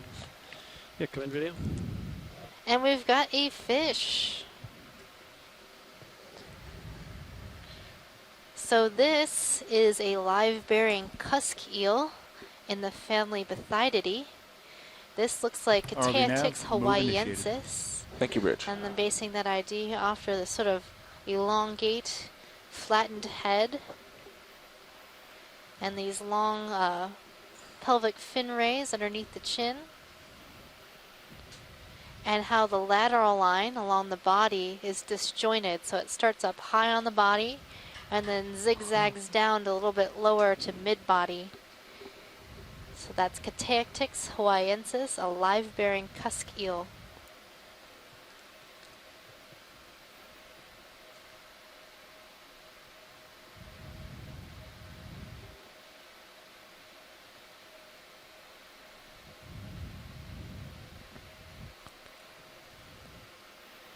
Starting to feel that move. All right. I'll move relatively soon here. Starboard I'm quarter. surprised you're feeling that already, but They're definitely a very impressive fish. Just called it in a minute ago. Maybe the heaves have tricked me. Maybe. All right, video. Like Let I'm it getting go. closer. Sure. Nice flying, pilot. Thanks.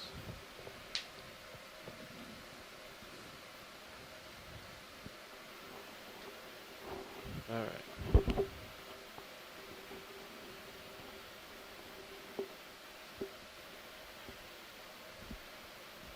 Megan, it was a big colony left of us, left of the screen now. If it will be possible to zoom on it, I guess it's the biggest one. What Just colony? left of the screen now.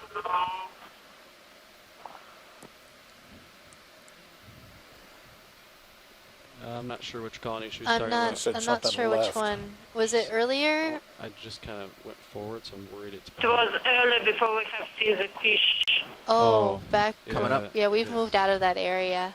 We're kind of on the move forward, so. Okay. Sorry. You could spin your head left and look at it, maybe.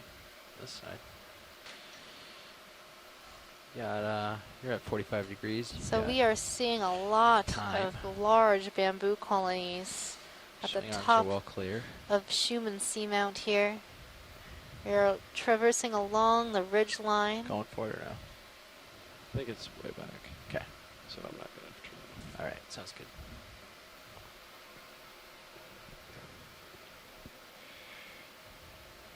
I'm gonna come back down then.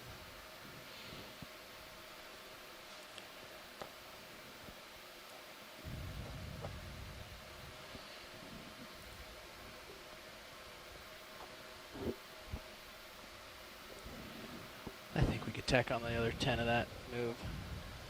Make it a 30. All right. Looking out here, it looks pretty clear. Actually, that move's about done. Great. No snap it in. Shall we? Throw it on there anyways. Just a quick We've got a water column blob. Yep. Let it go. That's my scientific identification of that. ROV nav. Pelagic fuzz. Thank you, Pelagic Bridge. fuzz. Yes. Just 10 more, Jeff? Nice outcrop, though. Yeah. So would we want to try to we, find a rock Bridge around nav, here can somewhere? we have another move? Let's see, we got, what, 2 hours left or Go less? ahead. Just wait a little 10 bit. meters. If we can find something. 255 bearing, start 0.2 speed. Range 10 meters, bearing 255. Finally, we're out of that speed, yellow. 0.2. Good copy. Coming up. Mush. Whatever that was, it was weird. Mud. Giving you a little more, pilot. Great.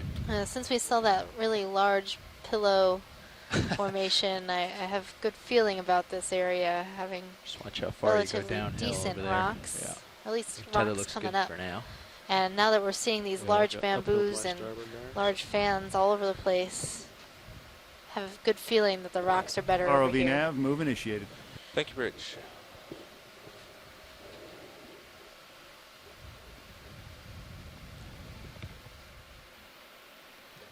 You've turned to port a bit, but I still like 255 uphill, right? I have turned to starboard actually. I'm lined up at 265. Oh, right.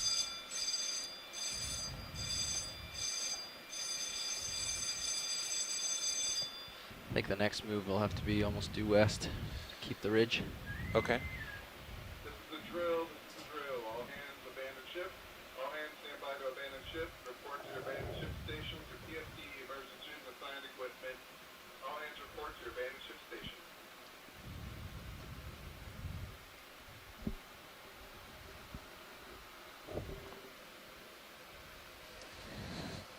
All right, it's drill day aboard the Okeanos Explorer. We are going through a number of drills, so if you heard any of the announcements or bells, do not worry. We are perfectly fine out here. Gonna line up on due Just west here. making sure I'll that do our next everybody is move. That'll keep prepared the ridge just in in view case for you, there pilot, is some since sort of keep it quiet. emergency. We'll It's head that way always in a little good bit. to know what to do.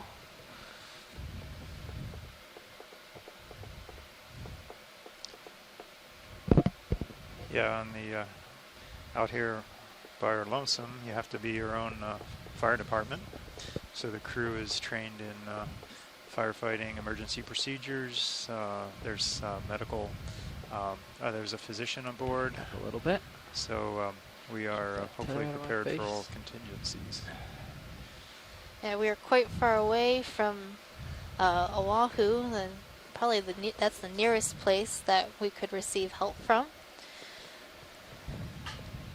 So it's important to be able to be our own saviors out here in the open ocean, the high seas.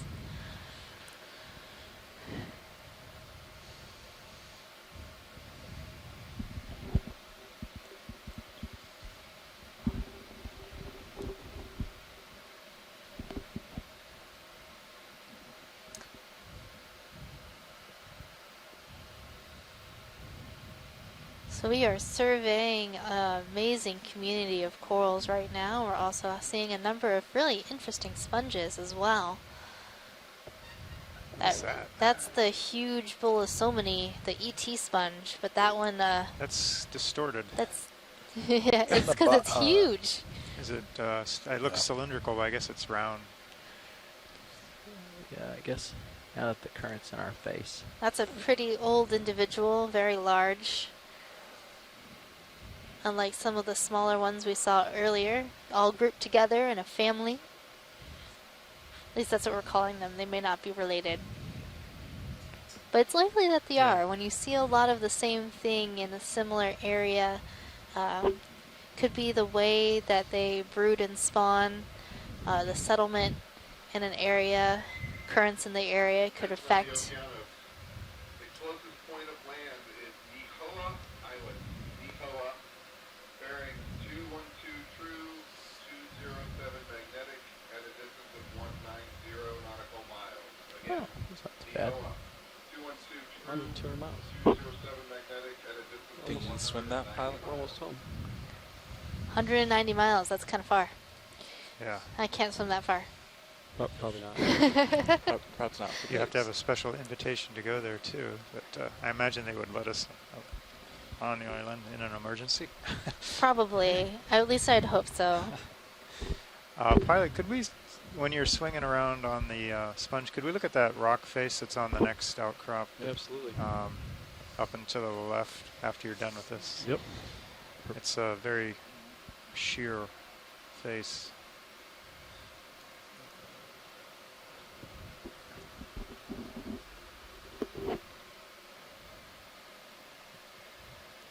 Yeah, co-pilot, I agree. 270 is uphill. There it is. ET. I even have 280 right Looking now. at us. 2.8? Yeah. Might overshot to the. Yeah, probably. His head is yellowed. The south. Mm-hmm. Trying to. Well, we don't really keep know along the what interesting causes edge. the color in the sponge, but it could be a specific Felt like this knifed edge was the most compound interesting versus that the causes sort that of color. kind of a this sort of situation. Yeah, exactly. Just trying to keep the. So a lot of point. sponges focus. have Yeah. bioactive compounds that can Before we get the be next move, we're used gonna in see if they different want for something different off. Sure. purposes. One of this face. And we're particularly interested in those compounds for medicinal purposes.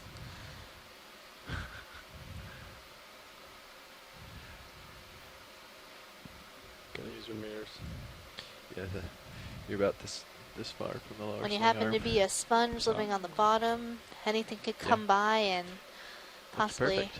Me. nom on you. So you have to think of some other ways to protect yourself, and that one of those ways might be to have some sort of bitterant to keep things from living in your tissues or what is that? You're about this high I see a up. gigantic sponge up ahead. Oh my goodness, that Yeah. if that is all sponge, that is a huge sponge. Okay. That's a lot of bells. All right, coming to those That's- sheer that's faces. the good belt. That's Once the we're done secure with this, then you can push up to the sponge. They were seeing this very, this was interesting. I could see this face over this rock from a distance. It's like somebody cut it. Oh, there's a few pieces. Sheared off the two faces. So it's like it broke off of something from above. Well, there's I not don't that know. much more There's above there's than where we are right not now. really much above. So that's a little bit of a mystery. Is it possible something broke off of this and fell down? Yeah, maybe there's like a little bit of a summit just to the west, so maybe it slid And, down. I don't know. It would have to have done something like that. And this whole thing, there's like a pillow here. It's fractured and like three faces, and then this other chunk, the same thing. Well, maybe also like be a an pinnacle at a earthquake reach, would like 50 fracture meters it. away, Yeah, like sure, up that could do it's it. like 100 I mean, meters tall. or something. He's been here Show up for in the data. something like 70, So 80 props million up the years, so that's a bit of time.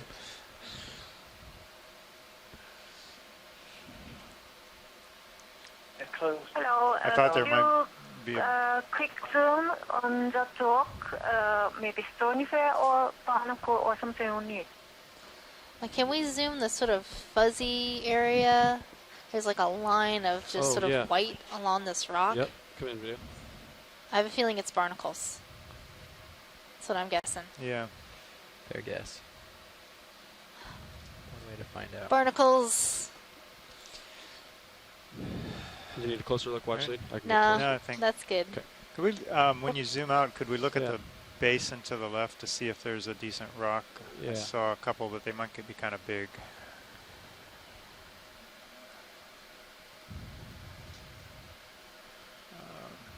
You got lasers on, Copilot? There's that one. We're at that little sponge, right in the almost in the center of the screen, right below the lasers to the left.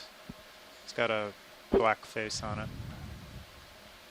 Copy that. One of these two in there. Got an eye poker there. Bridge watch RV out. nav, if in the middle of that, we did finish our move. Yes, I saw that. Thank you. Yeah, that one. Okay. You got a what's that? Oh, I thought this was more of an eye Would you like poker me to give it a than poke? it is. Yeah, Okay. if you can. It's not too tight in there. All that stuff looks loose. Guess we've got a few corals under us. Probably need to get closer. There's corals everywhere, Are John. you reaching back in? That there? is true. Yeah. I want to get a little closer then. They're just everywhere. Another dive, another high density Watch coral my, community. starboard lower. I'm watching everything. Okay. Starboard lower. Starboard's not So going to be far, a my problem. forecast has been correct. Brow might be the issue. Except but it for looks good now. there was only a Looks chance clear. of cephalopods. We have not yet seen a cephalopod today. I got it. But you know, there's still some more time in the dive. Got 5% ahead. yeah, about a little over 2 hours. Hydraulics are up. No. I don't know. I They're hope not. we see one. I want to see an octopus. Can you bring mini Zeus? I'm sure they're here somewhere. Right monitor. Give it But a they're poke. very smart, so they could be hiding. Octopus also like to hide in these pukas, or these holes in the rocks. You must be going. Are you going for one of these? Yeah. Off to the right. Okay. This would be specimen 4. There you go. Up and up. So this has to go port side. Yes, Got specimen something 4. starboard side.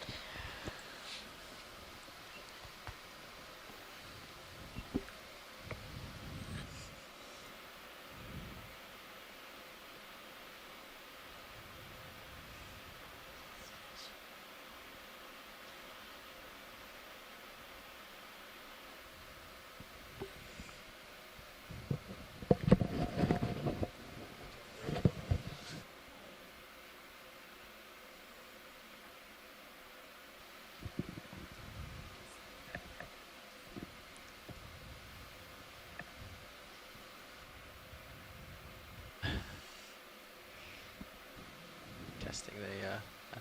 That one's pretty big. Is that the one you're going for? Yeah. Okay.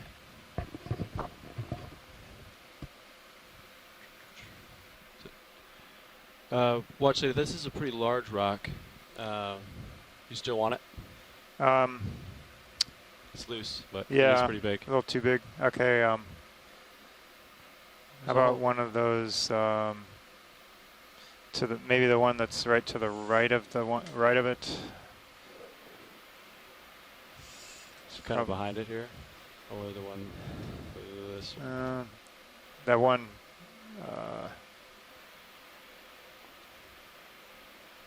That one's stuck. This one might be too flat. Also stuck. Okay. So How about that one right smaller. there?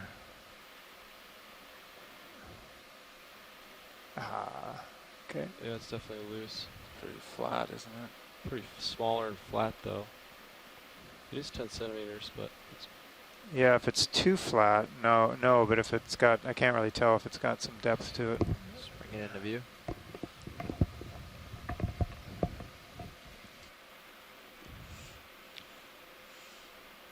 I'll grab it and see how flat it is. Watch there.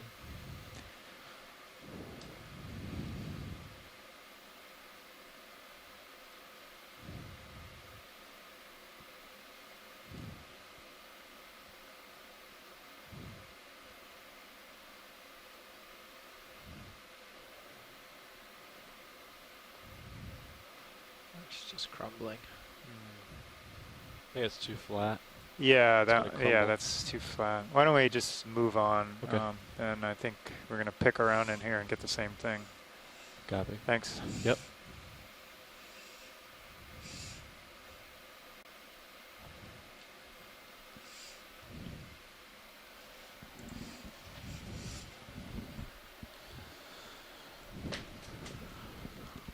So co-pilot, you should be pretty well settled out. Yeah, for sure.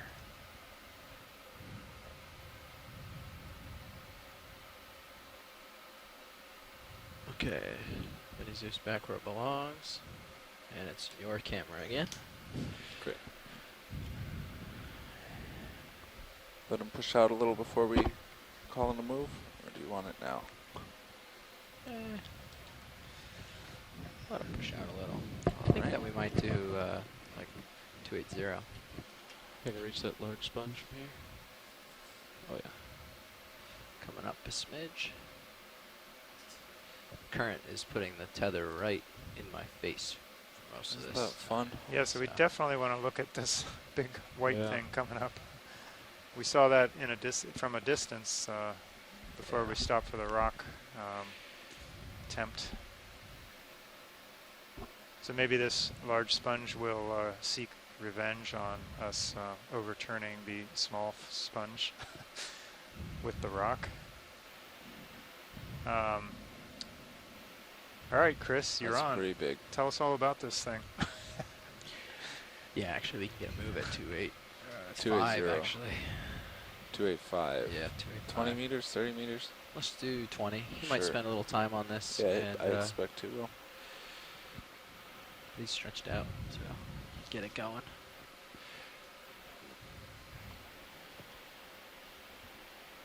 Bridge, Nav. Holy cow. Chris has nothing to say. We have another move, please. 20 meters, bearing 285 degrees, speed 0.2 knots. Biggest launch appeared. Sorry. Is he? Will he be back, or should we? Good copy. Thank you. Well, let us know. We're gonna take a look at this for a while, anyway. Yeah, we gotta check this out really close up.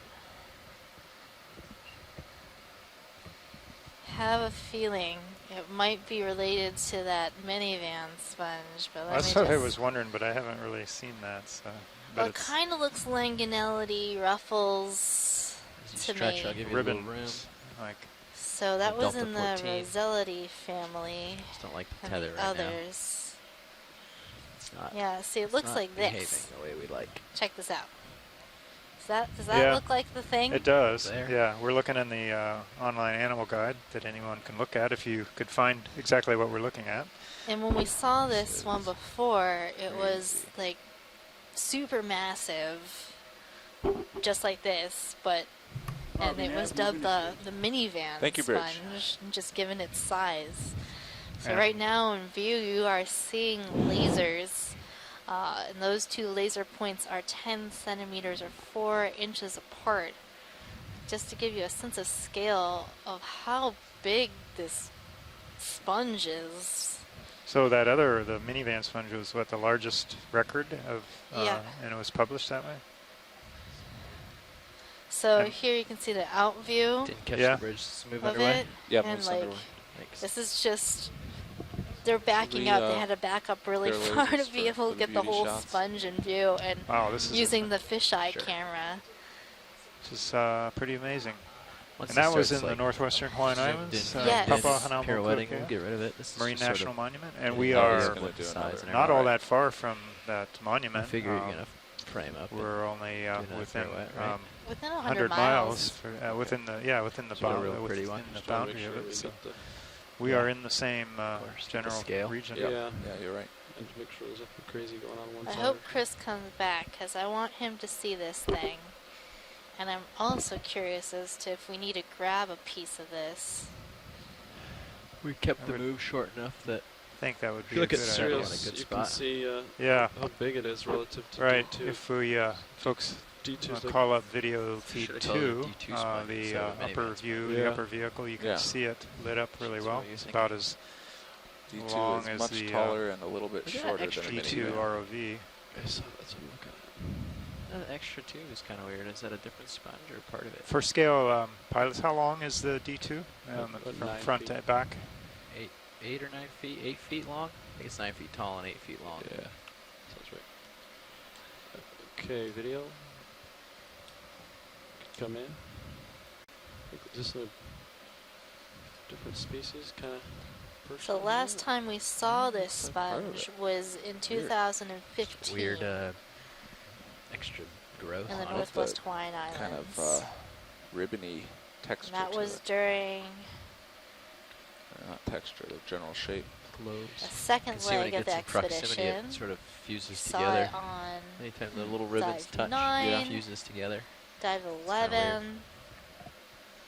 Can zoom out a little bit, video. Let's see if there's a different section we want to see. So on two different Looks dives they saw it? two different Yeah, dives. see The that same top rib one must- or different? If you have a little, wait a little bit, he's running here to ECC.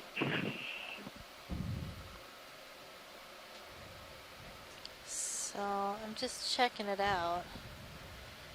Like what the structure looks like on this sponge when we zoom in close. Seeing a lot of sort of disorganized spicules, the surface.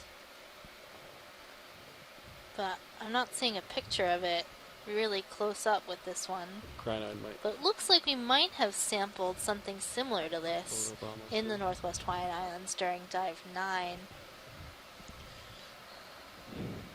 Okay. Yeah, so I'm seeing these disorganized spicules, and it looks like pieces of some crinoid got caught on the spicules of this sponge. Ouch. So those are glass pieces. This is a glass sponge.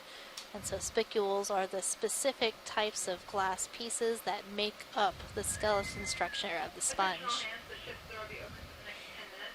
A little bit right Hi, at track. Megan, it's Chris. Hi, Chris. 5 degrees. Is this the Langanelity ruffles? I just needed 5 minutes to go up to my office to start copying stuff, and sure enough, you wound up with a big sponge right when I was gone. So this is the minivan sponge. So right now, after sharing the microscopic images of the sponge with Konstantin Tabachnik at the P.P. Shershov Institute and Henry Reiswig and some others, nobody knows what genus this sponge belongs to, but we do know it's in the family or subfamily Langanelini. I've got to look that up again. But I believe that's in the family Roselidae. I'll make sure. Yes, it is. But for a while we called this the folded blanket sponge. And the colony, we saw 2 colonies in 2015, and that's the first time we've ever documented the sponge in the submersibles or ROV. But the second colony we saw of this one, it's listed as the largest sponge ever encountered in the world or documented in the world so far, and it generated something like over 14,000 news stories. And so it was Daniel Wagner and I wrote this thing up in 2 nights on the ship and submitted it for a description of this. But this is fascinating. This is the 3rd time we've seen this sponge. 2 other times are in the northwestern Hawaiian Islands, and now we know it's in the Musicians as well. Very rare sponge we've seen nowhere else. It's beautiful, an amazing observation. Yeah, and I just got on the chat from Megan McCullough, who's got some software that she can measure things with the lasers. That it's nearly 4 meters long, so nearly about 12 feet long. About the length of the length of the ROV, roughly.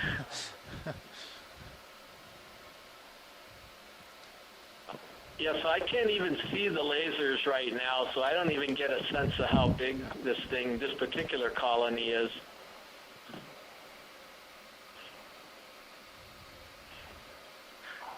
There they are.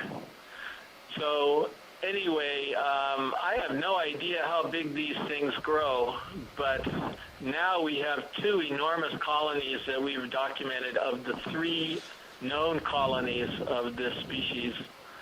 And at some point, we've got to do some serious work to try to describe what species it is. So we don't need a sample of this, since there's already been one taken? So how much time do you have at the end of the dive? We have... Thank you, Bridge. About an hour and a half? About an hour and a half. The only thing I'm saying is that usually when you're going to describe a new species, it's good to have at least 2 specimens. You have a holotype and a paratype. And we only have a piece from one single colony now because we've only encountered 3 colonies. Pilot, we have an hour So actually getting a piece of this would be fantastic, but it's also kind of greedy of me to even suggest that because it's, you know, it's a second sponge today. But if you do decide to collect a piece, there are other sponges that have colonized this one, and you want to make sure you don't get those.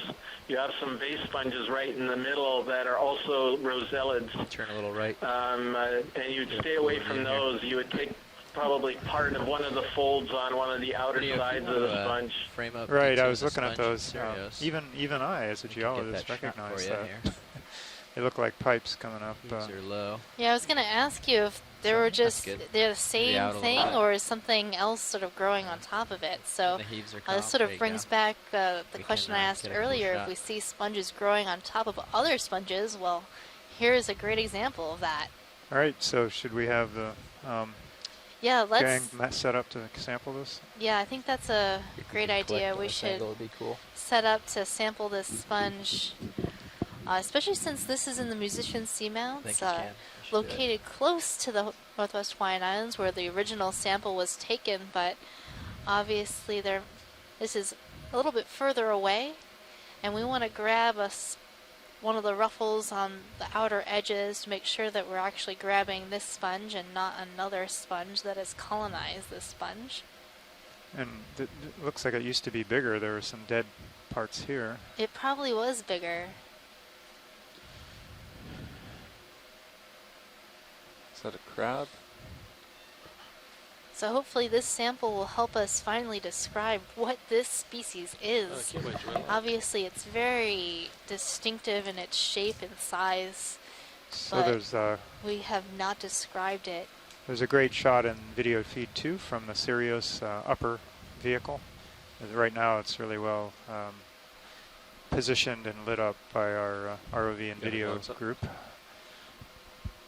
Hydraulics are up. A spectacular shot. Hydraulics are up. Mega sponge. You gotta go starboard side with this. Both starboards are available. This is more like the, instead of a minivan, maybe a smart car sponge? I don't know. No, Volkswagen bug sponge. Volkswagen bug sponge. Well, we do know that this particular sponge grows a lot larger, so it's probably still growing. Watch lead, which part do you prefer here? We want one of the ruffly edges, so either the one directly in front of your manipulator or one to the right would be good. Be really good cut, probably. Yeah, I wouldn't imagine it matters too much here. Just whatever's in the best position. Can you get minis, actually? You want the mini? Yeah, it's good minis. And you can... tilting up? Yeah. Ooh, yeah, there's a big lobe you could grab. That might be too much, but that one, see that sticking out piece? Would be real nice, probably. Tilt up a little more before you snag here. Just, you got it. There you go. Yeah, so this is a soft sponge, just to let you know. It's not a problem with it really breaking up or anything like that. It's going to be like a blanket. It'll fold up when you grab it, and then you'll probably have to tear a piece off. Okay. I wonder if I should try to tear from the bottom then. No, I think you're fine. Just nestle the jaws as deep as you can. Get them in there nice and close. And then, yeah, like that. Oh, okay, yeah, it's got some. Get it in there. That's gonna be, yeah, that's gonna be real nice.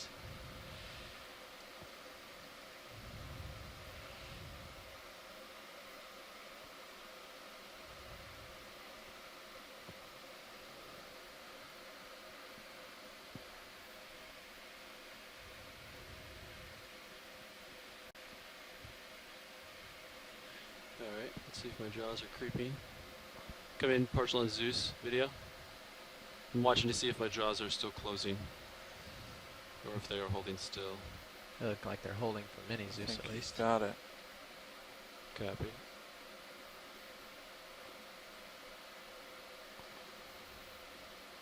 Just pull straight out, probably. There we go.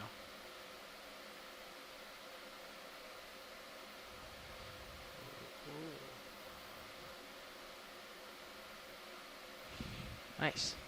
Think we can open the drawer here? Yeah, I think so. Yeah,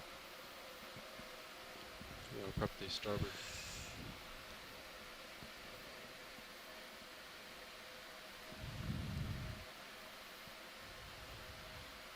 Prepped and ready to go.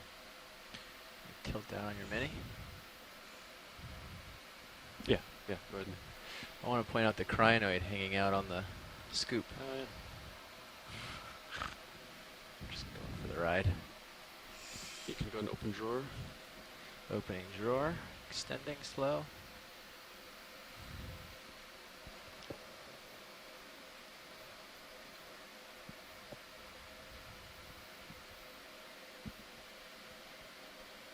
Might not come out all the way, but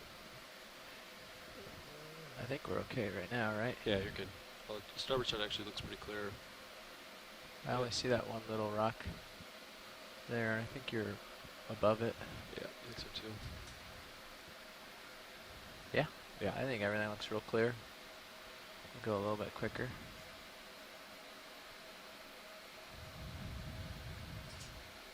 Just watch the port side. Nice. Good. Fully open.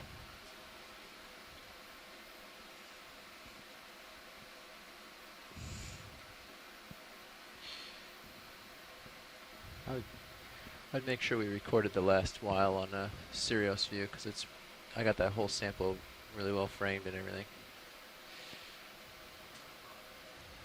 I think it'll fit in the inner. It'll fit inner. Hot, got it. Nice.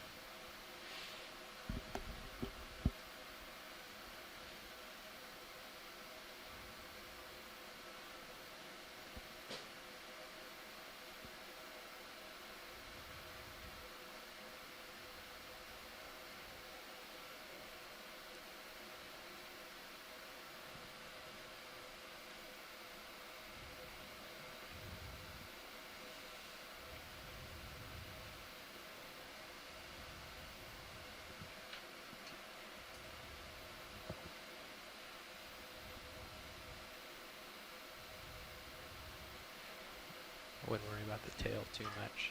Just get the main lobe in there. Okay, go for partial open.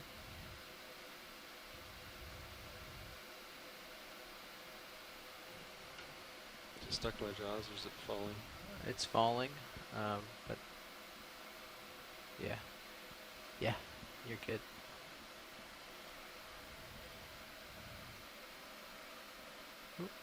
Go ahead and close it when I'm clear. Retract.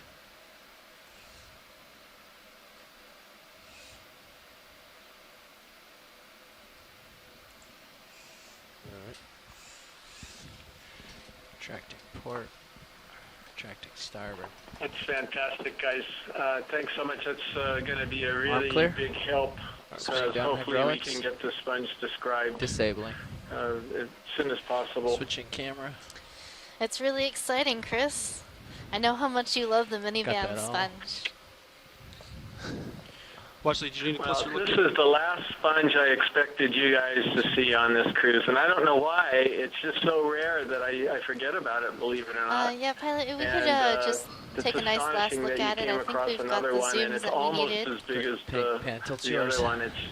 These creatures need to be described. We go for fish for Big. just a second. Yep. Snap on fish. There you go. The geologist Really big. has described it in 2 words. So right now we are zooming on a rat-tail fish or grenadier in the family Macuridae. This looks like a Coryphaenoides species.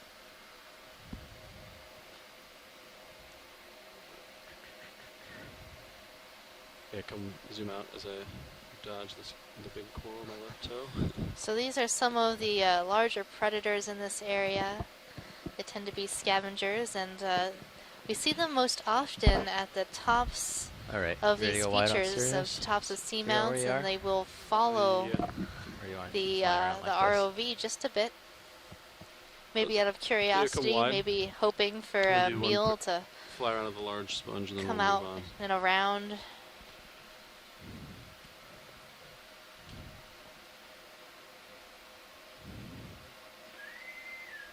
Attention all hands, there will be an operations meeting held in the forward lounge in 5 minutes. Again, that's an operations meeting held in the forward lounge in 5 minutes. Oh, flying crinoid. Flying crinoid, photobombing crinoids. Wow, that's so taken up in that sponge, I forgot about the rock that I need to get. Maybe we can, pilots who look around the base of this outcrop on our way up and look for something of the right size. I think that crinoid was a hitchhiker. Yeah, it was. Yeah, he was the one right down So I had a good species name for this sponge, by the way. What's that? Sharpayensis. Oh, because of all the folds. It does kind of look like that, doesn't it? I think it should be D2 ISIS. Or, I think that would be great if whoever described it, whether it's Constantine or, I don't know, you know, perhaps I'm going to get into describing some of these in another year or two, but I think that would be a great name, very descriptive. It also kind of looks like if you're serving soft serve. Somebody wants ice cream. Guess what day it is, guys? Sunday, It's Sunday. Sunday, Sunday. Alright, video, we'll let this go. Looks like you'd have to have some paper towels nearby if you were serving that. Oh, indeed. Okay.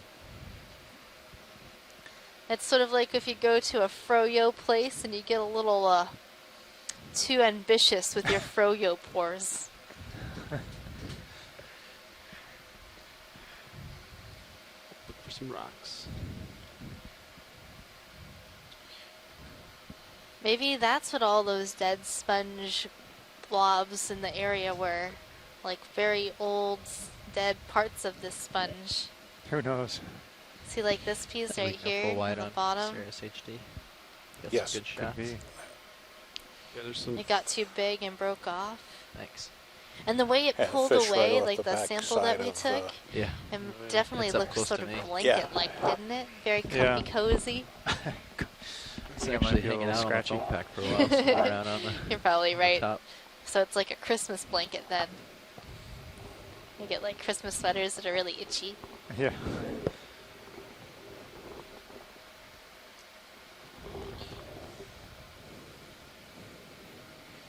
Cool sample. It's a good one.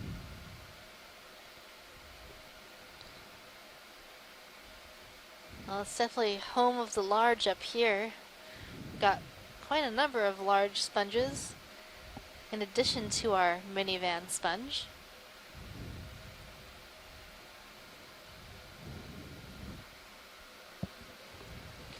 Also a number of large bamboo colonies, some smaller Chrysogorgia, Iridogorgia, some Bolus solmani.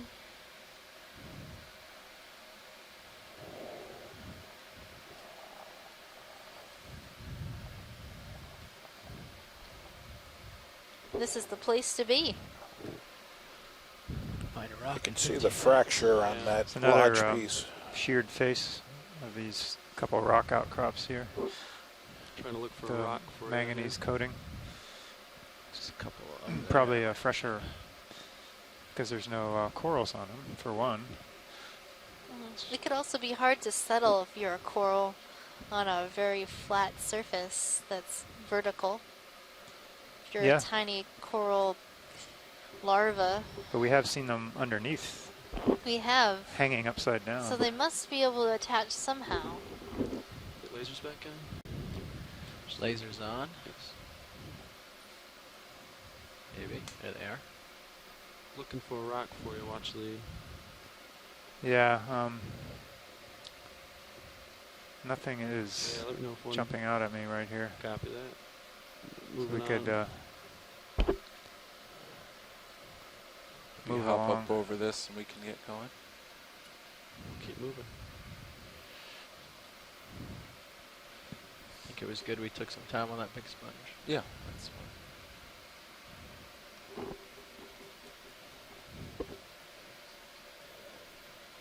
There's a couple little things over on the right there on this face.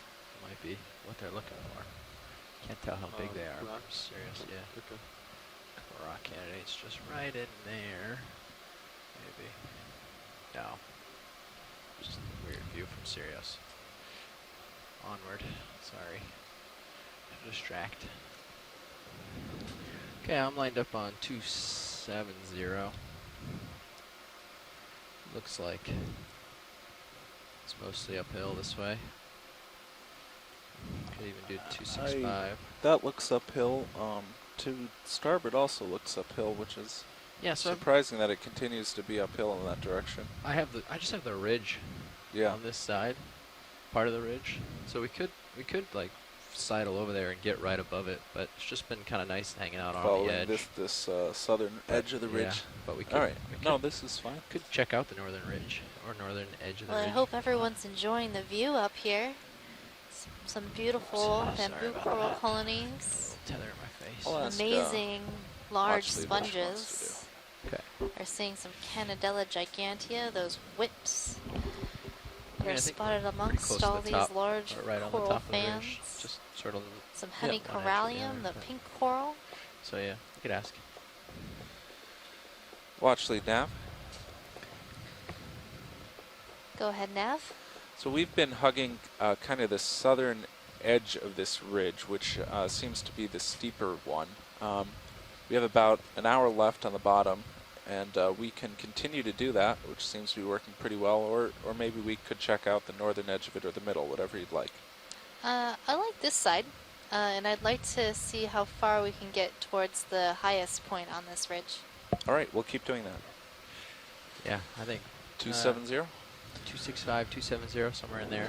Yeah, sounds good. 20, 30? 30. 30. Seems good to me. The next nearest thing I have is at 25, and it seems to be clearing out as I get. It always seems like we see the cooler things the All right, farther we'll do up we that. get, so I want to see as much as we can today. Yes, we'll get moving again. Awesome. Bridge, nav. What's that pink thing? Go ahead, Nav. We have another move, please. Right. Sure, go In ahead. the 30 Yeah, meters, upper bearing middle. There's some 270, sort of speed pink decimal thing 2 on the knots. Video, rock. come in. Snap. Copy, that is 30 what you're talking about? meters. Yeah, that was it. 270 Oh, it's a at closed Uh, up anthem. none Oh, of it's an Good copy. Anthomastus family. Take a little trail. They're all in a little line. Like Oh, ducks in a row there. It looks like it's been budding off from the Get base. The occasional See how the tug base of that on the larger lows to one give you is as much as I like can, but extended out, just be wary. and Yep, then we we're have putting these in single 30 polyps. meters and we'll We'll be nearby try soon. to run to the finish. Very As close as we interesting. can get. Well, that answered that question. Sprint to the finish. Copy. ROV Nav. Bridge, move initiated. Thank you, Bridge. Got just a second here. Let's see if any rocks are speaking to you. Just put in a 30 meter Okay. towards Yeah, you. those look kind of frozen in there. We'll keep looking Go at that. acquire that tall section there. Make sure that it's nothing too off-putting that we need to stop for. Copy that. Go by it. Gonna come up as you swing around. Sounds good.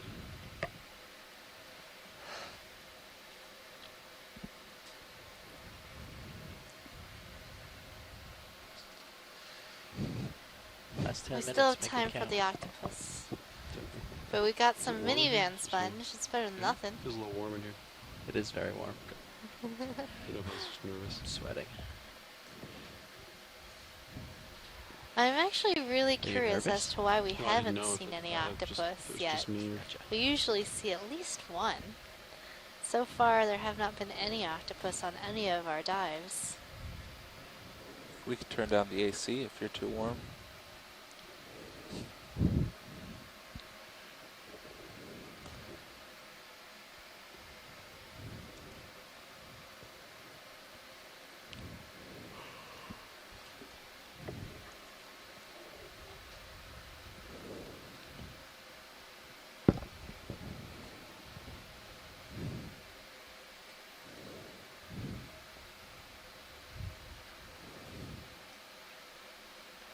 We're seeing some really steep geological features on this side. Yeah, steep faces with things underneath. And again, just covered with coral. A lot of chrysogorgic coral.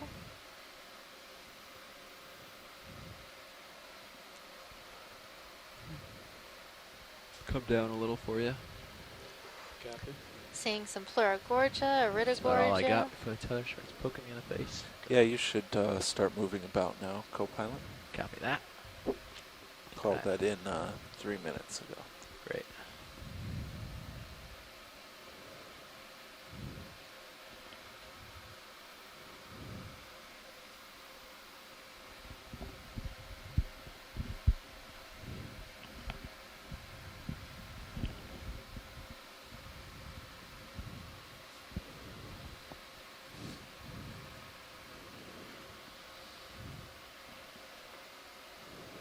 So a whole mass of coral fans coming into view. I think these are all bamboo coral.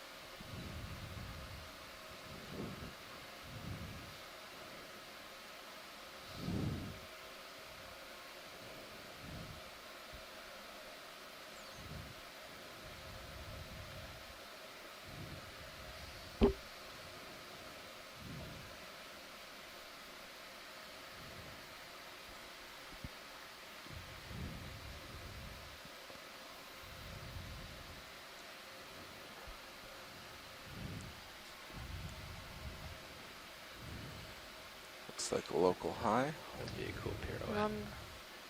Maybe. Just run the rock too? Or? Yeah. But maybe if you have the tether and the time, you have the time.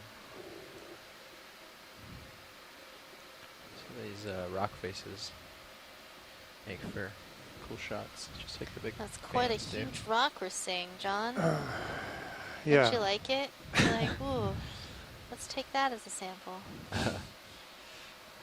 I think they didn't want too big of rocks. Everyone would probably rather have one with a lot more bigger corals on it and sponges.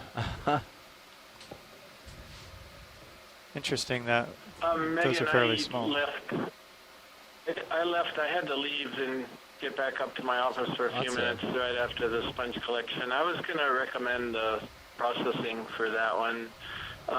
You can dry the bulk of that because it's going to be really huge and use up a lot of alcohol, and then just maybe take a decent sized piece and put that in alcohol and the rest of it dry it. Does that sound reasonable? That sounds pretty reasonable.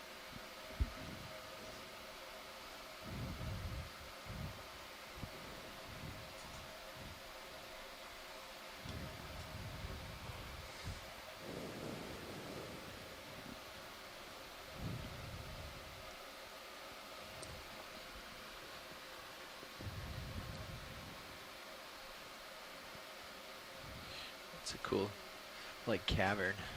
But there's lots of pieces that fell off the wall. So and now all we're around seeing into the this back of bottom a Bullasolmini, hole. one of these ET sponges. Come in, video. ROV nav bridge. Go ahead. Move On is the back complete. of this Thank you, sponge, Bridge. we're also seeing some benthic ctenophores. Those are those little projections that you're seeing. They currently have their long feeding tentacles retracted. Those are those white organs, the end of the tubes. So that's how the ctenophore feeds. It'll release those long tentacles. Things will get trapped on them, and then they'll reel in their Hard prey. to say because he's in a hole, but There is D2 a uphill fish now I right would say side. is more like 250. Yeah, he's got a bunch over here and a bunch over there. Right. And it's hard to tell, but Yeah, 260 but when you're is clear, sort you of can zoom out. still uphill for me. Is it? Thanks. Okay.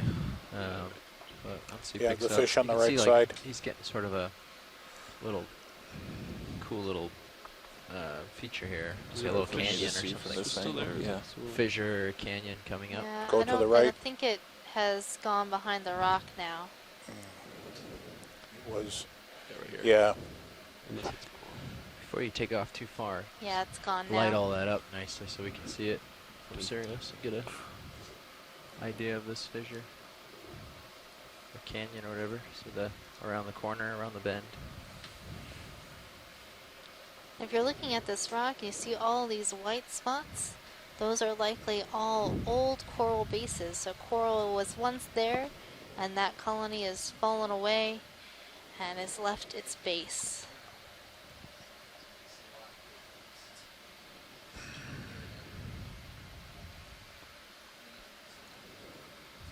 What a big rock.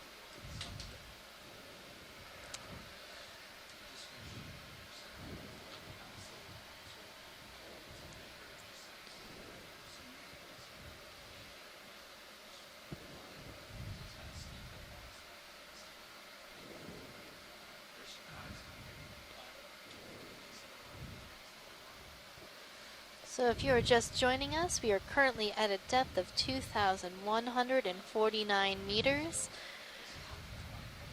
floating above Schumann Seamount and the Musicians Seamounts. This is Megan Putz, your biology lead. John Smith, your geoscience lead.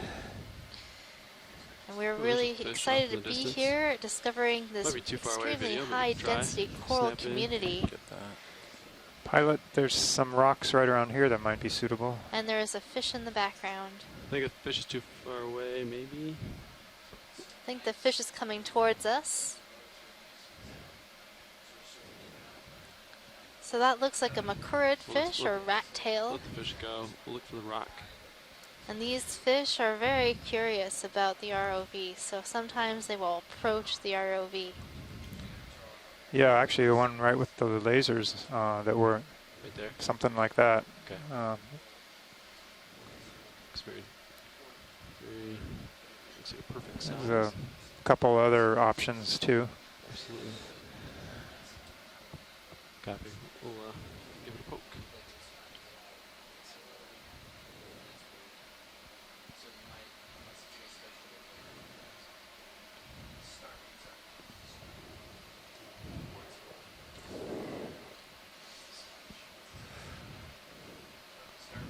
Now, if you get my joy lock. I could do that. You're in.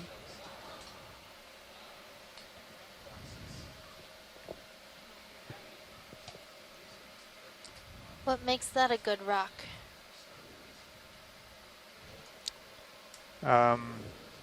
Well, they're angular, hydraulics up, so go they have sharp edges.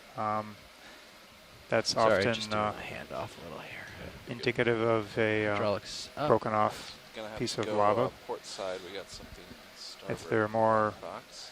rounded or flat, they could be something else. Port side. Copy. Hey, go pilot. And some of them, when they're Pilot. kind of broken on the edge, Go you for can a see them. Copy. So if you Inside get a little ready bit to bring better. the port wing inboard. Copy that. I'll start with giving it a poke. If it's loose, then I'll. I think we missed a number on our specimen numbers. Yeah. So what was the sponge was? It should have. I think it should have been 4. 5. I think I put down 5.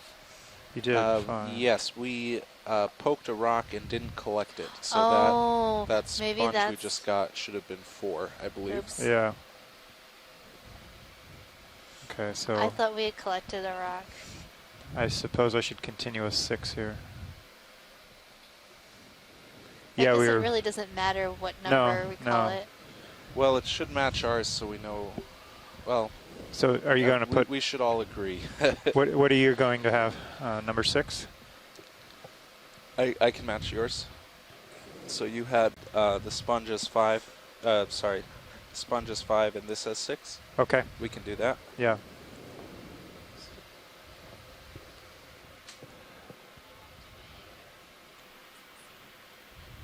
Right, it kind of. That'll work. All right, you bring It the was, port wing inboard. So you want the port wing inboard? Yeah. Copy. Coming in.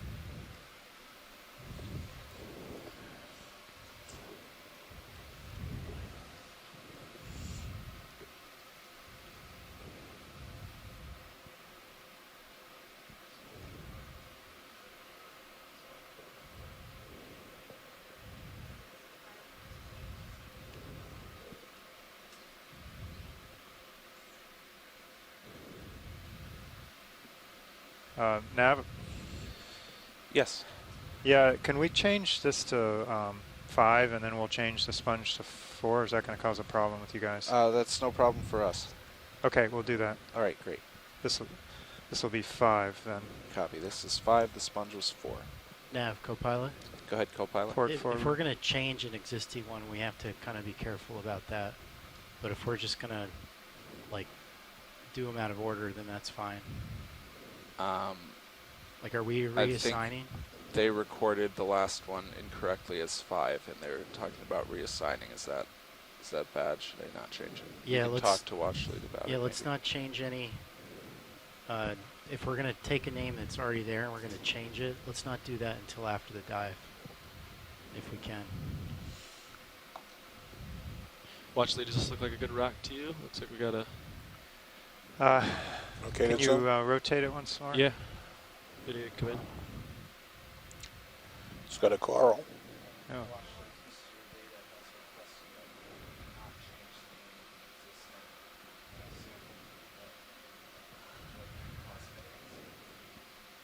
Okay, so we should keep this as 6 then?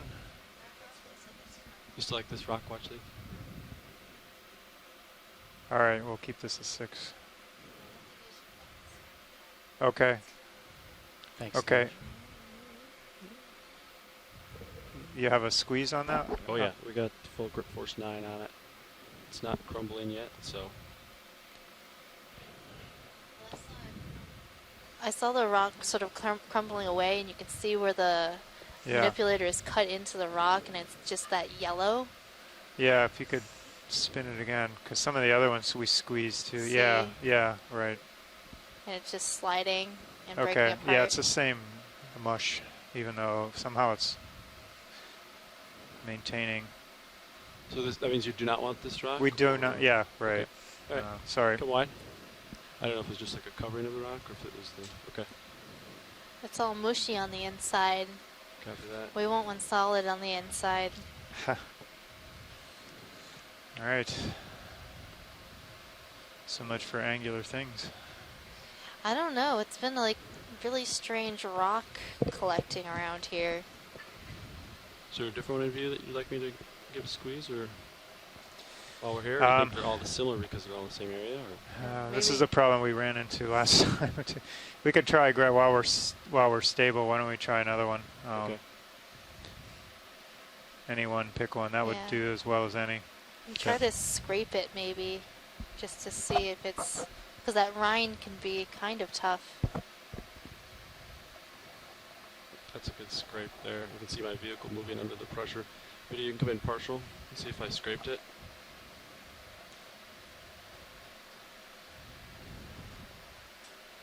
You want me to give that one a squeeze? Yeah, let's pick it up and take a look at it. Give it a squeeze. Maybe you can come out partial. Is that grab here? Yeah, that's good. So we'll go for the full grip force here.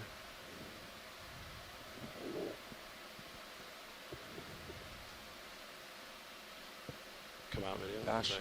Bash it on another rock. Probably want to see the bottom of that.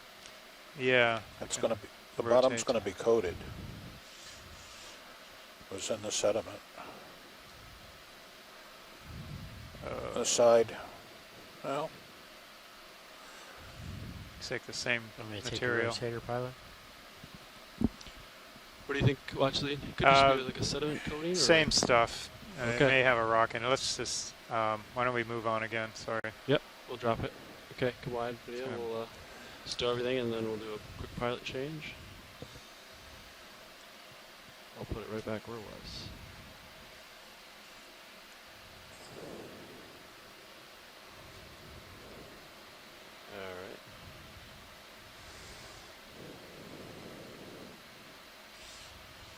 You can, I think you can, actually, I'll close the lid. I think the sheen is in a position where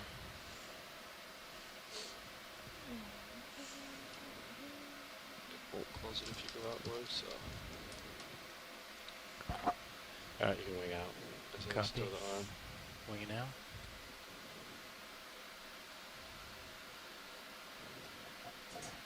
Fully outboard. Alright.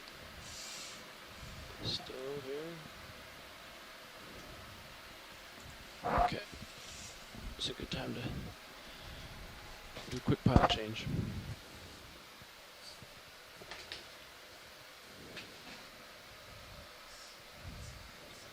Nav, co-pilot.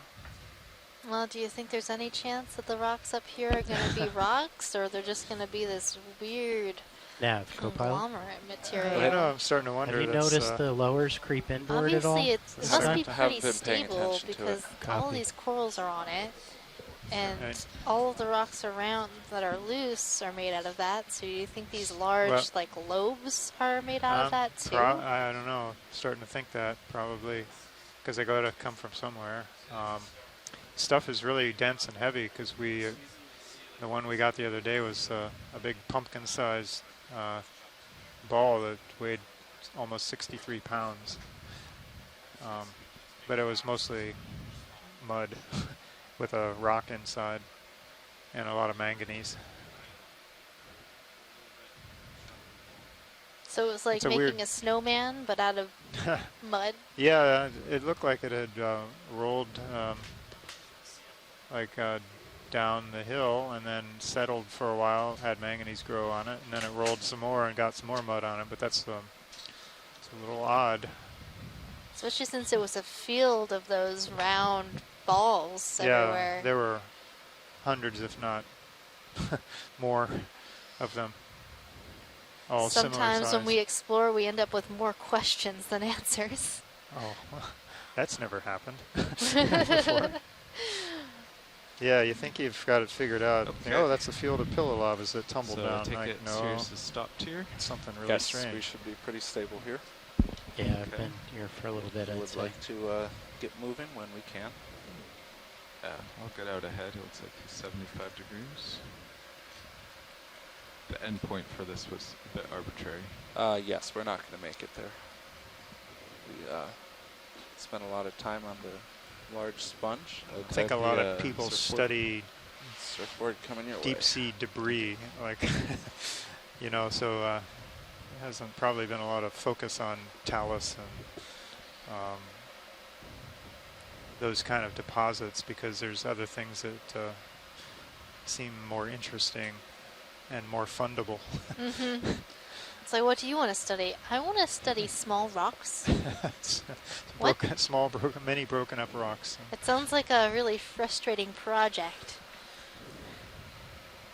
Probably not something that, you know, people with money are going to feel like, so yeah, that's what we need to learn about. If you could tie it into processes, that's how to do it, but so some kind of landsliding or slope instability. Been finding it's more west. Or just something really odd. Okay. Like now we have a little bit of information. This ridge is kind of shaped like enough that. To start talking to people. So it's much steeper on the southern edge than on the northern edge. Or somebody else up the southern edge of it. My port side is steeper. Yes. Okay. Probably need a few different specialties to figure that one out thoroughly.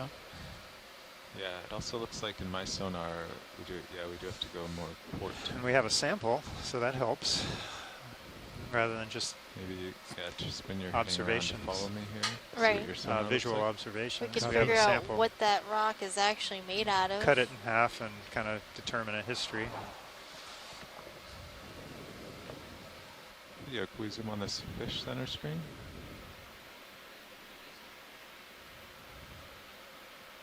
Hold there.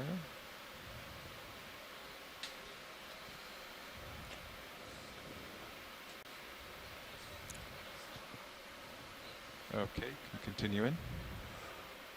Watch lead, have we seen this fish yet today? With his little hat? It's Kumba! Something like this, at least not with the parasite or whatever that is.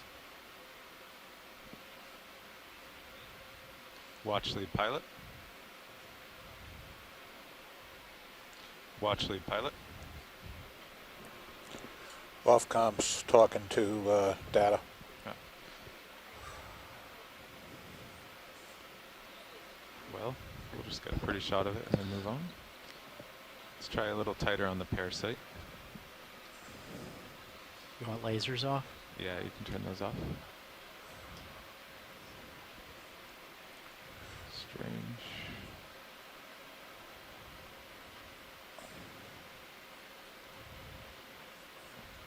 I think I'm drifting back slowly.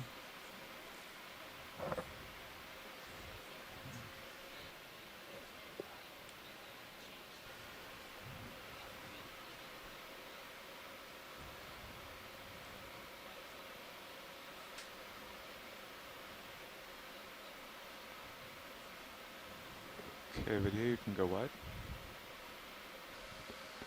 So this little Kumba has a isopod on it. It's a Kumba cap. That's a little, you know, parasitic isopod that feeds on the blood of fishes. So we oftentimes see fishes with these parasites on them. I'm at 4-5 now, pilot. Okay. Poor little fish. Let's see. Seems like if you turn to me, at least you'll end up on top of this ridge feature. Okay. Would you both agree? If we just keep moving serious onto the ridge? Yes, it has been more like 270, but yes, if that's currently the ridge, we can do that. Yeah, let's do 30 this way. Okay. I'll take a look at something down here while we wait. I'm gonna back a bit towards you. Bridge, Nav. Go ahead, Nav. Can we have another move? Go ahead. 30 meters, bearing 245, speed decimal 2. Copy, that is 30 meters, bearing 245 at decimal 2 knots. Good copy. Co-pilot, will you come down a couple of meters while I'm out here? Sure.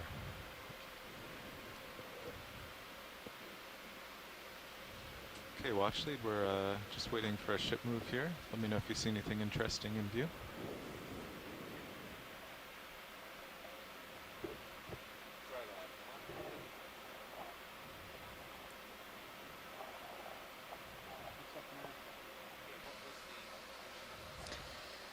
So we have a line of bamboo corals going along this sort of broken rock formation, and all the fans are facing in the same direction, paralleling each other. So that's indicating that the current is coming perpendicular to these fans, passing through them and giving all the polyps on these corals food. So we're seeing a number of different types of bamboo coral here. We have this sort of denser polyped one, and then there's a leggier looking one behind it. And part of the skeleton, or maybe the whole skeleton of this front bamboo is completely bare of bamboo polyps, but it's been covered by some hydroids.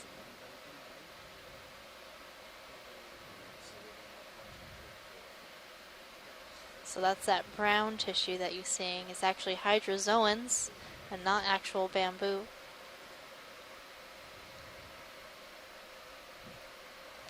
So these bamboo colonies that we're seeing are likely quite old.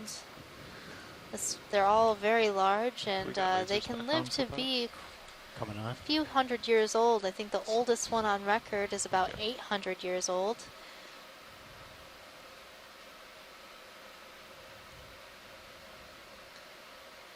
So it's likely that a number of these bamboos are getting to the end of their lifespan.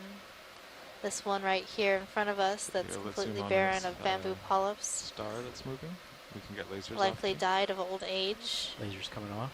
Excellent. Of course, there are some other predators on bamboos, like predatory sea stars, that could have helped along that process. He's blocked now. And again, you're seeing this Ophiacanthid brittle star reacting to the presence of the ROV, sort of moving down and away It's too far in there. from us.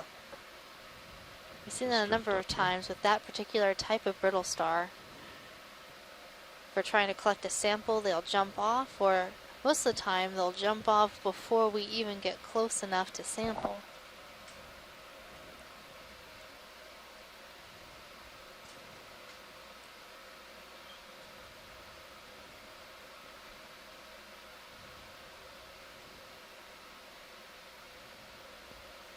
The bamboos also kind of look like whenever you're clear of video. skeletons, like fingers without their tissue.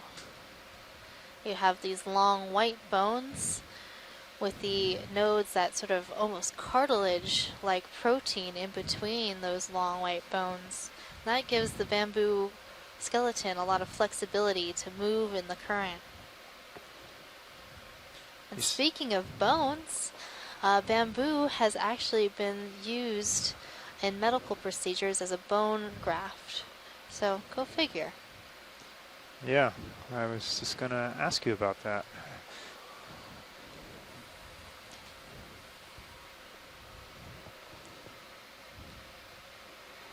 Is that full wide video? So instead of a stony coral, it's a bony coral? It is. Seems like Sirius is starting to move. Yes, you should be by now. That move was called in 4 Well, minutes like ago. stony corals, their skeleton is made out of calcium carbonate, these bamboo corals, but it has those protein nodes as well. And when we talk about stony corals, we're talking about the scleractinian corals, and you might be familiar with them if you've been snorkeling on a coral reef, either in Hawaii or somewhere else in the Pacific, or perhaps in the Florida Keys. There are many places around the world where you can experience stony corals and coral reefs. And a lot of the corals that you see on those reefs have skeletons made out of calcium carbonate.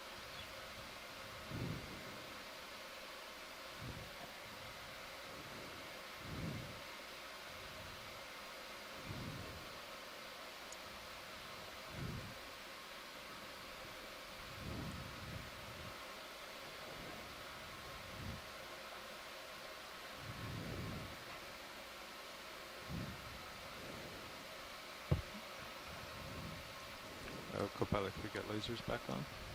Coming on.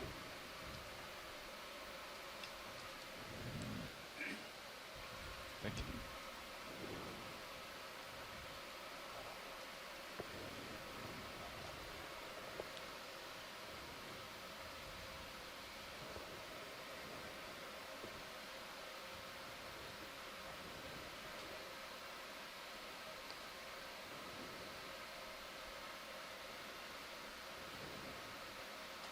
Yeah, pretty strong current. ROV nav, Bridge. Faced into Go ahead, here. Bridge. Move is complete. Thank you, Bridge. Yeah, pretty strong current from the west-northwest. Copy. Yeah, it picked Seeing up a another lot small once we got up kumba. on top of the ridge, not surprisingly. A macurrid It's pretty fish, calm rat below tail, it. also known as grenadier.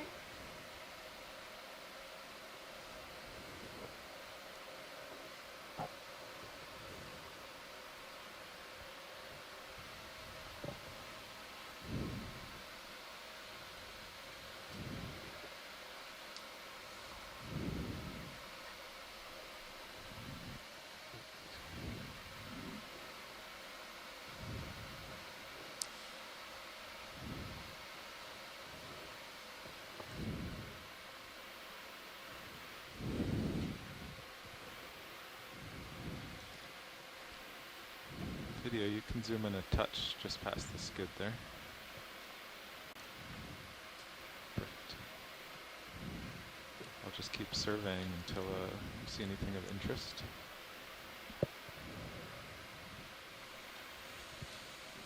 It keeps going over here. Another ridge kind of parallel to the one we're on.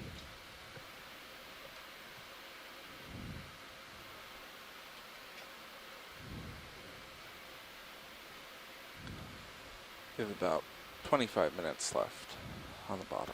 On bottom.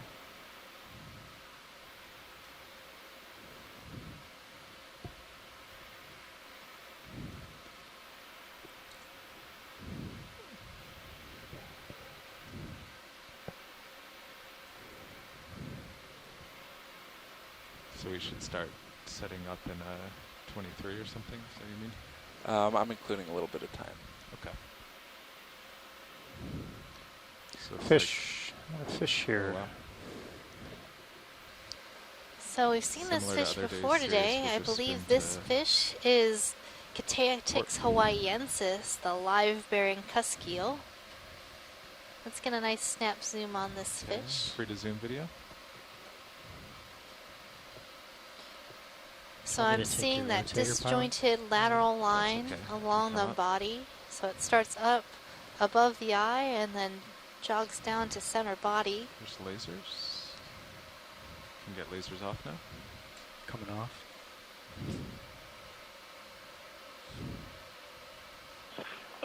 Megan, this could be Diplopoma cantha. I think it could be a bathydid as well, but that's another one of those live bears. What do you think about that?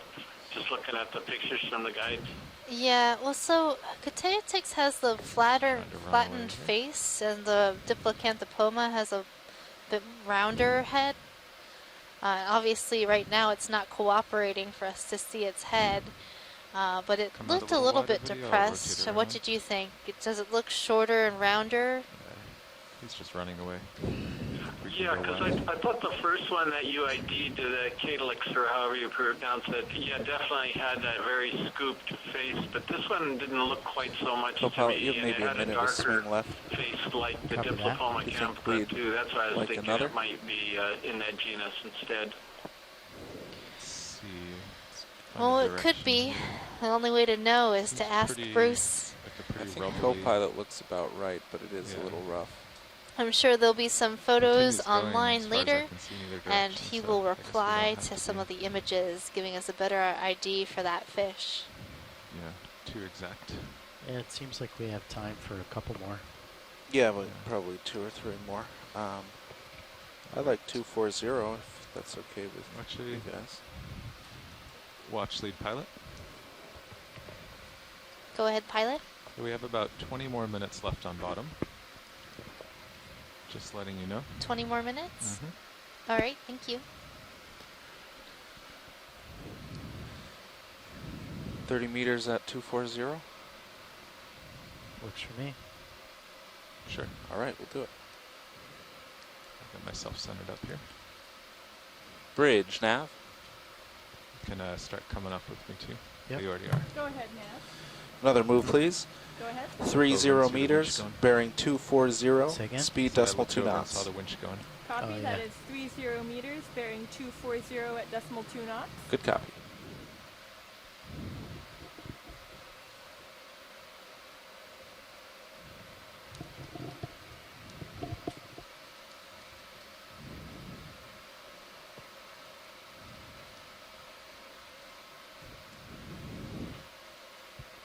ROV Nav bridge, move initiated.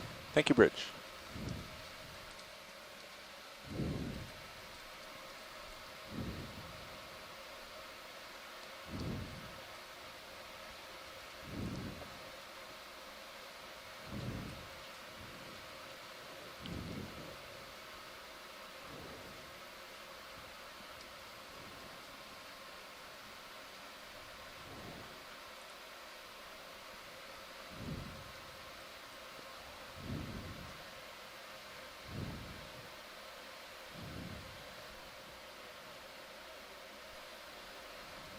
Pilot to swatch too. Go ahead. Yeah, I would like to get a rock, any rock, before we leave, because if we get one that's of enough size, it may have a real rock inside it, as we found chiseling them open. All right. Well, we have 20 minutes left. I will definitely. Okay. Okay. Definitely go for one. So you want one 30 centimeters, so it's kind of rectangular, or as rectangular as possible. Yeah, if we can get something rectangular has a better chance of being having piece attached. The conference contains less than 3 participants at this time. Well, Sirius just started If you would moving, like and to I'm stretched continue, out in press front, star so 1 now, I or the think I'll conference take a will be look at this terminated. patch ahead once I have enough tether.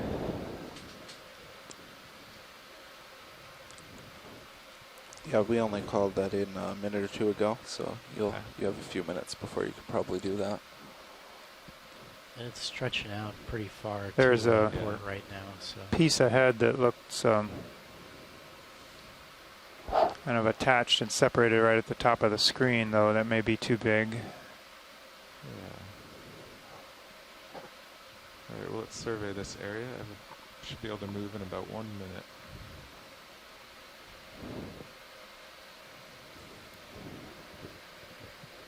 Please pardon the interruption. Your conference contains less than 3 participants at this time. If you would like to continue, press star 1 now, or the conference will be terminated.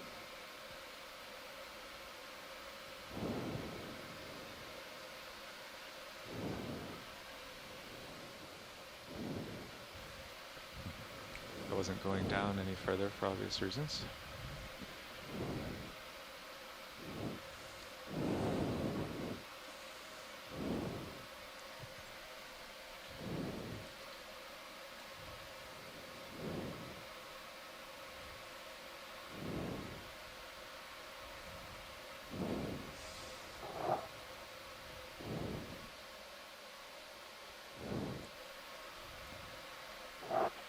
Pardon the interruption. Your conference contains less than 3 participants at this time. If you would like to continue, press star 1 now, or the conference will be terminated.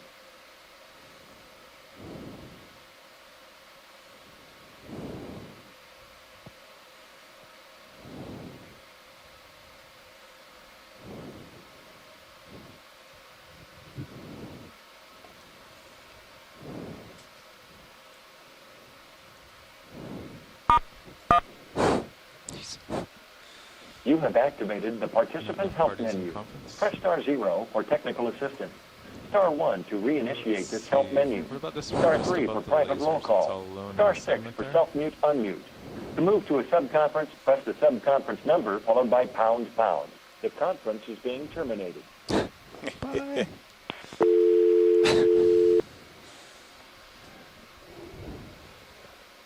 Watch it. I'm looking at this one right on the lasers there. It's all alone. Does that look promising? We can take a look at it. Okay.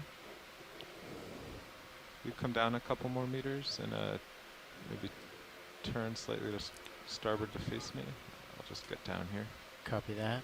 Coming down and turning. And then just come up as you need to. Do you want me to pull your lowers in a little bit? Yeah. Do that. I'll watch them. There's got to be something in here.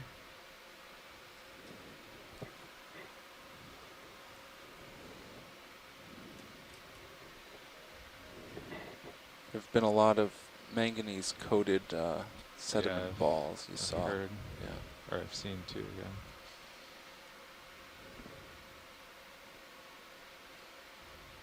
Definitely don't want manganese-coated sediment balls. We want a rock, a real one.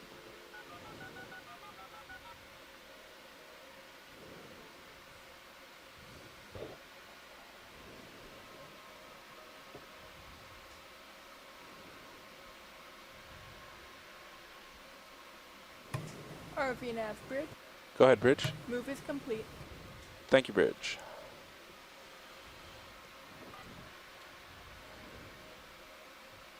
Can't quite reach this one to nudge it.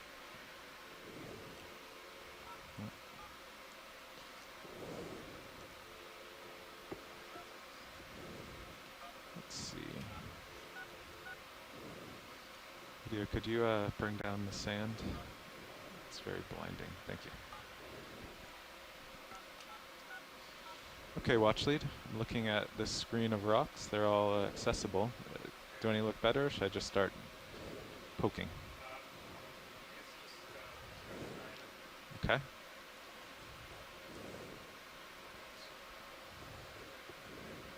Which one?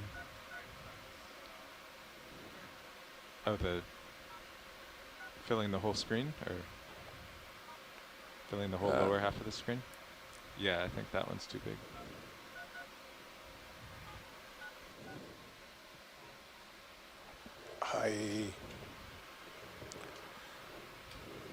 Okay, co-pilot. Do we have hydraulics? Hydraulics spun up. And if you, yeah, now you can come up a few meters and tilt your camera down, and you should be able to go hands off for a minute or two. Copy that.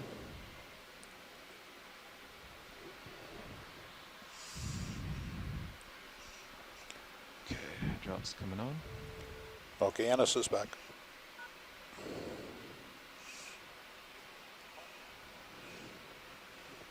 Would you like me to move any of the cameras, pilot?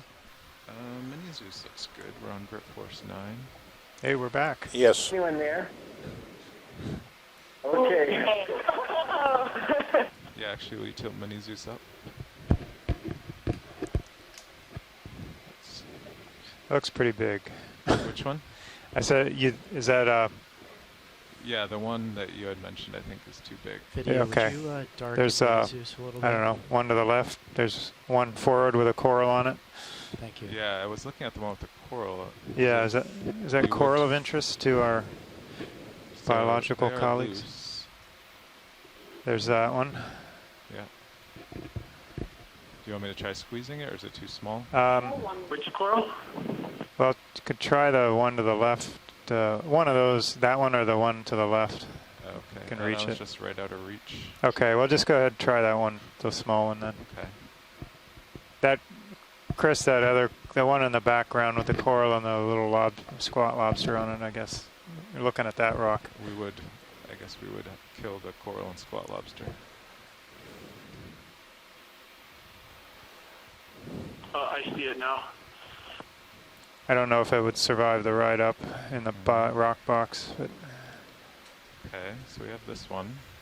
Well, if this rocks works for you, that's fine. It looks Okay. like you got a little ophiurate on it too, so that'll be fine. all right, we spin that around. Yep.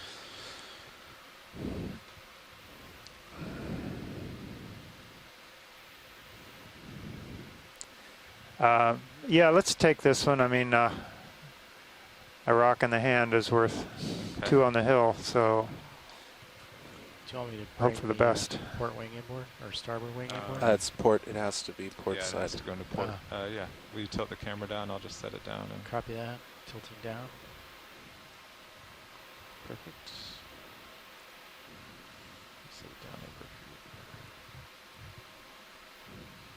I didn't want to open the box like the last 2 times and then have it crush. Yep.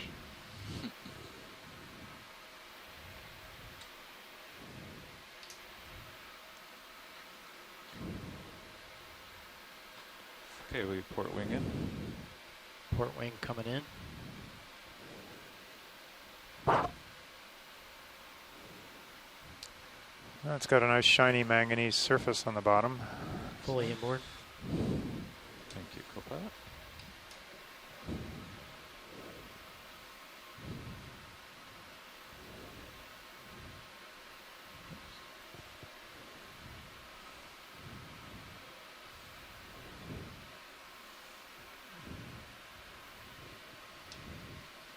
You want a better view of the Mini Zeus? No, that's okay.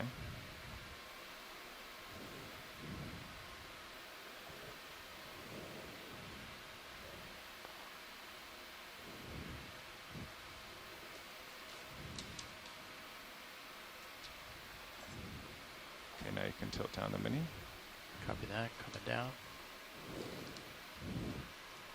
Perfect.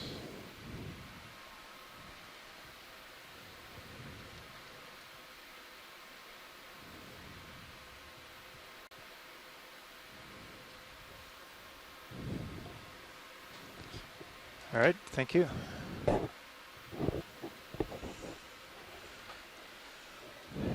So that was the specimen 5, geological time 0105 UTC from a depth of 2140 meters. Want me to move the Mini Zeus so you can take yeah, a look at this might be stuff? the final stow for coverage. So.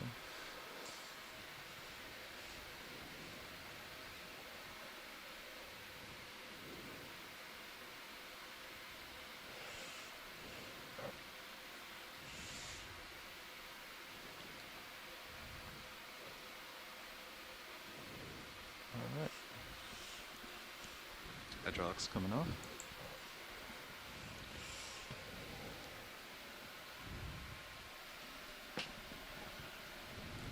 About 10 minutes left.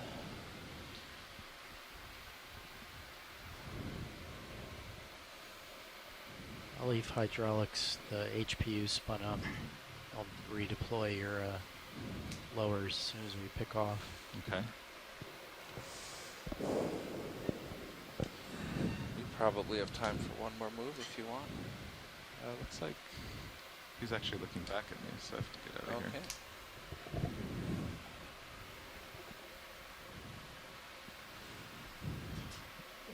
Okay, watch lead. I hope that was a real rock that we just picked up. What was that? I said I hope that was a real rock that we just got. Yeah, I don't know if I have for some reason I have a good feeling about that one. Yeah, I did have it on the highest grip force and it did not budge at all, so. It looked hard and solid, I agree.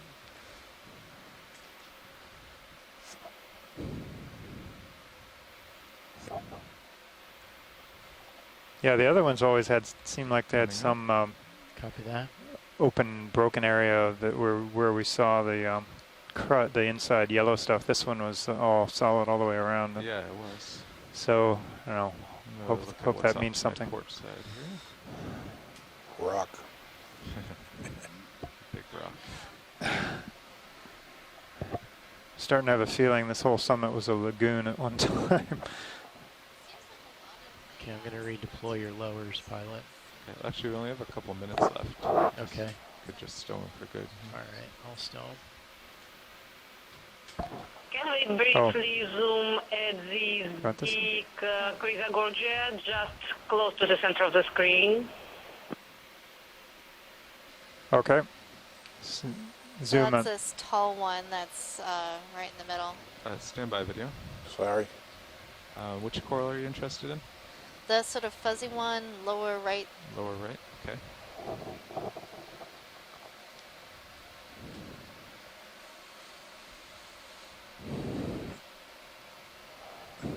Lasers are on it now.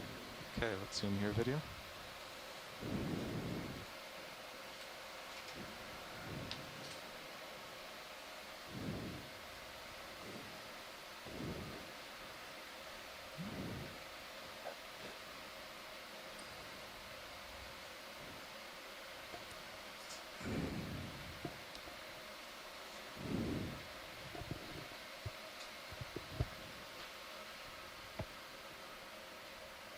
So there's a number of associates in this Chrysogorgia coral. Seeing some anemones. There's probably some, there's a spot lobster.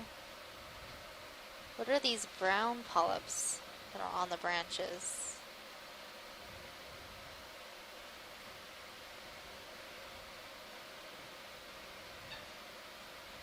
I think there are other types of anemones on this coral as well, along with some amphipods.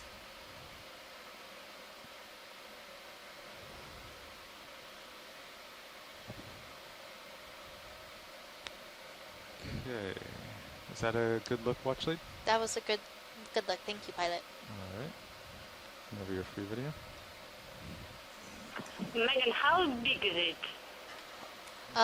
It looked pretty big. Still maybe over top you. I don't think I'm maybe a moving meter tall. too No, much you more. should Maybe be a little bit stationary, shorter. but you should have been for a while. Sort of bent over As we go up, the current stuff in the current.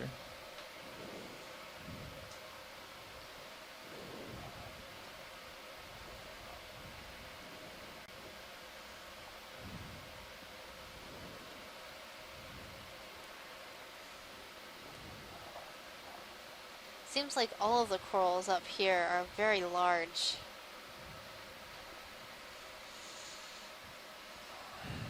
Lots of really large bamboo coral, some large hemicorallium coral,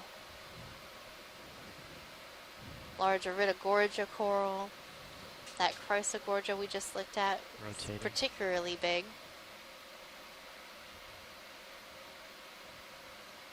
Here's a whole field of rocks for you, John. Yeah, you interested in any of these?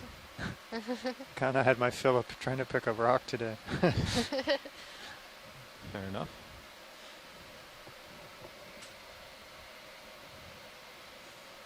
Yeah, we're going to have to look at the mapping data a lot closer.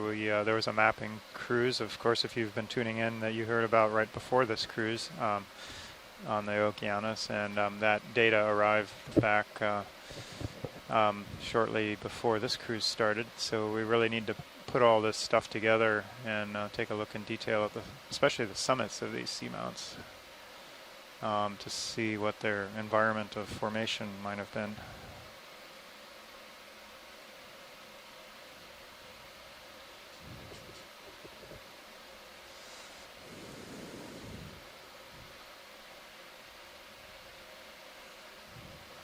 Okay, that's at 45 pilot, so we're aligned. Excellent. How much time do we have left now? 3 or 4 minutes. 3 or 4 minutes. So we just have a few more minutes on bottom. We are checking out all these giant bamboo colonies. And on the colonies, you're seeing a number of associates. There are some hydrozoans, parazoanthids. It's like a... Megan, did we check these asteroids, the red asteroids we just passed by? Oh, the red star that we just passed? Yeah, something like Brigida. Could we look at that star, pilot? Just at the base of this coral? Yeah, that was on the face of that coral. It was bright red. Oh, not at the base of this one. It was on a different coral. Just lower right? We passed by it just a little while ago off to the left. Yeah. There's a red one. Video, just do a quick zoom here. I thought you were talking about this one. Yeah, so that is a Hippasteria muscipula, a type of predatory sea star that feeds on corals right at the base of this coral. And then there was another type of sea star that was off to the left that was on top of a bamboo coral. It looked like it might be a brisingid.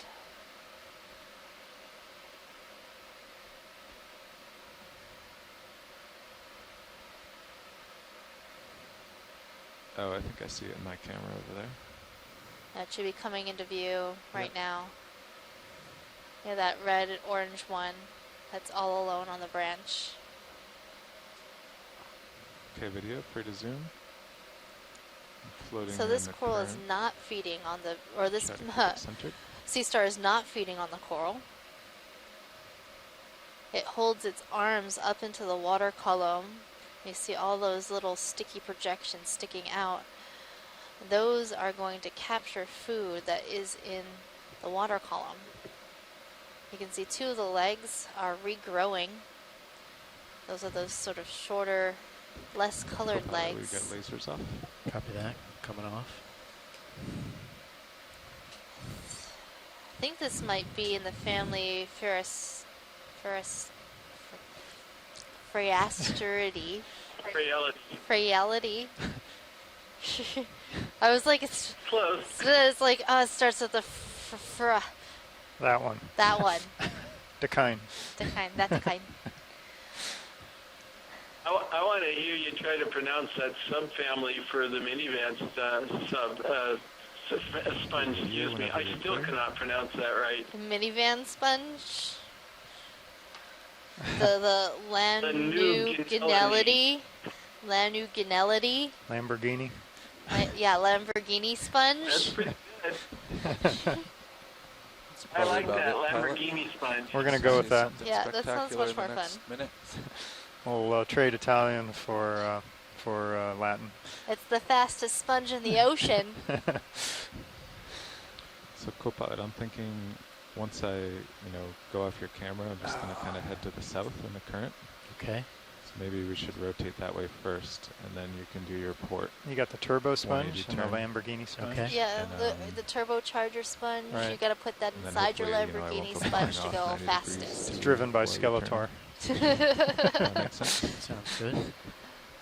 And you'll still be fairly well aligned with the ship. It's getting close to Halloween. We can make some sponge amalgams. Let's call it. Sponge masquerade party. So while we spin over here. Okay, you can be a crinoid. Still your I can upper be a spine. crinoid. We can do the dance. Give give like 10 degrees to port to start on your heading. The sponge chimera. Chimera sponge. Okay, watch lead. Yeah. It's time for us to leave the bottom. Well, that's it. Hope you enjoyed our time on Beautiful Schumann dive. Seamount. We saw a lot of amazing coral colonies today, and we saw the minivan sponge. Woohoo! Woohoo!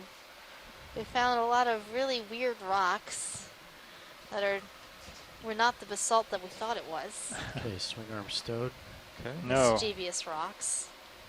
So I'll stay at 45 if you want to swing your heading to port. Okay, swing into port. And maybe come up, start coming up. Tomorrow we'll be diving 5 at meters or Mendelssohn so. Seamount. Okay. And there Just has in been case some there's debate anything whether or going on out not here. Mendelssohn is part of I have the an auto musician jet put up with my Seamount set chain point or up a few not. meters. But Mendelssohn that. is a musician, so that's why I still think we're in the musicians tomorrow. What do you think, Chris? Okay, I've come up a couple meters. What was it that Mendel? I didn't hear the I'm last still part of your swinging to the sentence. left. Is Mendelssohn Seamount over part of due the south. musician Seamounts chain, or is it part of that other trail of seamounts that's sort of in between musicians and the Northwest Hawaiian Islands? Still coming up. You know, I gotta check on that, but it's Well, it is. it's part of the musician seamount chain. Yeah, it's. I mean, it's Bridge, offset Nav. to the Go ahead now. south. We are off west, the but bottom. The dates You can are set center similar of rotation to to the, midship, where but they we should would be like for a to musician's continue to hold hotspot, but position yeah, here they for are now. offset from the Don't line. touch one That, side. we're off the Well, and bottom it's and named I will after a switch to musician, under so swing around obviously the center someone of me. thought Thank it you, Rich. was. Still coming around to port. And that's all that matters. I know.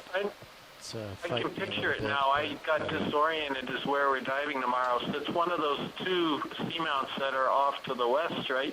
Yeah, and they were Those are both. one of the real curious ones, whether they could be part of some parallel chain or something, because they're off track out there. So rocks from that seamount, I think, could be really interesting, and just the amount of manganese crusting we see tomorrow ought to be really. I'm gonna copy that. So thank you for reminding me that that's the one we're diving on. No, I may align north actually for pay now. attention to the Yeah, geology stretch out tomorrow. the current. Whoa. all right, I'm gonna haul Oh in my a little bit. goodness. Whoa, big Get boy. That was a joke. Tenor under me. Okay. Yeah, well, See, I like the geology on And top. continuing to come around to port. yeah, the two Mendelssohn, the West and East Mendelssohn, were both dated, dredged and dated at 79 and Out of 82 view. million years, roughly. So kind of fit in there, but yeah, we'll see. Were they dated? Oh, darn it. I didn't think they were dated yet. They are. They were.